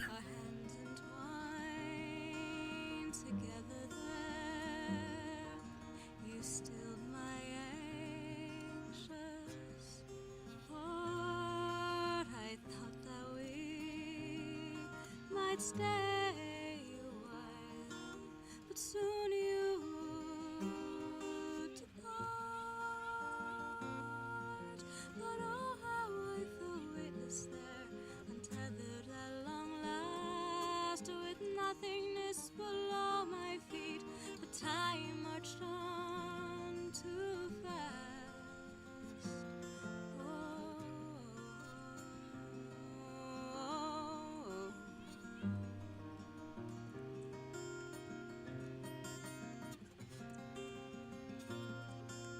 The canyon stretched beneath us, the bridge swayed in the sun. We wouldn't cross to either side, nor resolve what we'd begun. And all too soon you turned away, you crossed the wide ravine. Before you left, you gifted me a kiss you didn't mean.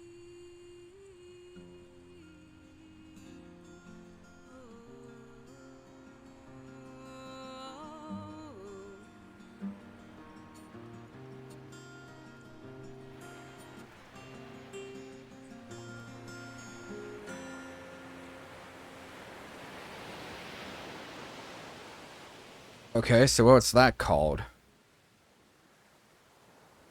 Also, I'm sitting there looking through. I'm sitting there looking through all the thing, and you used Radiohead's motion picture soundtrack. Again, I'm sorry, I was unfamiliar with your game. Like shit, a Radiohead fan of Kid A. Shit, fuck, my bad, my bad. Damn. I'm trying to like see what that song is. I want to know if it's original, if they recorded it for this or not.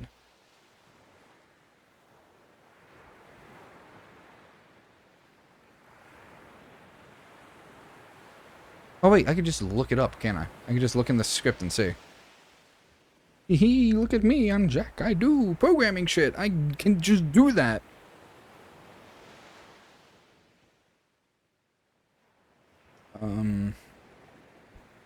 Just Control F Fang's song.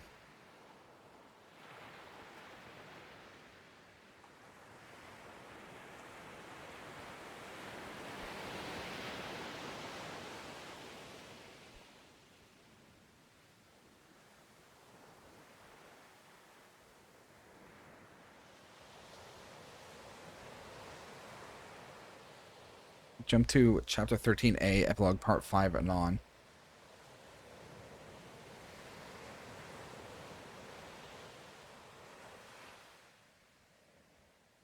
Okay, well on here...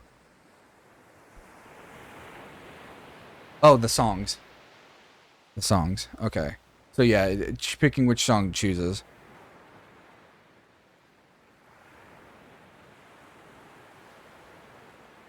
Okay, so let's see here.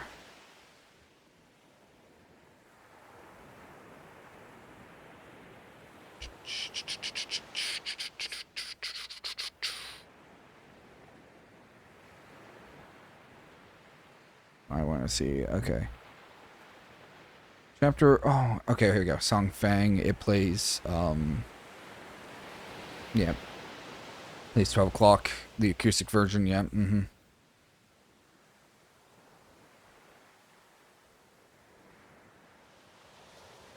And then under the other one, it plays Fang saying okay before playing, and then Adele. Oh, it's not an Adele song, is it? Adele McAllister, Canyon song. Canyon sung. Okay. I'm gonna send that to Kerb. Because I doubt Kerb's gonna sit down and fucking find this.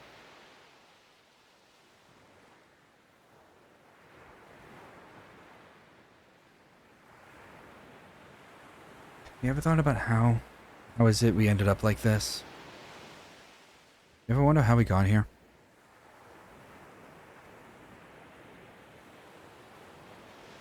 The two of us sitting here now, after all these years. Life always finds a way. For all the parts that got orchestrated, much of it was just dumb luck and coincidence. I went with the flow, mostly.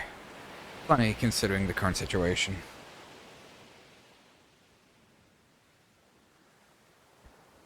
Guess I could say the same about me. Striving for things that have taken me nowhere. Feels like such a distant memory now, but it could have been our future. Yet it's not. It's jarring to think about.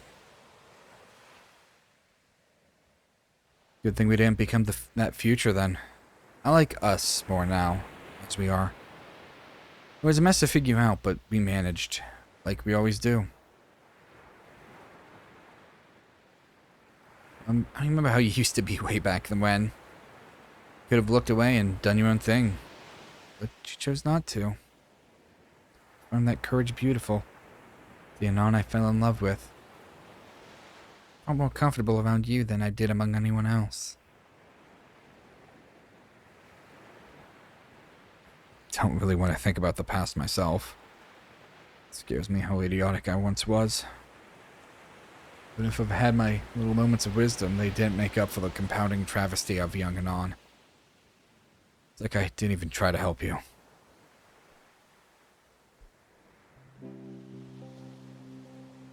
You don't know. I'd argue there was a good heart hiding down there all along. Just needed a little tug. If a botched song is what it took, I'm fine with that. Those flaws are essential. You can't put aside such an important part of who you are, and neither can I.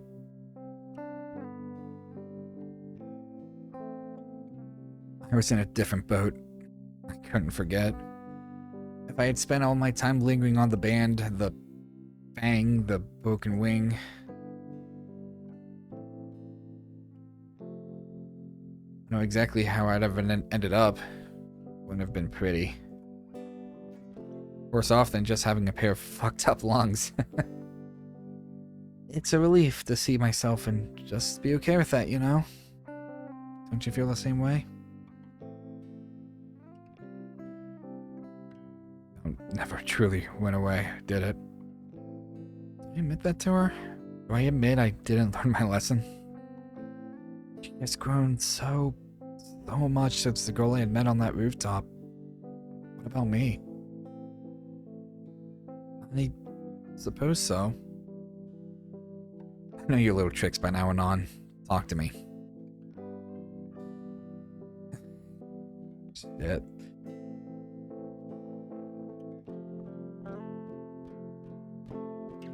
It's been a rough few years for me. Been too much to marinate in my own thoughts. I'm uncertain. I just keep fucking up even when I should know better by now. Ever, really. But I won't let that get to me. I promise. I don't want to make it seem like all your efforts gone to waste. Sound familiar, Anon?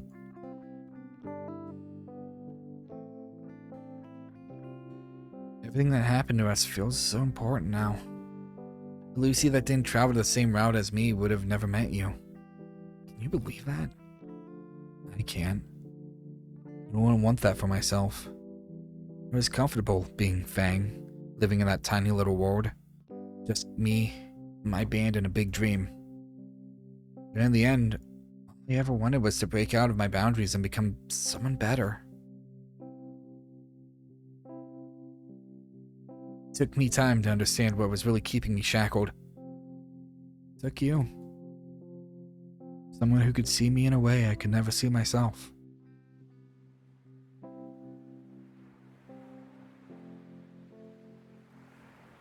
You saved me, Anon, whether you want to admit it or not.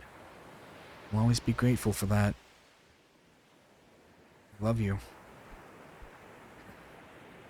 Glad I could help. Better late than never. Better late than never.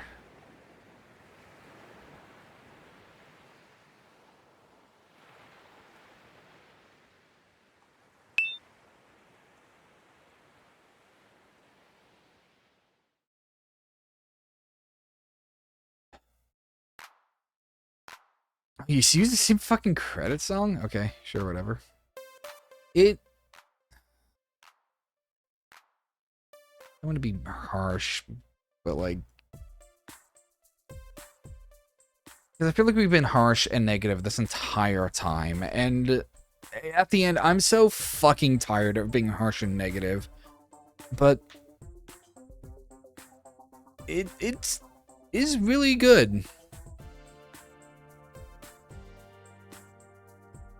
It is good. We just don't care for the story, and we've said that a lot. We said it ad nauseum at this point. But everything else is so goddamn commendable. It's like, hey, it is good. It is really good, and the last thing I'd ever want to do is to make someone feel like their thing wasn't cherished. So, I don't know. You can hate us for all the shit we've said over this last 14 hours. And that's fine. I don't think I could honestly blame you. I think if someone... oh, Film Cow? Oh, Film Cow mentioned? Wow, that's weird. I don't think I could really blame someone for... If I worked so hard on a project and... you know... Fuck off, this is made in 3 months. Holy shit, Jesus, good for you. Like, if someone sat here and... Someone sat here and bashed a project of love for as much as we had, I would probably hate them too. So I can't blame them for that at all. That doesn't mean I'm not gonna double back on what I... You know, on our critiques. Albeit the lot of them.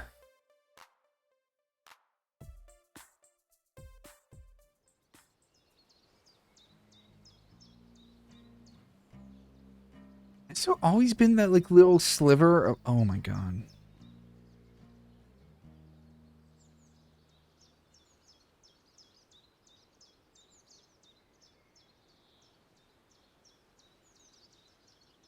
Holy shit, if that's been there this whole time, I'm so fucking sorry.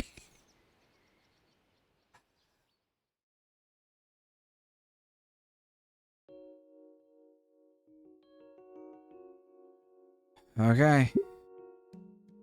Mask off, path in the woods, queens of gossip, seething in the rain, to talk on the balcony, making amends, a familiar place, closing thoughts on Caldera holidays. Oh, that's not what I meant to click. I meant to click on making amends. What's making amends?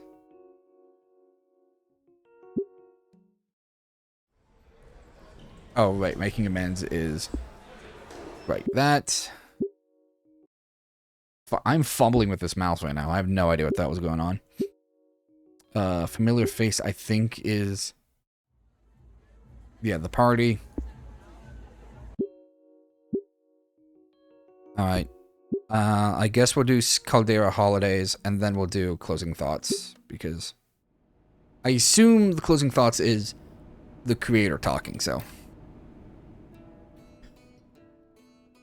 Now the successful ventured into the unknown, Anon. You came, you saw, you conquered. You'd be quite forgetful at times, however. Even more so regarding important things. The past few months had already become a blur in my head, even though I managed to rent out and renovate an art studio for Lucy. These past few days in Caldera, huh? Well, these take the cake, without letting my brain forget those. I haven't really gone out too much once I returned from service. This is my final real holiday trip in years. My first real holiday trip in years. I said final. I got to spend it with Lucy and her bro, who, of course, brought Naomi along. Samantha was invited over by a friend, but she stayed out of our way for the most part. Only came along to check out our apartment. Still can't comprehend I'm back home. Just a few hours ago, I was trudging on steep urban hills for a foreign town, feet aching from extended wear and tear. Now I'm lying on my bed like nothing of it had time to happen. So our ride back home feels like a passing memory already. Sucks how much of my brain is already trying to filter out. Much of the experience was in all the subtleties, the short moments, the unexpected. Say, like... First, day 1, the commute to Caldera. Very first obstacle makes itself known. Naomi forgot to stamp her student card. She was dragged off to the side by our conductor in the first few minutes of the ride. That was odd, considering how she usually is on track with obligations, but hey, first time for everything. After that short commotion, the road went smoothly. How do you still have your student card, Naomi? You're like 2 years out of high school. The road went smoothly. I don't know how trains work. Maybe they do count. I don't know. We shut out the announcements blaring from the speakers and relaxed to the rural view. It was a warm summer morning, sun peeking out from behind the vast expanse of trees and farm buildings. Seen plenty of those in my time in the army, but never for purely recreational purposes. They rarely survived the onslaught. It was like a weight was lifted off my chest. Funny, considering Lucy had been resting atop of me. Really don't know how she manages to stay so slender with her diet. We arrived at Caldera Central Station in 2 hours. From there, it took us well over 3 hours to reach the hotel. Granted, most of that time was spent in a neat little cafeteria, but still. The apple pie there was priceless. We nearly bought out the whole tray. Curiously enough, we saw a special 3+1 deal on Sunday. Shame we didn't pay them a visit before leaving. Felt like it was designed just for us. From there on out, we made some small-time shopping, then moved to our quasi-luxurious household. The place was surprisingly cheap at $1/2 grand or so. Looked beautiful from inside and out, like a real luxurious resort. Even had a beach and full access to the lakeside attractions. But then you'd try to wash the dishes and the sink was so badly designed it'd splash water everywhere. Or the handle of said sink would fall off, or the air conditioning in every room would not work, or the fridge would smell like ass and have wet stains on the back wall. It was Naomi pissed. She mentioned on a few occasions she'd rate them an earnest, painfully honest review after this was all over. I didn't care much for all that, so long as the floor held in one piece, but I appreciated the hustle. Lucy, similarly, was just glad no spiders were to be had in the sinks. Day 2 is where the real fun began. After a slow breakfast, we moved to the lakeside. I considered renting out a boat to steer by myself, try my luck without Mr. Aaron being there to help me out, but I realized it'd take away my time with Lucy. To that end, we did hit up a captain and eventually found our way to the docks. Nazar was surprisingly knowledgeable on boats. He asked the captain for tips, helped take the buoys out of the water, ready the mast, all of it. All the while, Naomi watched the lake floor on a small screen that had in the back. Lucy was the first to climb to the front of the boat. It looked fun, but like, I'm a beefcake. I was worried I'd throw it off balance, but she reassured me. Just get your ass up here and on. The boat is steady. What if it capsizes? Don't worry, it won't. That's what I get you for not picking. That's what I get for you not picking the Navy. Come on up, soldier. Take my hand and stick close to the center. Just watch the sail. Okay. But what now? See these metal bars? Put your feet against them. She tapped her bare heels on the metal railings lining the boat's edges. Idiot-proof design. You'll live. And if push comes to shove, I'll hold you. No shoving, please. And even then, I'm not sure it's a good idea unless you bought your swimming suit. I did. She taps the lining of a thin, elastic outfit, lightly visible beneath her baggy white shirt. Wait, did you not bring your swimming trunks? Oops. God, Anon, you're such a dweeb. It's like you want to drown by wearing those long trousers. We relaxed at the helm, waving hello to other folk and even meeting some of the captain's friends along the way. Still, I was kindly scared to do anything past sitting or lying low atop the boat. Lucy was the one standing tall and posing for Naomi's camera. Speaking of which, Naomi herself was lying on Lance's lap, fast asleep beneath the shade of her summer hat. He was, meanwhile, keeping the captain occupied with small talk. I caught some of what they were talking about.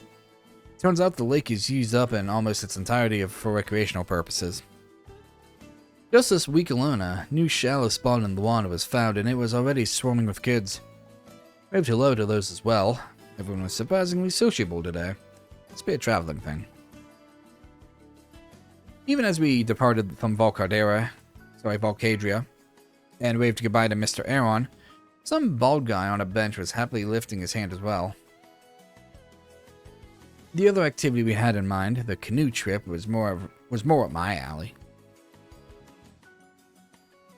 After a 30-minute ride to the outskirts, we had to wait for the canoe service to arrive.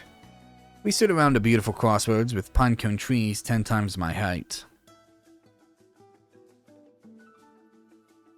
I think I counted up to 12 mosquito bites on Lucy's legs. Both shins in complete pain as those tiny devils evolved to pierce dinosaur scales. Luckily, none of them came after me. All that time hunting for dino blood made them confused when they caught my scent, I guess.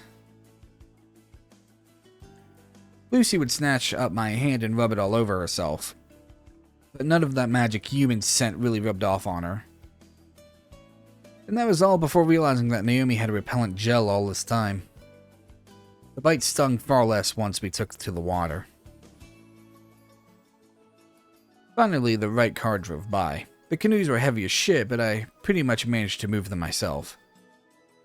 Nazar took this time instead to instruct the girls and I on canoe etiquette and stuff. Plus, Naomi brought single-use bags to package our stuff. Lucy squealed upon feeling the cold water hit her feet, but entering the canoe itself went without a hitch. Barely swayed to the side when she hopped in. I had to be careful sitting down in the back. I could generally turn it over if I wasn't decisive with my movements. Some water was splashed. Turns out I was supposed to enter first. Oops. Nazar had an idea to mimic the sails of a boat with his wings, but that idea fell short once the canoe nearly capsized. Meanwhile, Lucy and I debated on who should control the steering. I eventually won that argument, but not before hitting some reeves, or the lovebirds in front of us. You hurt Reeve? Why would you do that? Don't hit Reeve. Again, that's something you're supposed to figure out before sitting down. Hey, what's taking you so long? Well, I won't run the sights. And you? Come on, let's race. We race every time we go canoeing. Give it a break just this once. Say, just race ahead and loop back around to us, okay? As many loops as you want. It's no fun. You picked the easy route on purpose. We picked it together, thank you very much. Sorry, sis. You heard the organizer. Ugh. And on the paddle. Now. Eventually, her competitive spirit waned down and we got to relax in tandem with Nazar and Naomi. Or rather, a few sharp turns away from Nazar and Naomi. They were, somewhere in the back, we had hoped. In the end, I did most of the paddling, letting Lucy relax and enjoy the sights. The Lego hand was finally put to good use. We passed through a narrow, swampy-like passage, a full-blown bayou the span of half a mile between the bluffs, down and through the Caldera city. Saw a lot of dragonflies that had black gradient wings. Naomi said they're like butterflies of the swamp. Got to see some of them close in the museum too, courtesy of her, of course. Speedy little somethings. Swan. Not as bad as the swans, though. We came across them and their offspring at our path. At that point, Lucy and I agreed to wait for the lovebirds to reach us. We needed the aid of our talking encyclopedia for that one. As cute as Hassan's gray fuzzy cygnets were, I think that's what she called them, we could tell that coming any closer spelled trouble. If we were to die here, we needed eyewitnesses. Naomi indeed had some trivia on those. They could snap our arms like twigs if provoked. Lucy had a dumb idea. We should bum rush them and yell like crackheads. Somehow it worked. As we surpassed Nazar and Naomi and flung our paddles with great force, the swans swam like crazy. Locals said it was the fastest they've seen them flee, too.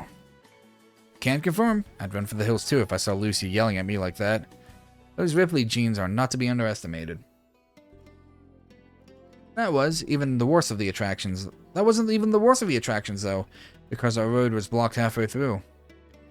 They either forgot to tell us or I wasn't listening, but the path was blocked because of a rising water level. We straight up couldn't proceed without taking the canoes out and moving them to the other side by hand. Thing is, there's no pre-made path to... Please. Thing is, there was no pre-made path for us to do this safely. Only a torn-up, muddy slope leading directly to deep water. One wrong move and you're sinking into the depths. No problem for me. I'd gone through worse in boot camp. I moved the canoes, then held them steady for everyone. Lucy didn't show it, but I could tell she was scared shitless when she had to climb over the front seat without capsizing the canoe. She managed, but Raptor fucking Jesus was too close for comfort. Most of the path was nice. Even if it had a no canoeing sign, that was a fucking lie. How the destination was placed right in front of a waterfall. Caldera is one big land of contradictions, I swear. We get to do that again sometime. Hopefully with an actual race this time. We need to find a replacement for Naomi, though. Following the mantra, the walk back home was as fun as it was annoying to figure out. Since we landed in the middle of town, we had to find a way back. We jumped through a crap ton of hoops trying to find the best route home. We left that work to Naomi and Lucy, who were masterful with the GPS. Nazar tried to keep up with the theory crafting, but I could tell he was barely trudging along behind the first swiping. I personally hoped to have a better grasp of the town without the need for tech, but nah, the tech won this one. Maybe if we had gone out there for a week instead of just 3 days, I'd be able to walk them everywhere on foot, but oh well. Do you even know what street corner you're on? What, me? One plus arrives at 10. Come this way. Chip, chip. Eventually, after moving between 3 separate buses, we finally went down the last stretch on foot. We came across the beach, and had a wonderful time there. Passed by a guy walking a dog, who was carrying a deflated ball in its mouth. Naturally, it piqued Lucy's interest first. As the dog clumsily dropped the ball and sent it back down the sidewalk, Lucy kicked the ball sky high. Perfect catch and landing to boot. Cool dog. Lucy now wants one. Shit. Food was great though. Tasted delicious after such a long trek. Some kind of open-air concert was going on a nearby rooftop. Set a great mood and hyped the air ones up to go for a swim. Naomi and I waited on shore as the two siblings dunked right into the cold water. I resorted to only dipping my toes. I forgot to pack my swimming trunks anyway. Didn't know there even was a beach here. I didn't mind the sights though. Well, one of them. Nazar. One for me, one for the lady behind me. Naomi, can you take a few photos? Oh, sure thing, sweetie. Anon, would you mind being in the shot? Sure, it's fine. Just make sure to pick up my good side. Lucy huddled close to me, wet from wing to toe with nothing but a large towel covering her swimming suit. Luckily, it was a short route back to the hotel. A similar scenario occurred with the half-naked Nazar, who, alas, had to apply a crap ton of repellent to survive the walk. He reeked, forcing Naomi to keep her distance. First time in forever they did something without hugging. Honestly, though, it was a rarity to see them do something together without embracing. I wasn't fully paying attention, but any short chat between them was always interspersed by a silent hug and an audible kiss. It wasn't until evening hours, when the party whittled down to the 4 of us playing card games, that the intimacy died down. What remained, distilled by late hour and tiredness, was true friendship. I guess the same could be said about us.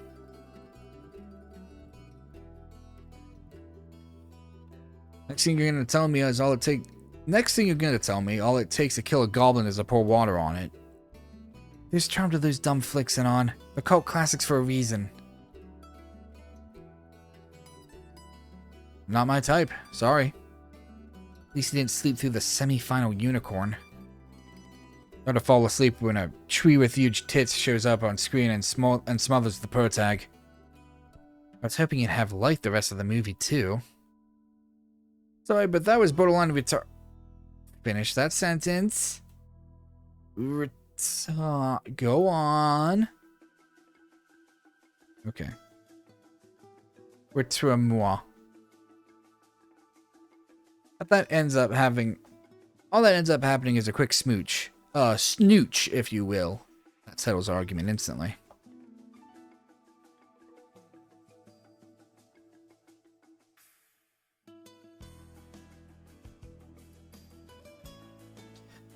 The self-care routine Lucy made for me was nice.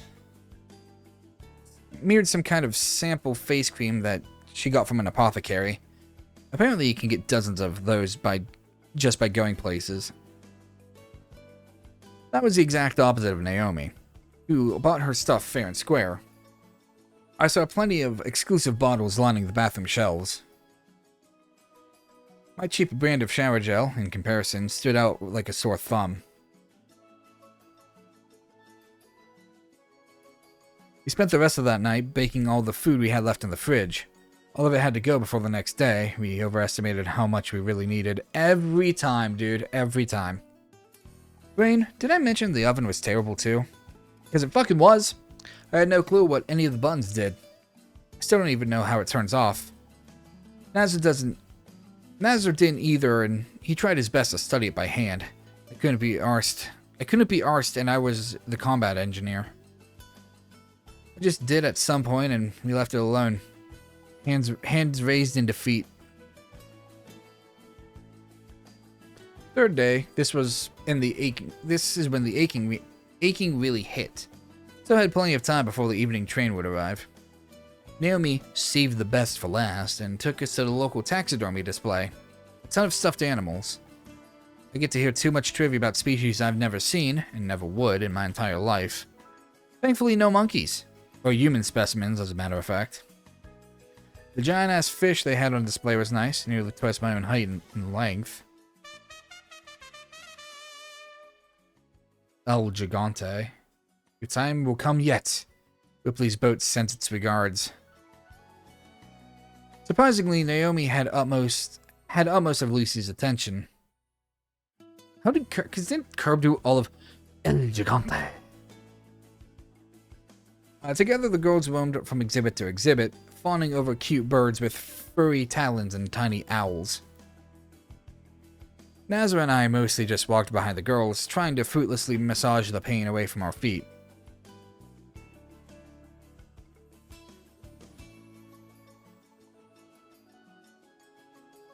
By the time the train came, we were all spent. I'm still resting right now, a few hours after the fact, and the ache has yet to go away. After Jesus, I'm getting a pair of shoes next time. This was a mistake. And Samantha had us making a report, too. Naomi, thankfully, gave us a nod and distracted Sam long enough for Lucy and I to run for a taxi. Bless her for that. She's more a schemer than she makes herself out to be. I mean, she always has been. I'm tired. Dude, same, bruh. Tired, but happy. That trip was well worth it. We're going canoeing to a different place next month. Until we meet again, Caldera. And I forgot to buy a magnet for the fridge. Great. Perhaps another time.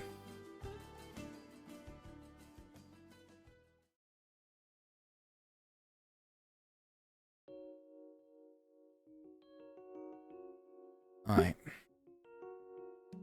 Closing thoughts.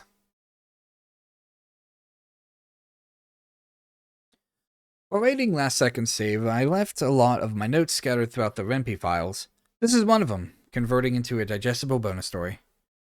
I wrote all this down while crafting the epilogue, trying to ascertain the themes and results of LSS as a whole. Thank you for reaching this point in the game. I hope you'll find these parting words worthwhile.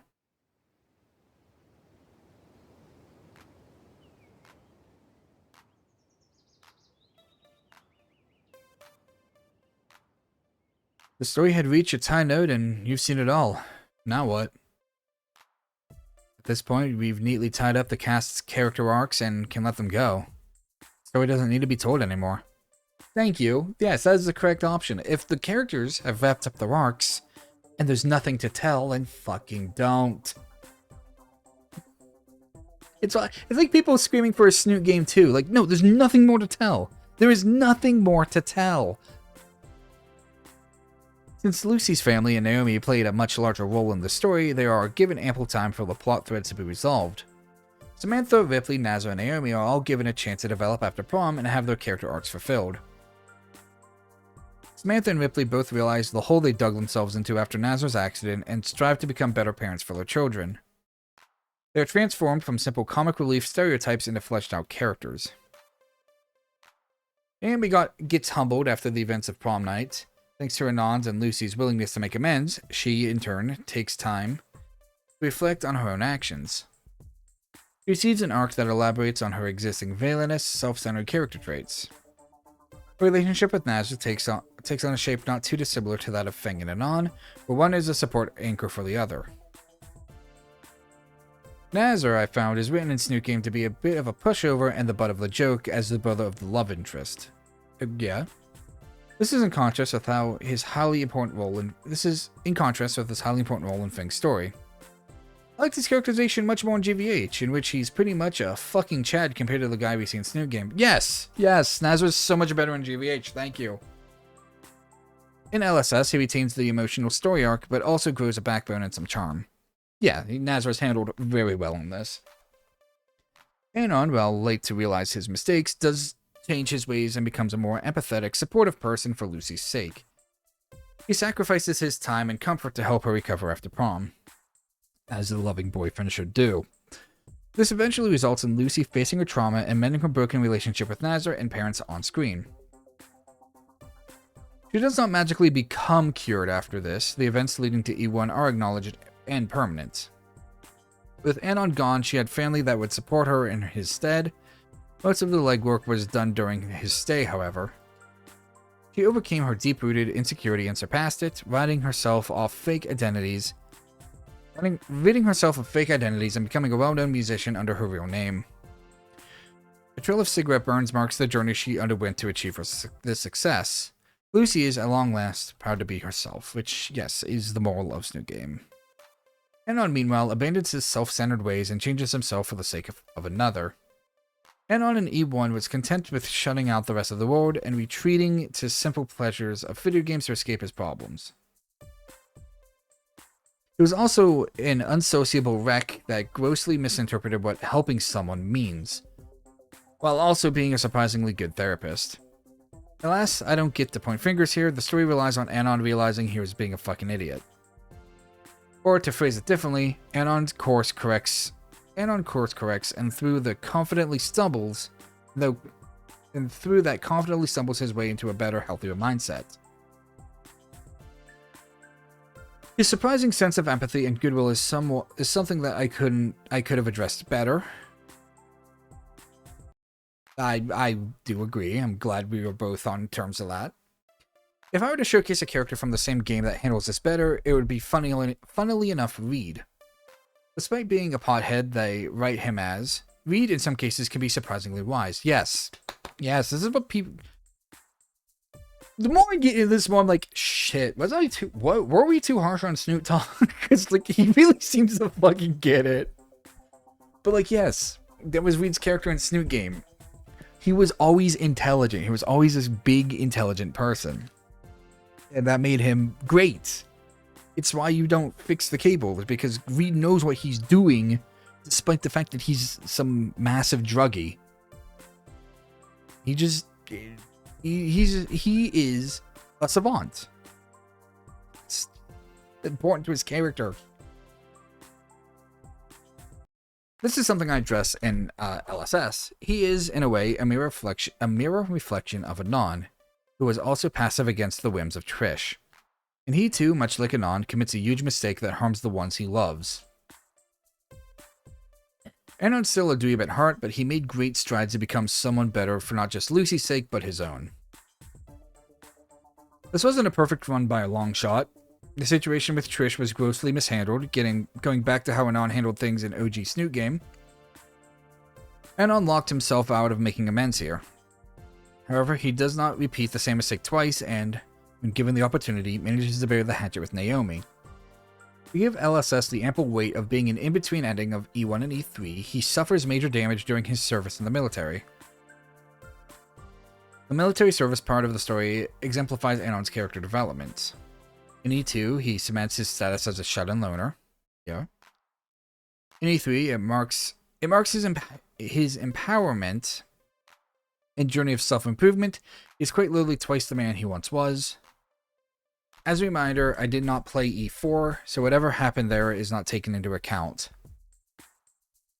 Ow, you lied to me. In LSS, it explores a role reversal where it is Lucy that becomes Anon's emotional anchor. Thanks to the seeds he planted 2.5 years ago, he was not alone in this suffering. It is quite a contrast compared to how E1 normally ends, with him being alone and abandoned. Here, in turn, he has the full support and love for the very family he was at risk of destroying.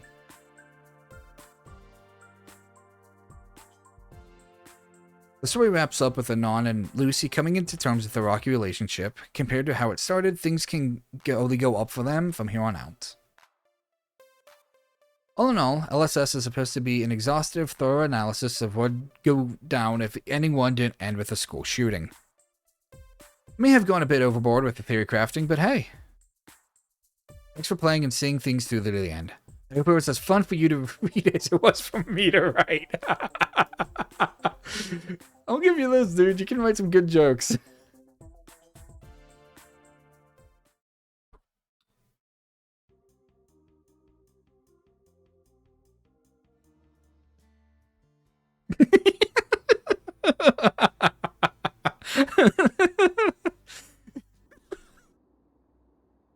Yeah, yeah. Yeah, dude. Oh, fucking Yakuza. Use Yakuza footage, my guy. That's, let's see, that's 4? It might be 5. Alright. You know, just like their relationship, this is really rocky at the start, but it ends really well. And I will give it that. I don't know if this is his first project or not. If it is, hell of a first project. But yeah, that ended pretty well, actually. So, yeah. If you like what we do around here, why not subscribe, leave a like, leave a comment, all that fun good stuff. You can follow us on the Discord, you can follow us on the Twitter, or you can join the Discord, both found down below. That'll be it for today, and we'll see you all next time.